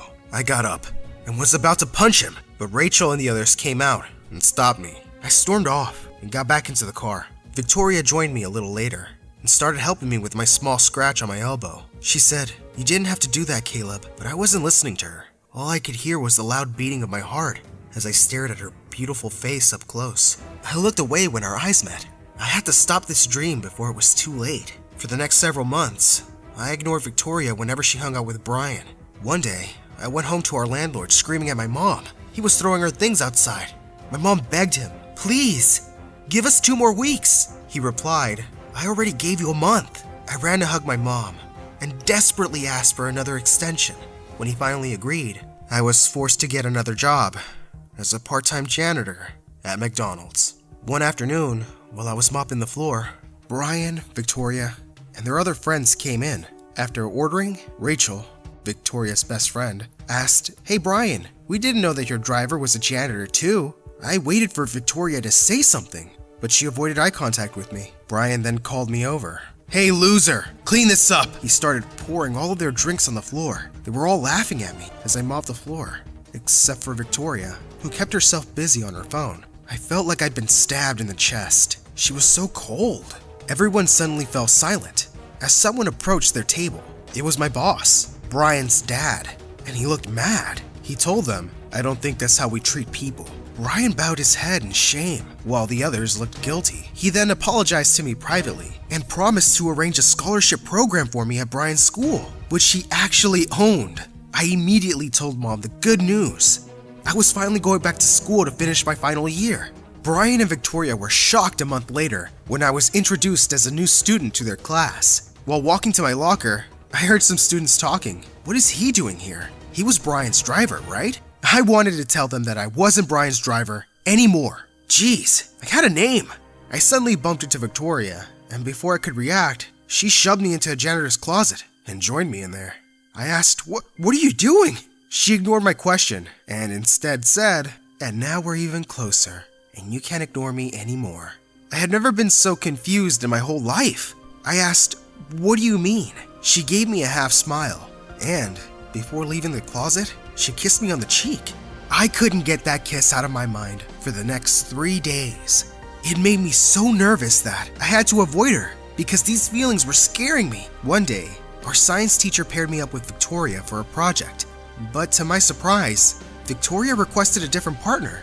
I was disappointed and relieved at the same time. As I was about to leave the room, she walked up to me and said, "I hate you." What did I do? My heart then skipped a beat when she suddenly leaned in and kissed me on the lips. I was going to kiss her back, but then our teacher saw us and kicked us out. It was so embarrassing. Victoria then held my hand and giggled as we ran out of school. A black limo stopped in front of us, and I gasped when she shoved me inside. I asked, "Am I being kidnapped?" She chuckled, "You're really cute. Now, take me somewhere else." Suddenly, feeling brave, I told her driver to take us to my secret hideout. When we got there, we sat next to each other silently for a while, admiring the view. I said, "You know, Vic, I've always been crazy about you." I finally decided to give in to my heart's desire and kissed her. But then she said she wanted our relationship to be a secret. She promised me that she'd tell everyone soon. Her parents would hate her if they found out, and she wasn't ready for the backlash in school yet. I tried my best to make her happy, but whenever she was around her squad, especially with Brian, she treated me like I didn't exist. One time, she got angry with me because I wasn't answering her calls. I told her my phone was broken. She turned up with the latest iPhone, which came with a bonus, a key to a Porsche. She said, "Tell everyone that it's yours. You also need brand clothes, bags, watches. We have to go shopping later." I told her that I didn't want all that stuff, but she insisted and said, "Do it for me." We headed to this high-end shopping mall after class, and on the way, she let go of my hand when we saw Rachel and her other friends. Rachel asked, "Hey girl, what are you doing here with Brian's driver?" Victoria then whispered something to her, which I heard. "I don't know, he kept following me and begging me to buy him clothes." Rachel whispered back, "Aw, he's a hopeless case, girl." She gave me a disgusted look, and they all walked away, taking Victoria with them. I was furious. But that instantly changed when she sent me a message saying, "Just stay right there. I'm going to the police to report you for stealing my heart." A few months later, I left McDonald's and got a new job as a waiter in a 5-star restaurant. During an afternoon shift, I was shocked to see who had just come in. It was Victoria and her parents.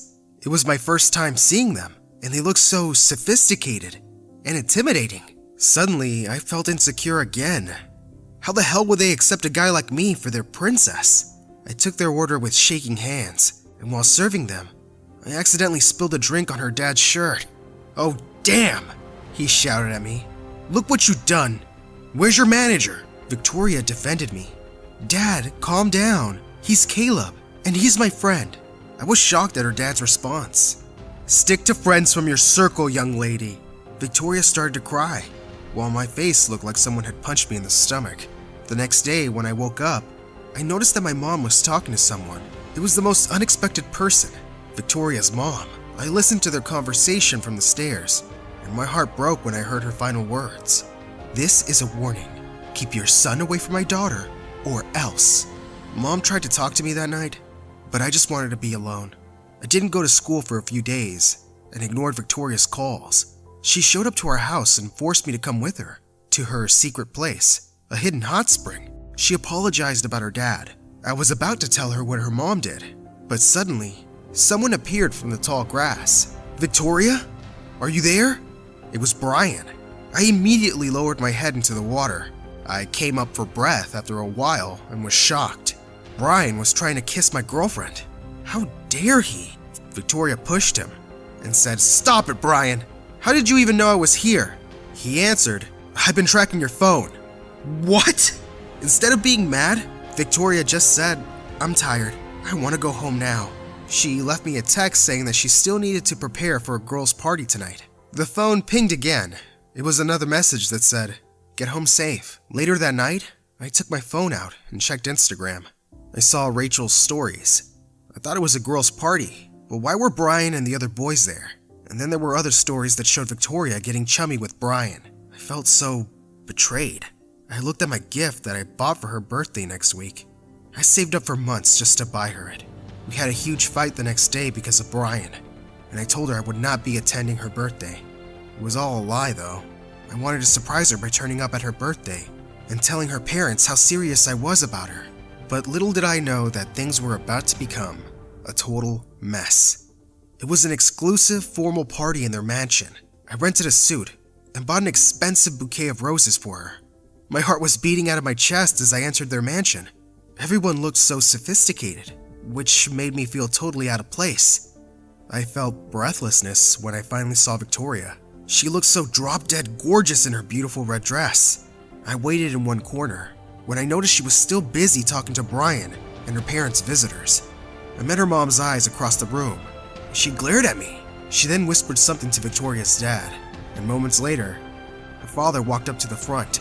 He got everyone's attention, only to announce something that made my world come crashing down. Brian and Victoria were getting engaged. What? I waited for Victoria to say something, but she just stood there with tears in her eyes while looking at Brian. Heck, she didn't even know I was there. I silently left with a broken heart. The next day, everyone was talking about the newly engaged couple. I went to the library to calm myself by reading a book. Suddenly, Victoria appeared and dragged me to the back of the bookshelf and said that she missed me. She tried to kiss me, but I pulled away. She asked, "What's the matter? You're going to prom with me, right?" I smiled bitterly. "Why don't you ask Brian instead?" Looking guilty, she answered, "Babe, don't believe the rumors. It's not true." The blood drained from her face when I told her that I had actually been there at her birthday party last night. She suddenly stepped away from me when some other students appeared. How could I love a person who was ashamed of me? It felt like there was a stone in my chest. I walked away and ran out of the building. I just wanted to be away from her. She called after me and asked me to stop. I said, "I can't do this anymore, Victoria. I'm sorry." She looked shocked. "What do you mean?" I answered with a cracked voice. "You deserve someone better. Someone who can give you the whole world. I can't do that. Brian can, and your parents know that." She said, "I don't care about all that. I love you, Caleb. I just need you to trust me and give me more time." It hurt to hear her cry as I walked away. I really believed that I had done the right thing, but after graduation, I was utterly miserable. Victoria and I hadn't seen each other since that day. I got another job as a bartender downtown, and one night, when we were about to close, I noticed a familiar guy slouching at the bar counter. I asked him for his order, but I was shocked when he lifted his face. It was Brian. He told me that he'd come because he wanted to talk to me. He revealed, "I love her so much, bro," and I thought she felt the same way. And now, it doesn't feel right, because I think she loves someone else. I froze. He added, "It really hurts a lot, but I'm finally letting her go." He patted me on the back and said, "Take care of her for me, please." That night, I couldn't stop thinking about what Brian had told me. It was already 4 in the morning when I finally decided to pick up my phone and dialed a number. The soft voice answered, "Hello?" With closed eyes, I breathed in and said, "Hello, Victoria."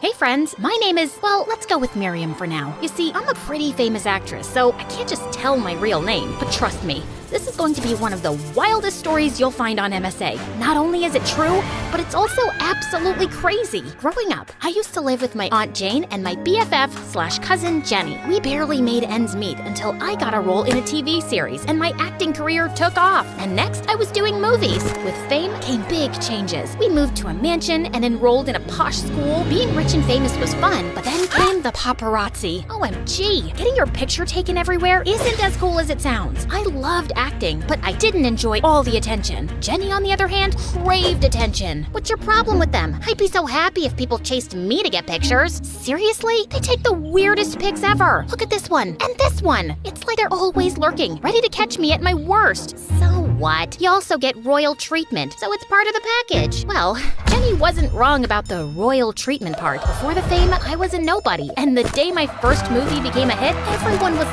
literally dying to be my friend. Even Chanel, who was the most popular/meanest girl in school, and also a TikTok dance sensation. One lunchtime, Chanel came over to our table with a super fake smile. Hey, Miriam. Saw your new movie last night. It was pretty decent. So, how about you join me and my gang at my table? You know us popular girls gotta stick together. Plus, these seats are for suckers anyway. Nah, I'm good here. Thanks. Suit yourself. Saying that, Chanel turned to leave, and Jenny elbowed me. Are you crazy? That's Chanel. She'll be in Chris Brown's next music video. You can't say no to her. Hey, Chanel, wait up. We'd love to join. Who are you even? Oh, wait, you're Miriam's assistant, right? Cousin. And I'm actually a huge fan of yours, Chanel. Oh, seriously? You're way too desperate. I'd love to invite you to our table, but with those dorky glasses, that frumpy sweater, and oh my, that massive pimple, I just don't think you'd blend in. You're better off staying here and playing Miriam's little assistant. I saw Jenny's mood go from super excited to majorly bummed, and it made me feel really sorry for her. Hey, don't sweat it. Chanel's just being a mega jerk. Easy for you to say. Everyone loves you, talks nicely to you because you're all famous and stuff. Fame isn't all it's cracked up to be. If I could trade places with someone and live a normal life, even just for some time, no paparazzi or drama, I'd do it in a heartbeat. For real? Totally. I just want people to treat me normally, without all the fake flattery and annoying cameras in my face. Then let's do it. Let's switch places. I'll be you, handling the fame and attention, and you can enjoy a chill, paparazzi-free life like you've been wanting for so long. I mean, we're not twins, but we do kind of look alike, right? We share the same family genes after all. I could dye my hair, ditch the glasses, and boom, it might just work. Please, Miriam, give it a chance. Well, okay. I suppose it could work. Aunt June is on vacation for a couple of weeks, and I just finished filming a movie, and I am on break, so I guess we can give it a shot. Woohoo! Honestly, I wasn't sure about the plan, but just for Jenny's sake, I agreed. I really wanted to make her happy. Once home, we started Mission Switch Identities. I dyed my hair pitch black, while Jenny bleached hers blonde, just like my natural color. After swapping our outfits and spending what felt like forever messing around with makeup, we stood before the mirror, and my jaw dropped to the floor. Pretty good, huh? Wow, I can't believe this. Jenny, we might actually be able to pull this off. Yay! When I started school as Jenny, it felt awesome to be normal. It was like a break from all the flashing cameras and fans. But when Jenny strutted in as me, oh boy, it was a whole show. She wore this super flashy dress, and as she walked in, the crowd went wild, cheering and clapping like she was a superstar. She blew kisses like she was on a red carpet. See how well I take in fame? It's like I was meant for it. If you say so, Jenny. Later in our first class together, Jenny spotted a guy sitting in my usual spot, and whoa, she went complete diva mode. Are you nuts? This is my seat, and I don't share it with losers like you. The last time I checked, the class had a first come, first get rule on seats. Did it change? Whoa, you've got some nerve to talk back to me. Let's teach you a lesson. Boys, it was like looking at a total new side of Jenny. The poor guy ran out in tears. I couldn't take it anymore, and I had to say something. Okay, that's enough, Jenny. Miriam, come with me, now. I pulled Jenny into the girls' bathroom to have a serious chat. She was giving off such negative vibes, and I was seriously regretting this whole identity switch. You can't treat people badly just because you're rich and famous. Why not? It's like this superpower, you know?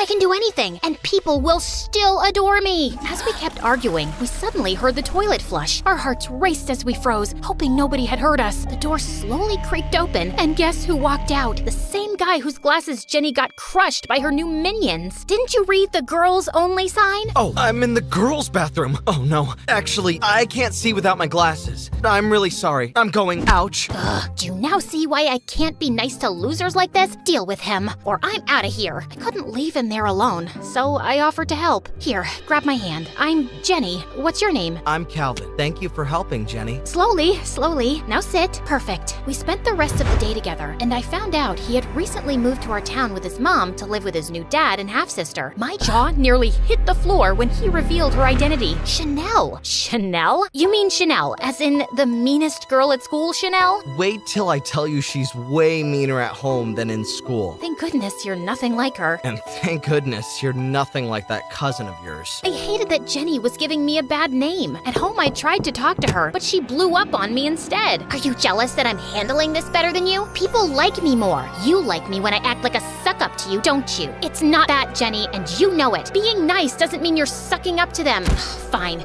Do whatever you want. The next day, Calvin showed up at my locker. Thanks for yesterday. I don't know what I would have done without you. No problem. Hanging out with you was fun. Calvin then gave me a tiny wrapped present. I tore it open and found a beautiful necklace inside. It was the first time someone gave me a gift just because, not expecting a shout out later. I was thrilled. Thank you, Calvin. I love it. As Calvin helped me put it on, Chanel approached us with a sly smile. Well, well, well. Look who we have here. Two lovebirds exchanging gifts. It's not even real. Maybe not, but it's way more real than your TikTok fame and those authentic photos you share on social media. Your editing fails even leave the Kardashians shocked. Why, you little... I'll see you at home. Calvin and I laughed as Chanel stormed off. I pity you. How do you handle her at home? I could ask you the same thing. You got a real diva at home. Everyone knows how stuck-up actresses can be. I wondered how Calvin would react if he ever found out about our identity switch. Would he treat me differently or the same? But for now,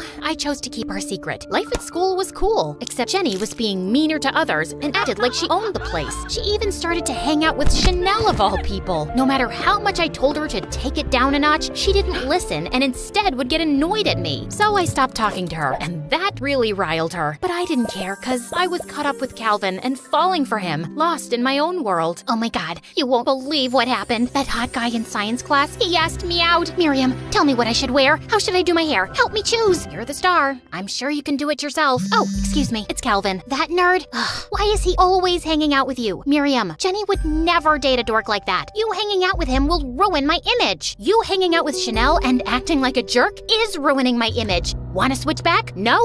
I didn't think so. It was my 2-week friendiversary with Calvin, and I had this brilliant idea of having a karaoke night at my place. We were having a blast, singing our hearts out. But then Jenny asked to join us. Even though I flat out refused to let her in, Calvin welcomed her. Little did I know the karaoke would turn into a crazy karaoke showdown. Get ready to see something amazing. You really think you can beat me? Keep dreaming, nerd. As they went head to head in a musical battle, I could feel the tension building. But just when Jenny's singing hit a breaking point, she did something shocking. She smashed the microphone. Then, in a fit of frustration, she wrecked the whole karaoke set and stormed off. I was shocked and angry, ready to chase after her and give her a piece of my mind, but Calvin stopped me. Jenny, hold on. Maybe she's feeling the pressure of fame. You know how it can be tough for celebrities dealing with all the attention and expectations. Let's give her some time to cool off. His words made total sense. Over the weekend, after my gym class, I got a text from Jenny asking to meet up. We went to a cozy cafe near the gym. Jenny seemed truly sorry. Miriam, I'm truly sorry for ruining your karaoke night. I've been acting terribly because of this fame. I do enjoy it, but even the kids at school are different with me now. I don't think they genuinely like me. It feels like they're only pretending because I mean, you're famous and rich. It's okay, Jenny. I got caught up with Calvin and I'm sorry for neglecting you, but the way you acted at school pushed me away. I can imagine the pressure of fame. Do you want to maybe put an end to all of this? We can return to being ourselves. How about after the launch party of your new movie? I just want to experience being a star for one night and then we end this, okay? Deal. During lunch, people asked Jenny for autographs and photos. She happily smiled for the camera and loved the attention. Later, at home, we found Calvin in my room, standing in a mess. What are you doing here? You texted me to meet you at... OMG, you're stealing! Look, it's your jewelry and these expensive decorations? Calvin, I can't believe you do this! Did you use Jenny to rob us? I'm calling the cops this instant. I snatched the phone from Jenny before she could call the cops, and then I slapped her. I know I'm easy to trust people, but I'm not a fool. I know you're framing Calvin. I saw you using my phone in the cafe when I went to give an order, but I never knew you could do all this. What happened to you? What happened to me? What happened to you? How could you let some average-looking, glasses-wearing, ugly dork come between us? Enough! Get out! Leave! Now! You don't mean it. Don't make me say it again. You know well it's my mansion and I can kick you out anytime I want. I hate you! Once Jenny left, I apologized to Calvin, who was upset about the situation. I called my aunt to spill the beans about everything. She said not to stress as she'd already talked to Jenny and told me how she'd be home soon, but she didn't. The next day felt pretty depressing. I was still annoyed at Jenny, but I still just wanted her to return so we could patch things up. But my hope got drowned in the school hallway when everyone was glaring at me. I couldn't make sense of it until I spotted a video of Jenny making the rounds among my classmates. That's when it hit me. Because of our argument from the previous night, Jenny made a video telling the entire school lies about me. Seriously, guys, you won't believe the things I faced. Miriam's turned me into her personal butler. From laundry to homework, she's got me doing it all. I swear, I felt like Cinderella while she played the wicked stepsister. She even made me switch places with her just to pull a prank on poor Calvin. She calls him a nerd behind his back while pretending to be head over heels for him, all to humiliate Chanel, whom we all know is a total saint. She's just jealous that Chanel is a rising star and one day might take her place. The aftermath of Jenny's nasty video was a total nightmare. Kids were snickering at me, and Chanel seemed to be having a field day seeing me miserable. And when I tried to talk to Calvin, he gave me the cold shoulder. Stay away, Jen, Miriam, whatever. I thought we had something. We did. We do. No, I can't even trust you. You're a liar. When I got home, Aunt was there, and she comforted me. She said Jenny would come back when she felt better, and she's staying at their old home for a while. Everything seemed to be spinning out of control, so I decided to go live and clear everything. Hey everyone, I messed up big time, and I'm really sorry. Jenny, my cousin, came up with the idea for us to switch identities, and I went along with it. I shouldn't have lied, especially to Calvin, who I really care about. I liked being normal for a while, but it somehow got out of hand. I just want to say, I miss you, Jenny, and I love you. The things I said to you that day, I regret them. And Calvin, I'm not a perfect person. There are many things I wish I didn't do, but I continue learning. I never meant to do those things to you. And so I have to say before I go that I just want you to know I found a reason for me to change who I used to be, a reason to start over new, and the reason is you. With that, I ended the video, and then I went ahead and deleted all my social media accounts for some peace of mind. A week passed, and I finally mustered the courage to return to school, and surprisingly, people were smiling at me, genuinely, and some even hugged me. Some even asked how I felt and offered to listen if I wanted someone to talk to. At lunch, I noticed Jenny scanning the cafeteria for an empty seat, and the only two that were left were beside me and one next to Chanel. She tried sitting next to Chanel, but the witch straight up told her off. I decided to be the bigger person and invited Jenny to sit with me, but she turned me down cold. I don't need your sympathy, Miriam. Listen, Jenny, we can't keep fighting. Aunt June and I miss you, and we want you to come back home. I'd rather count the sands on the beach than live with you again. You kicked me out of your mansion, remember? She was determined to stay mad, and there was no convincing her. That evening, while Aunt June and I sat to watch the latest MSA video, we heard a loud knock on the door, and when I went to check, it was Jenny. Before I could say anything, she broke into tears, crying. I'm sorry for saying bad things about you, Miriam, and telling on you to everyone at school. It was just the way you and Calvin were so happy together. I had no one to talk to. Yeah, I had friends, but no one compares to you, and I let my jealousy get the best of me. Please, forgive me, Miriam. It doesn't matter. As long as we're all back together, safe, we'll work things out. And then we shared the longest hug before Jenny's voice broke the silence. I know I ruined things between you and Calvin, but I got him to come over with me so both of you can talk. Right then, Calvin walked in with a warm smile. This was the first time he'd smiled at me since the incident, and I felt butterflies in my tummy leaping for joy. Would you like to take a long walk with me? How about we start over? I'd like that. Hey, I'm Iris from Atlanta, and I'm a triplet. Before I continue, please like and subscribe. While Mom was pregnant, she was told by the doctor that she was having twins, but I popped out right after my brother, making 3 of us: Ileana, Isaac, and me. Dad wasn't around for most of our childhood. He was the assistant vice president at a huge music production company and was always busy with some meeting or event. But Mom showered us with love and attention. She would sing upbeat songs in the morning and hum soothing lullabies each night. Plus, she bought us whatever we wanted with Dad's money. One of my earliest memories was when she gifted us with a karaoke machine as kids. The 3 of us sang all the time, and Mom never got annoyed. Encore! Encore! Sometimes she would join in too. She had a great voice. By 8, my siblings and I were called the Turner Threes, and we had some serious musical talents. Ileana could sing just like Mom. Isaac played great riffs on the guitar, and I rocked out on the drums. One day, the live band that was hired to play at our parents' anniversary party canceled at the last minute. Mom suggested we play, and we did. It was awesome. Soon, the Turner Threes were playing at all the family events. Things stayed pretty entertaining throughout middle school, but then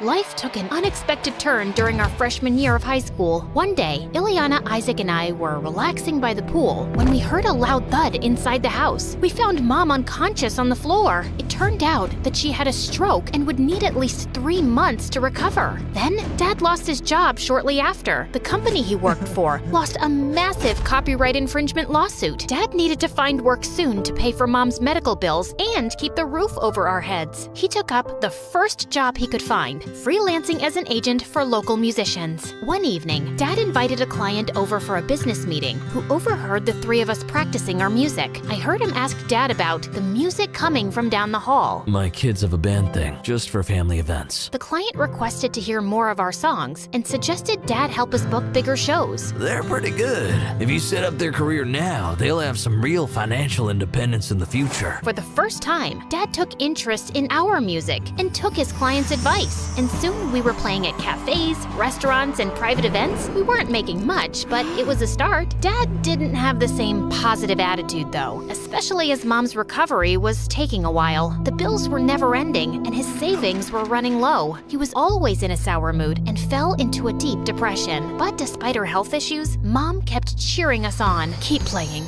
keep sharing your talent. So we stayed consistent. Thankfully, by our junior year of high school, the Turner Threes got more popular. We had enough gigs to keep the house and help Mom medically. But Dad was so depressed that he stopped work altogether. He barely left his man cave. Halfway through the school year, extracurricular activities began taking up a lot of time. Ileana excelled in her studies and joined the AP Physics Club to get a head start on college credit. Isaac was naturally gifted at baseball and became co-captain. And I was one of the best actresses in the theater class. Oh, happy dagger, this is thy sheath. It was getting harder trying to balance school, shows, and home finances, and it seemed like the Turner Threes' differences were splitting us apart. I think you should sing at a higher pitch. Baseball puns? Seriously? I don't need advice from you. This band would be nothing without me. You're not that special, Ileana. I have Mom's voice. What do you have? The arguments were getting ridiculous. Then one day, we got invited to a music competition. First place would get $10,000. I was over the moon, but Ileana, I have a test to study for, and I can't afford to mess up my 4.0 streak for some songs. Some songs? Our music has been keeping the bills paid. But Ileana was adamant. Isaac and I went to the competition anyway and tried to make do with what we had. We were practicing in our room backstage and trying to sing together, but we just couldn't hit the right key. Just then, we heard a voice behind us. I could sing, if you want. I turned around, and a girl with a blue afro and a turtleneck was leaning against the door. And you are Kat. Kat was apparently the only child of the venue owner. I never get to perform, but it sounds like you two could use some extra help. You can't just barge in here and join our band. Maybe she can help, Isaac. Why don't you sing something for us, Kat? Kat opened her mouth to sing, and the voice that came out was horrible. Is this girl serious? I couldn't believe such a hideous voice came from such a gorgeous girl. Let's just say nails on a chalkboard sound better. We're on in 10 minutes, and this is what we've got? I need some air. Frantic, I left the room. The view from the balcony was relaxing. I remembered the melody Mom hummed to us as kids and started to sing along to it to calm down faster. Your voice is good. I turned around and saw Kat walking toward me. You know, you could just sing and this entire your problem could be fixed, right? And you don't need to sing with Isaac. He's holding you back. And I could play a simple beat on the drums. I promise. I'm better at drums than singing. I mean, I had trouble trusting her after her horrible audition, but maybe it was the only option we had right now. So we decided to follow Kat's plan. Isaac stayed on the guitar, Kat got on the drums, which she was surprisingly not bad at, and I stepped up in front of the mic. To our surprise, the crowd loved our performance. We got second place with a cash reward of $5,000, which was great. And we were invited back in 3 months for the next showcase. Later, on my way to our backstage room, I found Ileana waiting in the hall. I was so mad to see her there. You're bold to show up here, considering you were willing to let us fail. We're the Turner 2s now, Ileana. I wanted to make her feel bad, but what she said shocked me. Good, you've got that sorted out because I'm leaving the band permanently. What? She explained she wanted to dedicate herself to her studies and the band was taking too much of her time. This pays the bills. What about Mom? A real job with a real degree also pays the bills. I need to focus on college so I can have a better future and also take care of our parents. Both Mom and Dad didn't graduate from college, and look where they are now. That's not fair, Ileana. Mom is sick. Education won't stop you from getting sick. Plus, Dad had a good job.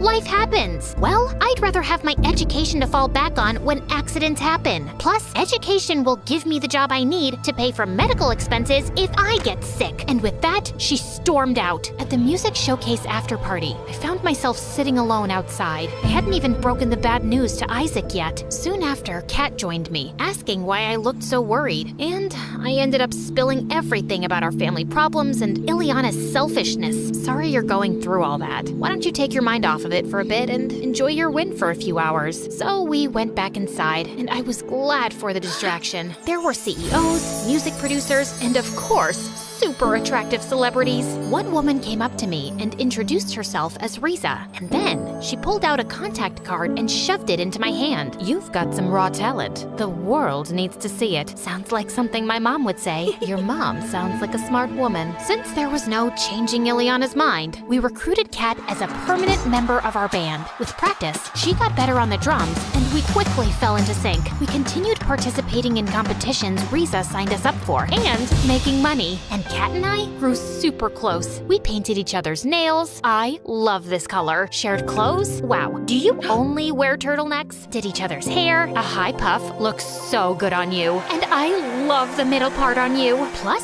Kat and Mom hit it off. She even met Dad one time and didn't judge how scruffy he looked or acted. But Ileana didn't like her at all. Anytime she saw Kat, she would glare at her from across the room and then go off in the opposite direction. I'd become so annoyed with Ileana that I tried to get Kat to help me prank her. I typed up a fake acceptance letter to a prestigious university and slipped it under her door. Kat didn't approve, but I did it anyway. Ileana was so excited when she saw the letter, it was comical. When I told her it was fake, her happy bubble popped. Honestly, it felt good seeing her get humbled, but Kat was clearly disappointed in me. We were hanging in the kitchen before practice one night when Ileana walked in. Hey, how was it at the library? But Ileana just made her way to her room without even acknowledging Kat, and she kept behaving like that all the time. One day, Kat and I were keeping Mom company at the hospital for her checkup when Ileana randomly showed up. Oh, I didn't expect to see her here. Hey, Ileana. Of course, Ileana pushed past Kat and went straight to Mom. It made things so awkward. Even the nurse looked uncomfortable. Mom, how are you doing? Honey, I think Kat said hi to you. Ileana looked Kat up and down, rolled her eyes, and continued talking to Mom. I was so fed up with her. I couldn't take it anymore. What is wrong with you? Kat has helped this family stay afloat by joining the band,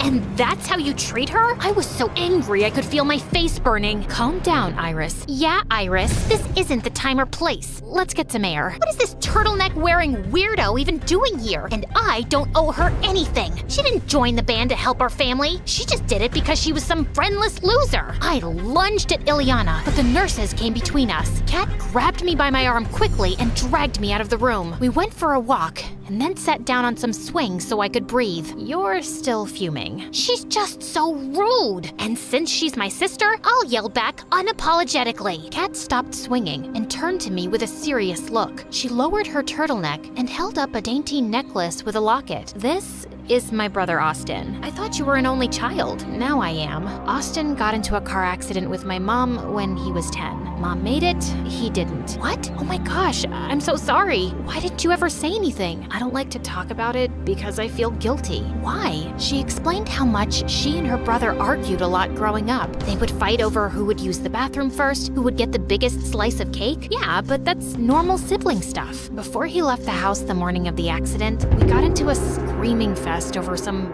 video game. The last thing I said to him was that life would be better if he just didn't exist. Kat's eyes started watering. I felt horrible for everything she'd experienced, including the drama with me and Ileana. I've been so focused on being angry and making money, I've let it ruin my relationship with Ileana. The good thing is that you realized arguments aren't always worth it. A few weeks passed, and Mom was recovering well at home. I also asked Risa to help find Dad a job, and she actually got him an interview. Things were looking up, but even though I made an effort to stop arguing with Ileana, we still weren't talking. One evening, Kat, Isaac, and I were heading to a gig when Ileana got home. She walked past us silently, but I told Kat and Isaac to go sit in the car, and I followed her. Wait, can we talk, please, like normal people? I miss you. Ileana turned around. Tears were streaming down her face. I miss you too, Iris. If singing isn't your passion anymore, it's totally okay. It was wrong of me to be mad at you for that, and I'm sorry. I'm sorry too. I was overwhelmed with school, and then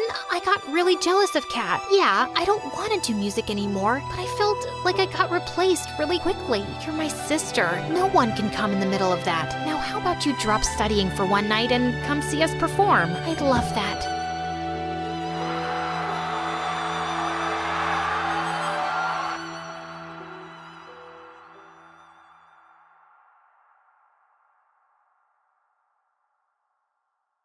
Hi, I'm Samantha from San Francisco. Please don't forget to like and subscribe. I was born with cherry lips and big black eyes. My parents said I looked like a child out of a fairy tale. But whenever Mom and Dad talked to me, I never smiled or changed my facial expression. My parents tried everything to make me smile. Mrs. Rabbit wants to play with you. Come on, give Mr. Mouse a kiss. Dad held a mouse puppet close to my face and made kissing noises, but I just stared blankly and slapped the mouse away from me. That's when my parents decided to take me to a doctor. After a few tests, I found out I had a condition called Mobius that meant I couldn't smile, frown, or lift my eyebrows. I was too young to understand what Mobius was, but when I was in preschool, Mom and I were at the mall when we bumped into one of her friends who had a daughter my age. She kept smiling at me, but all I could do was stare at her like a robot. Suddenly, the little girl started to cry. Mommy, this girl is scaring me. Oh, sweetie, don't be scared. Our dog ran away yesterday, so Samantha's just sad. But Mom, we don't have a dog. Mom pulled me away quickly. That's when I realized she was embarrassed to tell her friend I had a condition, because that meant I wasn't normal like everyone else. And at school, none of the kids really wanted to be my friend, because they thought I was strange. So I spent most of my time alone. But several months later, my life took a huge turn. Mom gave birth to my twin sisters, Annie and Penny. My parents worked full-time, so we always had a maid in the house. But even with a maid, I was always the main one to watch my sisters. One day, Annie, the wilder twin, climbed all the way to the top of our backyard fence. Annie, come down right now. No, I don't wanna.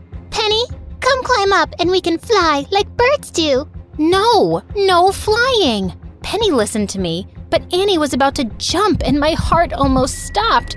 But then she started laughing like crazy. Fooled you. I was furious and told Mom what Annie did. Mom went ballistic. What is the matter with you, Annie? Why can't you be a good girl like your sisters? Annie's eyes filled with tears. From that day on, she made everyone's life a living nightmare. She hated me for telling on her, and over time, Annie grew jealous of Penny. Penny was what you call gifted and could get straight A's without even trying. One time when the girls were in 4th grade, Mom and Dad threw Penny a huge party for winning the school spelling bee. Our little Einstein. We're so proud of you, Penny. Annie stomped out of the room at that moment, and that night, she chopped off all of Penny's hair while everyone was sleeping. Penny burst into tears, and I tried to comfort her. Don't worry, it'll grow back. Annie's such a mean bully. I won't let her bully you anymore, Penny. I'm here. Penny slept in my room every night after that because she was terrified of Annie. I loved both my sisters, but Annie grew up to be so mean. Then one day in 8th grade, a new boy joined my class. His name was Daniel, and he wore those fat black spectacles. He was really short and really shy. While he was walking to class, this guy bumped into him and his glasses went flying. Daniel started freaking out. I can't see anything. I saw Daniel's glasses on the floor and picked them up quickly. Here you go, but it looks like they're broken. It's okay. It's better than nothing. Daniel put on his broken glasses. He looked silly, but also kind of cute. He and I ended up hanging out for the rest of the day, and he was super sweet and good to talk to. Over time, Daniel and I became really close, and I even started having feelings for him. But he always just treated me as a friend, and I didn't want to ruin what we had. Life in high school was good, till Penny and Annie joined, and things got a little crazy. Whenever Annie saw me with Daniel, she grabbed the chance to make fun of me. One time, Daniel and I were in the hallway when we passed Annie putting on lipstick. Hey, Daniel, don't you ever get bored of hanging out with sad face emoji over here? Of course not. That's not a nice thing to say, Annie. Yeah, get out of my sight before you regret it. Okay, but first, I need to do this. Before I knew it, Annie had pinned me against the locker and drew a smile on my face with her lipstick. You look so much better now. I pushed Annie to the ground and she fell on her butt. She dragged me down, but Daniel stepped in. Cut it out, Annie. Daniel pulled me up and led me to the girls' bathroom. He helped me rinse the lipstick smile off, and I looked at my face in the mirror. Daniel, do you think I'm ugly? You can tell me the truth. Samantha, look at me. You're not ugly. I think you're the most beautiful girl I've ever seen. Daniel leaned in and kissed me, and I felt butterflies. A bunch of girls came in just then and started shrieking. Ew! What's he doing in the girls' bathroom? Daniel and I ran out, laughing like crazy. I was on cloud 9 all that week. I didn't even mind that our maid was coming less and I was doing all the chores by myself. But Annie couldn't stop talking about me having a boyfriend. I just don't get it. How can someone like you have a boyfriend but not me? I'm way prettier than you. Well, not everything is about looks, Annie. As time passed, Penny started dating a popular jock at school. Her grades were still perfect, and she got much more popular than Annie. Penny's life and mine were getting better and better, but Annie didn't have anything going for her. One morning, I woke up to find everybody at home, including my parents, which was rare. And Penny was super sick. Her face looked super bloated, and she had red bumps all over her arms and legs. My parents left me at home with Annie while they took Penny to the doctor.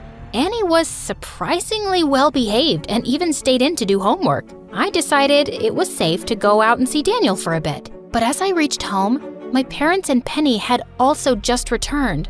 Guys, what's going on? Penny, what did the doctor say was wrong? I have an autoimmune problem. Apparently, every time I get an allergic reaction, this is what'll happen. Penny hung her head and I walked back into the house with her. My parents left for work then, but just as we stepped inside, Penny looked at her phone and started to cry. Oh my God, just look what Annie posted. To my horror, Annie had posted a picture of Penny with her red skin bumps and bloated face on Instagram. Underneath, the caption read, "Even pretty girls have ugly secrets." Just then, Annie came trotting down the stairs all dressed up. Annie, you're a monster. How could you do something like this? I couldn't help myself. It was just too funny. Penny looked totally Instagram worthy. Before I could answer, Penny's boyfriend came down the stairs too. Here, babe, you forgot your jacket. Babe, what are you doing here? Annie invited me over while you and your sister were out. Listen, I can't date you anymore. Not after seeing your skin. He and Annie walked out the door before any of us could say anything. How could Annie do something so sick? I stayed with Penny the whole day and told my parents everything that had happened. They grounded Annie for 2 weeks. And then the strangest thing happened. Penny became more popular in school, and kids at school started ignoring Annie. Everyone thought Annie was heartless for stealing Penny's boyfriend. She became a total outcast. Penny got a new boyfriend, and Daniel became more and more handsome. By the end of 12th grade, he even got contact lenses. The day before my graduation, my parents pulled me aside. Sammy, we were thinking, maybe you can apply for an online college. We still really need you to keep an eye on your sister, sweetie. Are you kidding me? I've been the family nanny my whole life. It's about time you two took over and teach the twins to be responsible. I deserve to focus on my life now. With that, I walked away, and I spent days applying to my dream colleges. But one night while I was reading, Penny ran into my room. "Sammy, come quick. It's Annie. She's gone." "What do you mean she's gone?" I dashed into Annie's room to find my parents holding a note from Annie. Annie wrote that she's leaving home to live somewhere else. She didn't even write where. Dad called the police and they tracked down Annie's phone. It turned out she was staying with our aunt, who Annie was super close with. We were all relieved, but when we went to pick her up, she refused to come home. "I told Aunt I don't want to stay with you guys anymore, and she's happy to keep me. I'm not going home with you guys. You can't make me." Mom and Dad spent hours begging her to come home, but they couldn't persuade her, so we left without her. But my parents were sure she'd cool off and return in a couple of weeks. Except she didn't. She stayed with Aunt for a month. Then 1 month turned into 3 months, and then 6. And Annie refused to speak to any of us, and I left for college soon with Daniel. I kept in touch with Penny, who told me after some time that Annie had moved out of her aunt's place and was now living with some friend. 4 years later, Daniel and I graduated university with honors, and we started a small software company that met success almost immediately. And soon after, Daniel proposed to me, and of course, I said yes. Life was going great, and then one day, I got the most unexpected call. "Samantha, it's Annie. Can you meet me today? I need your help." No, "Hi, hello, how have you been?" "Please, I'm in crisis. I'm texting you the address. Meet me there." Annie hung up before I could even answer. I felt mad at her, but I just couldn't ignore my little sister. I went to the address and found her sitting on a bench outside a small building. Annie had chopped off her lovely hair, and she looked thin. "Annie, what's going on with you?" I started a makeup business, and now I'm in debt. I was wondering if you could lend me the money to pay it off. I'll lose it otherwise." "You shut out your whole family for years, and now you call me out of the blue because you want money?" "This is not how I wanted to reach out to you, okay? I wanted to make something of myself first and make you guys proud of me. I was just never as perfect as you or Penny, and that just made me jealous and stupid, and I'm sorry for everything. I've been trying to be better. I really believe my business can work, but now I'm in a mess as usual, and I could only think of you. You've always taken care of me." I was surprised at how sincere and different Annie sounded, and it was good to see her trying at something. I wrote her a check and was about to leave, when suddenly I turned back and handed her a wedding invite. "I'm getting married in a few months. I'd like for you to come, and I'm sure everyone else would be happy to see you too." A couple of months before the wedding, Daniel took me out to a special dinner. Samantha, I've been saving up some money and doing research for years.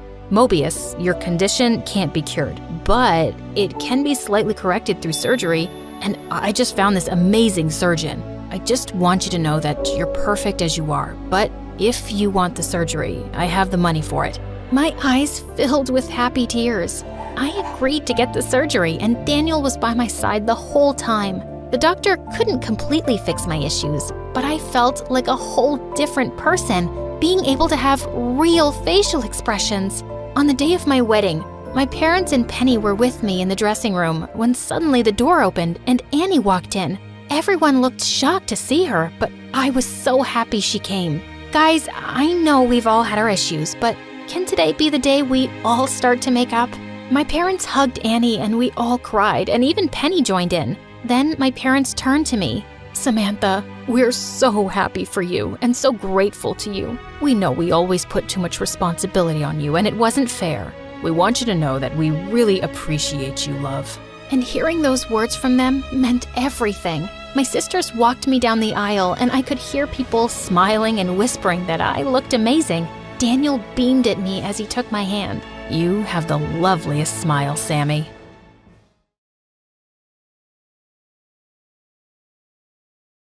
Hi, I'm Karina from Norway, and this is my story. I lived with my mom and dad as an only child, and as a little girl, I worshipped my mom. For starters, she looked like Rapunzel with her long, lovely hair and flowing dresses. She also drove me to school in a Barbie pink convertible that made all my friends swoon with envy. Look at her sparkly steering wheel. I wish I could marry her. But Mom didn't feel the same way about me that I felt about her. In fact, she didn't seem to care for me at all. One time I had a hockey match, but Mom said she had the flu and couldn't come. And later on, Dad and I bumped into her at the mall. Dad was furious, but I defended Mom. Hockey is boring. I get it. We'll get our nails done and I'll pay for it with my allowance. That way, you won't max out Dad's credit card again. I never ended up winning Mom over though. And a year later, Dad left her and took me with him. We ended up backpacking all around Europe for 2 years, which was a blast. I never heard from Mom again, but I thought about her all the time. When I finally returned to Norway, I was 15 and transferred to a new school. I instantly became popular as this worldly kid who's traveled everywhere. But my favorite person of all my fans and friends was my new BFF, Freya. She was 3 years younger than me, but we were in the same class because she was a genius. So, what do you say? You do my homework again, and I'll get you into another exclusive party? No one here wants a 12-year-old at their party. Why are you making friends with kids, Karina? Freya threw her backpack at the guy when he said that, and it hit him so hard he fell backwards. Freya may only be 12, but she's a force not to be messed with. Thanks for that, bestie. It's been tough being the youngest kid in our class. You're the only friend I really have. Well, friendship has no age limit, and I think you're super cool. One afternoon, Freya invited me over to her place for dinner. But when we arrived at her house, I couldn't believe where I was. Freya lived in a 6-story mansion with a gorgeous infinity pool. The butler even offered me cookies, but just as I bit into one, a woman came out to hug Freya. It took me 2 seconds to realize it was Mom. Karina, are you okay? Mom, can you bring my friend some water? You call her Mom? Karina, is that you? You guys know each other?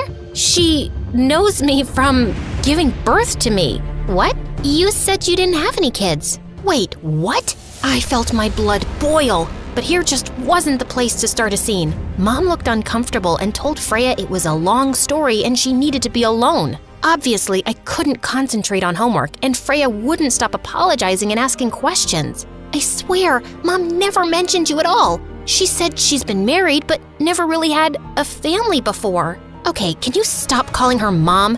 And she has had a family before. So let me guess, she married your dad who's a billionaire? Actually, my dad and I grew up poor. This is her mansion. She started a clothing line a couple of years ago, and it was super successful.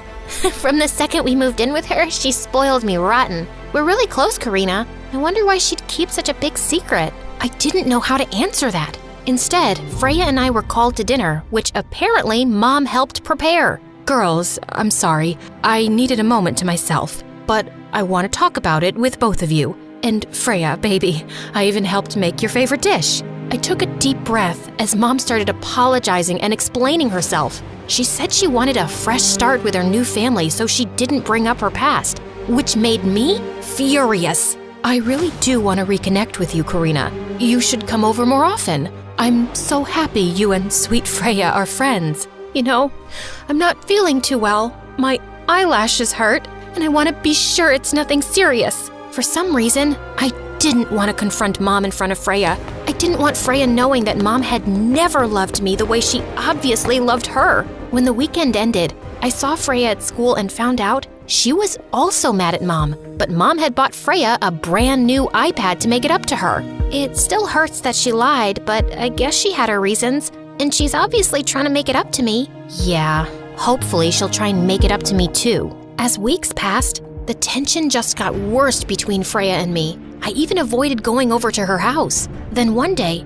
something happened that really set me over the edge. It was Freya's 13th birthday, and she begged me to come over for her birthday party. You don't have to talk to Mom if you're not comfortable. I just really want you there. After all, you're kind of my sister now, as well as my best friend. So I ended up agreeing. Freya's party turned out to be on a yacht, and it was actually pretty fun. Mom also seemed happy to see me, and that meant a lot. But later on, Freya and I were sitting on the balcony talking when we hit a huge wave and fell backwards into the water.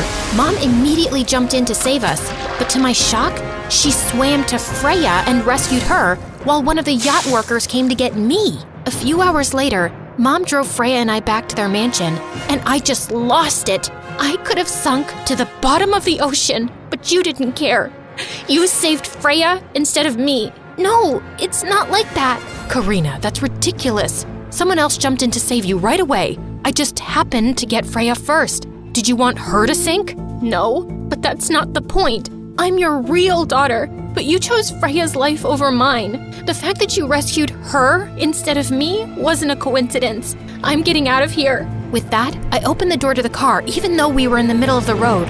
I bolted as fast as I could before Mom's car could chase me, and I didn't arrive home until 4 in the morning. The next couple of months, I stopped hanging out with Freya and made new friends who I partied with every night. I barely got any sleep or went to class, which really worried Dad. One evening, I was napping at home when Mom dropped by with Freya. Is Karina home? I need to talk to her. We're really worried about her. She's been shutting us out and partying. Freya, I know you mean well, but you both need to give Karina space. You two being around isn't good for her. I couldn't take it anymore. I started to cry and asked them all to sit down. There was something I'd been hiding. I'm sorry. I've been shutting you guys out.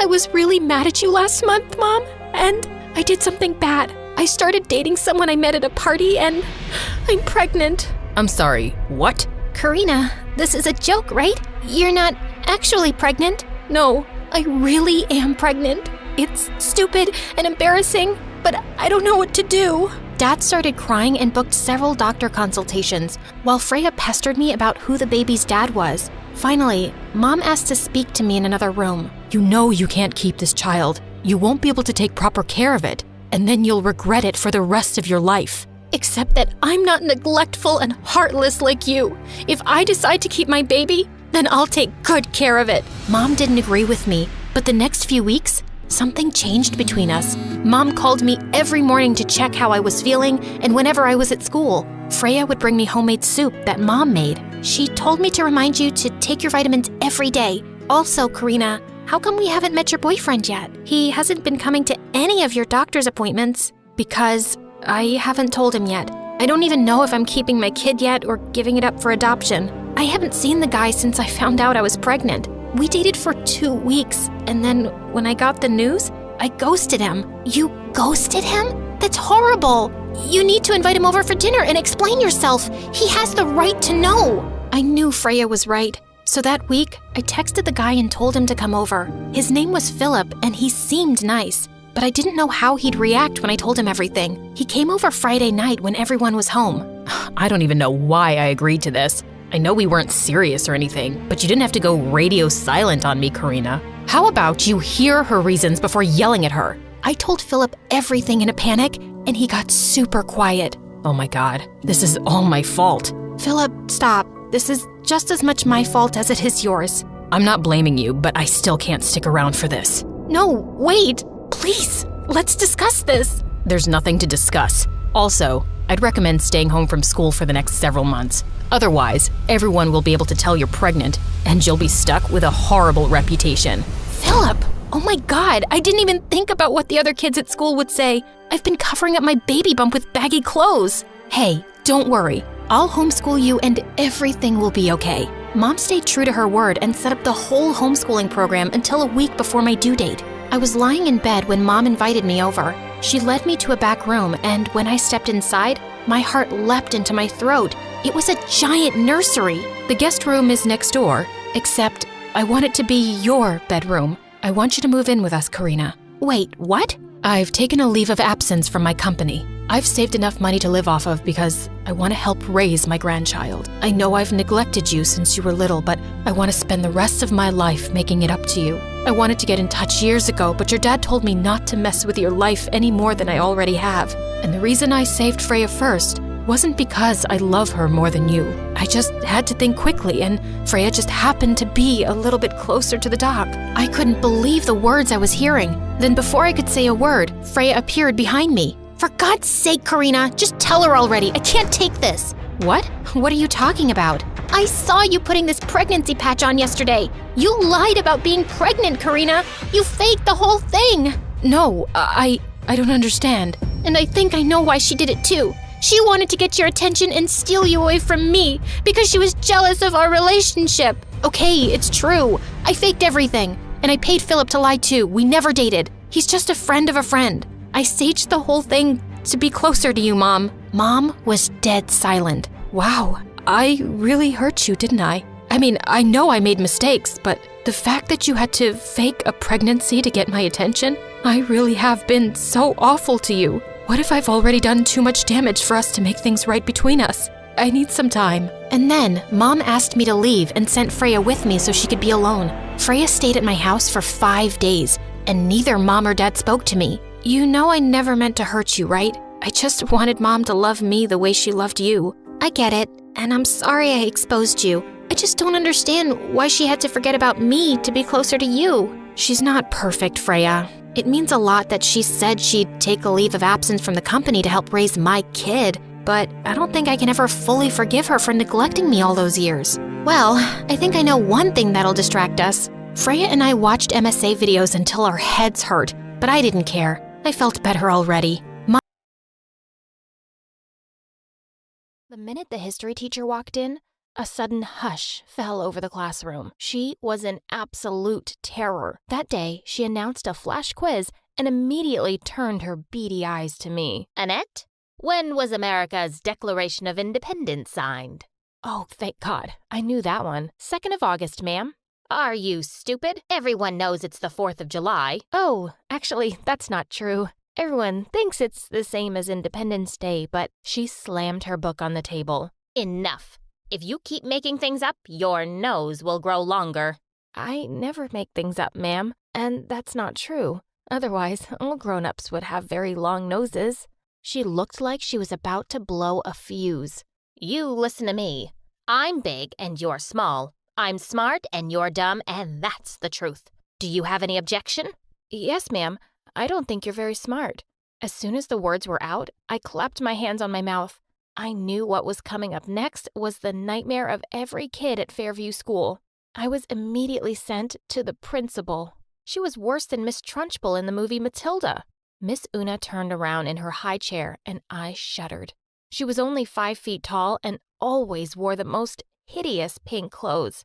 And we all knew she was absolutely vile. So, Annette, why did you do that? Do you think your teachers are dumb? Do you think I'm dumb? I really didn't want to answer that. Yes, kinda. She walked over to me slowly, and I could see the fury in her eyes. Do you want to know a secret? I really hate children. I don't know how your mother can stand you. I'm calling her now. When Mom arrived and found out what had happened, she turned to me angrily. Are you out of your mind? You can't talk to your teachers like that. Mom, I only told the truth, and you should defend me. That's what good mothers do. Oh, you think I'm a bad mother now? Sometimes. Hi, I'm Annette, and no, I promise I'm not a rude kid. I just have a medical condition that makes it impossible for me to tell a lie. But before I continue, click like and subscribe. Mom scolded me all the way home, but as soon as we got there, we were both shocked to see police cars outside. What seems to be the problem, officer? Seems like your husband's mixed up with some really shady people. Have either of you seen this man around the house? Oh, no, sir, never. I've seen him. I was horrified. Suddenly everyone's eyes were on me. I saw him last night in Daddy's study. He gave him some papers, and Daddy put them in his safe. And before I knew it, Dad was taken away in handcuffs. Mom dragged me inside the house. You think it's funny to say the first thing that comes into your stupid head? You just sent your dad to prison. Mom, I didn't mean to. You know I can't tell lies. I've had it with your nonsense. Everyone can tell lies.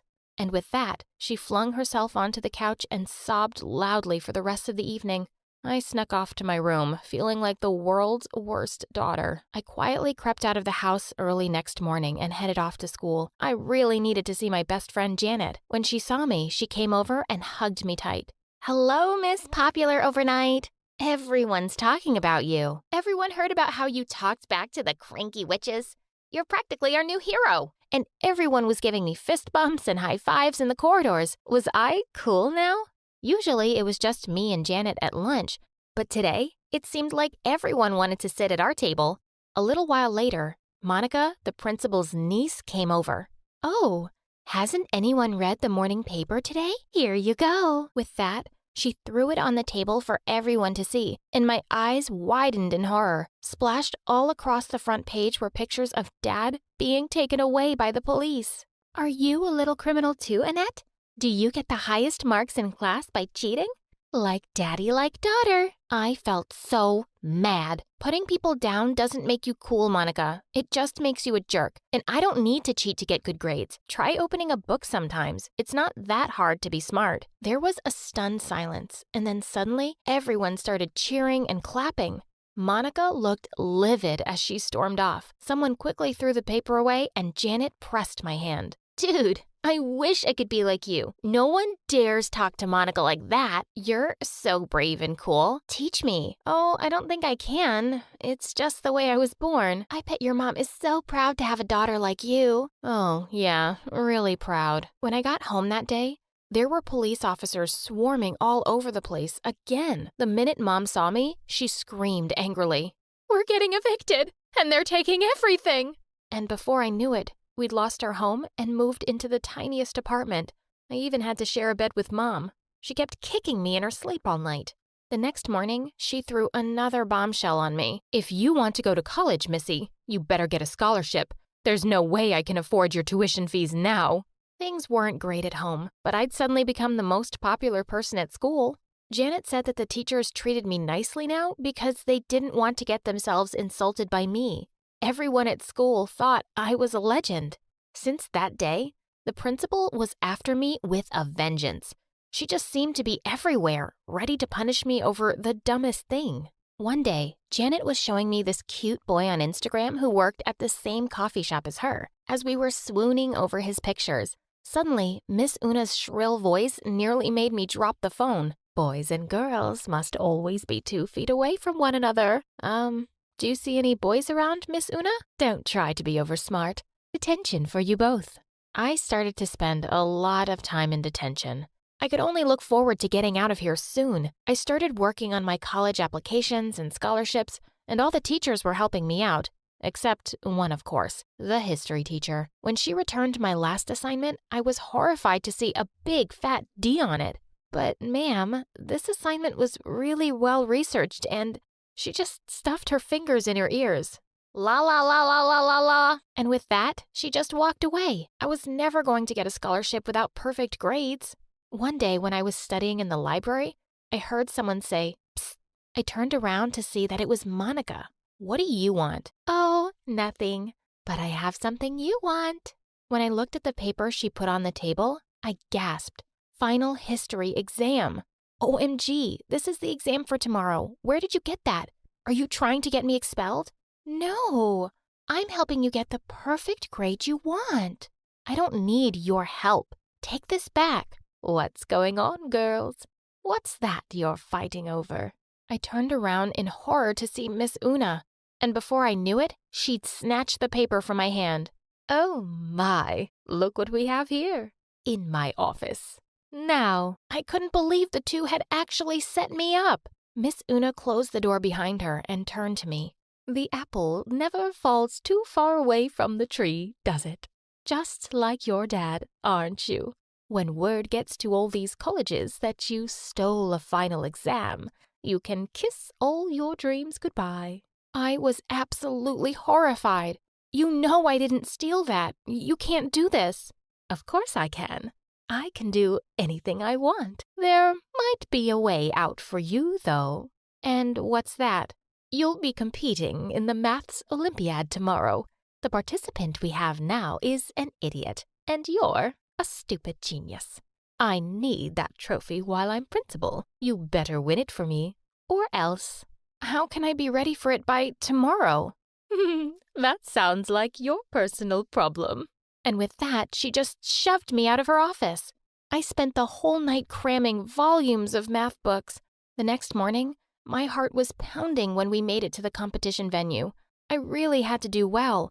My whole future was at stake. After a series of grueling oral and written exams for hours, the results were finally announced. And first prize goes to Fairview School. No one was more shocked than I was. I walked onto the stage in a trance, while Miss Una had already flown up there to receive the trophy, and she kept hugging me and saying how proud she was. The announcer turned to me and said, "We've never had a participant win by such a huge margin. Is there anyone as smart as you in your school?" Oh God, I really didn't want to answer that. I would sound like a pompous butthead. No, I'm the smartest. Amazing! We can't wait to see what you do at the state championship. Wait, what? I thought this nightmare was over. On the car drive back to the school, Miss Una turned around to me. Start prepping for the state competition next week. There will be so many important people there, including the mayor. I'm probably going to be awarded Best Educator. Her face turned really menacing. You'll win it for me, won't you? And you'll keep that mouth of yours shut next time, if you know what's good for you. Janet was horrified when she found out the principal was blackmailing me, but I told her I had to do what she said, and she helped me study day and night till the day of the big competition. Our school was hosting the event, and the place was buzzing with excitement. I was just shaking in my boots. Hours later, the whole school had gathered in the auditorium to hear the results, and the crowd erupted into loud applause and cheers as my name was announced. I went onto the stage to receive my trophy and was asked to sit down for a few questions. Annette, you must be so proud to win this for your school, and it must be amazing to have someone like your principal to encourage you. Would you like to say a few words about her? Oh my God, telling the truth would ruin me. I saw Miss Una glaring at me with a stiff smile on her face. I had no choice. The only thing I can say about her is that she's the most evil principal on the planet. She bullies everyone. The only reason I'm in these competitions is because she told me she'd ruin my chances of going to college if I didn't participate. She shouldn't be allowed anywhere near kids. The auditorium was suddenly filled with pin-drop silence. Just then, Janet rose from the crowd and shouted, "Yeah, she's a jerk." Another student got up and said, "I hate coming to school because of her." And before I knew it, hundreds of kids were chanting, "We want her out of here." Miss Una's eyes were about to pop right out, and she suddenly fled from the scene. Janet had made a video of my interview and the whole scene after, and it went viral.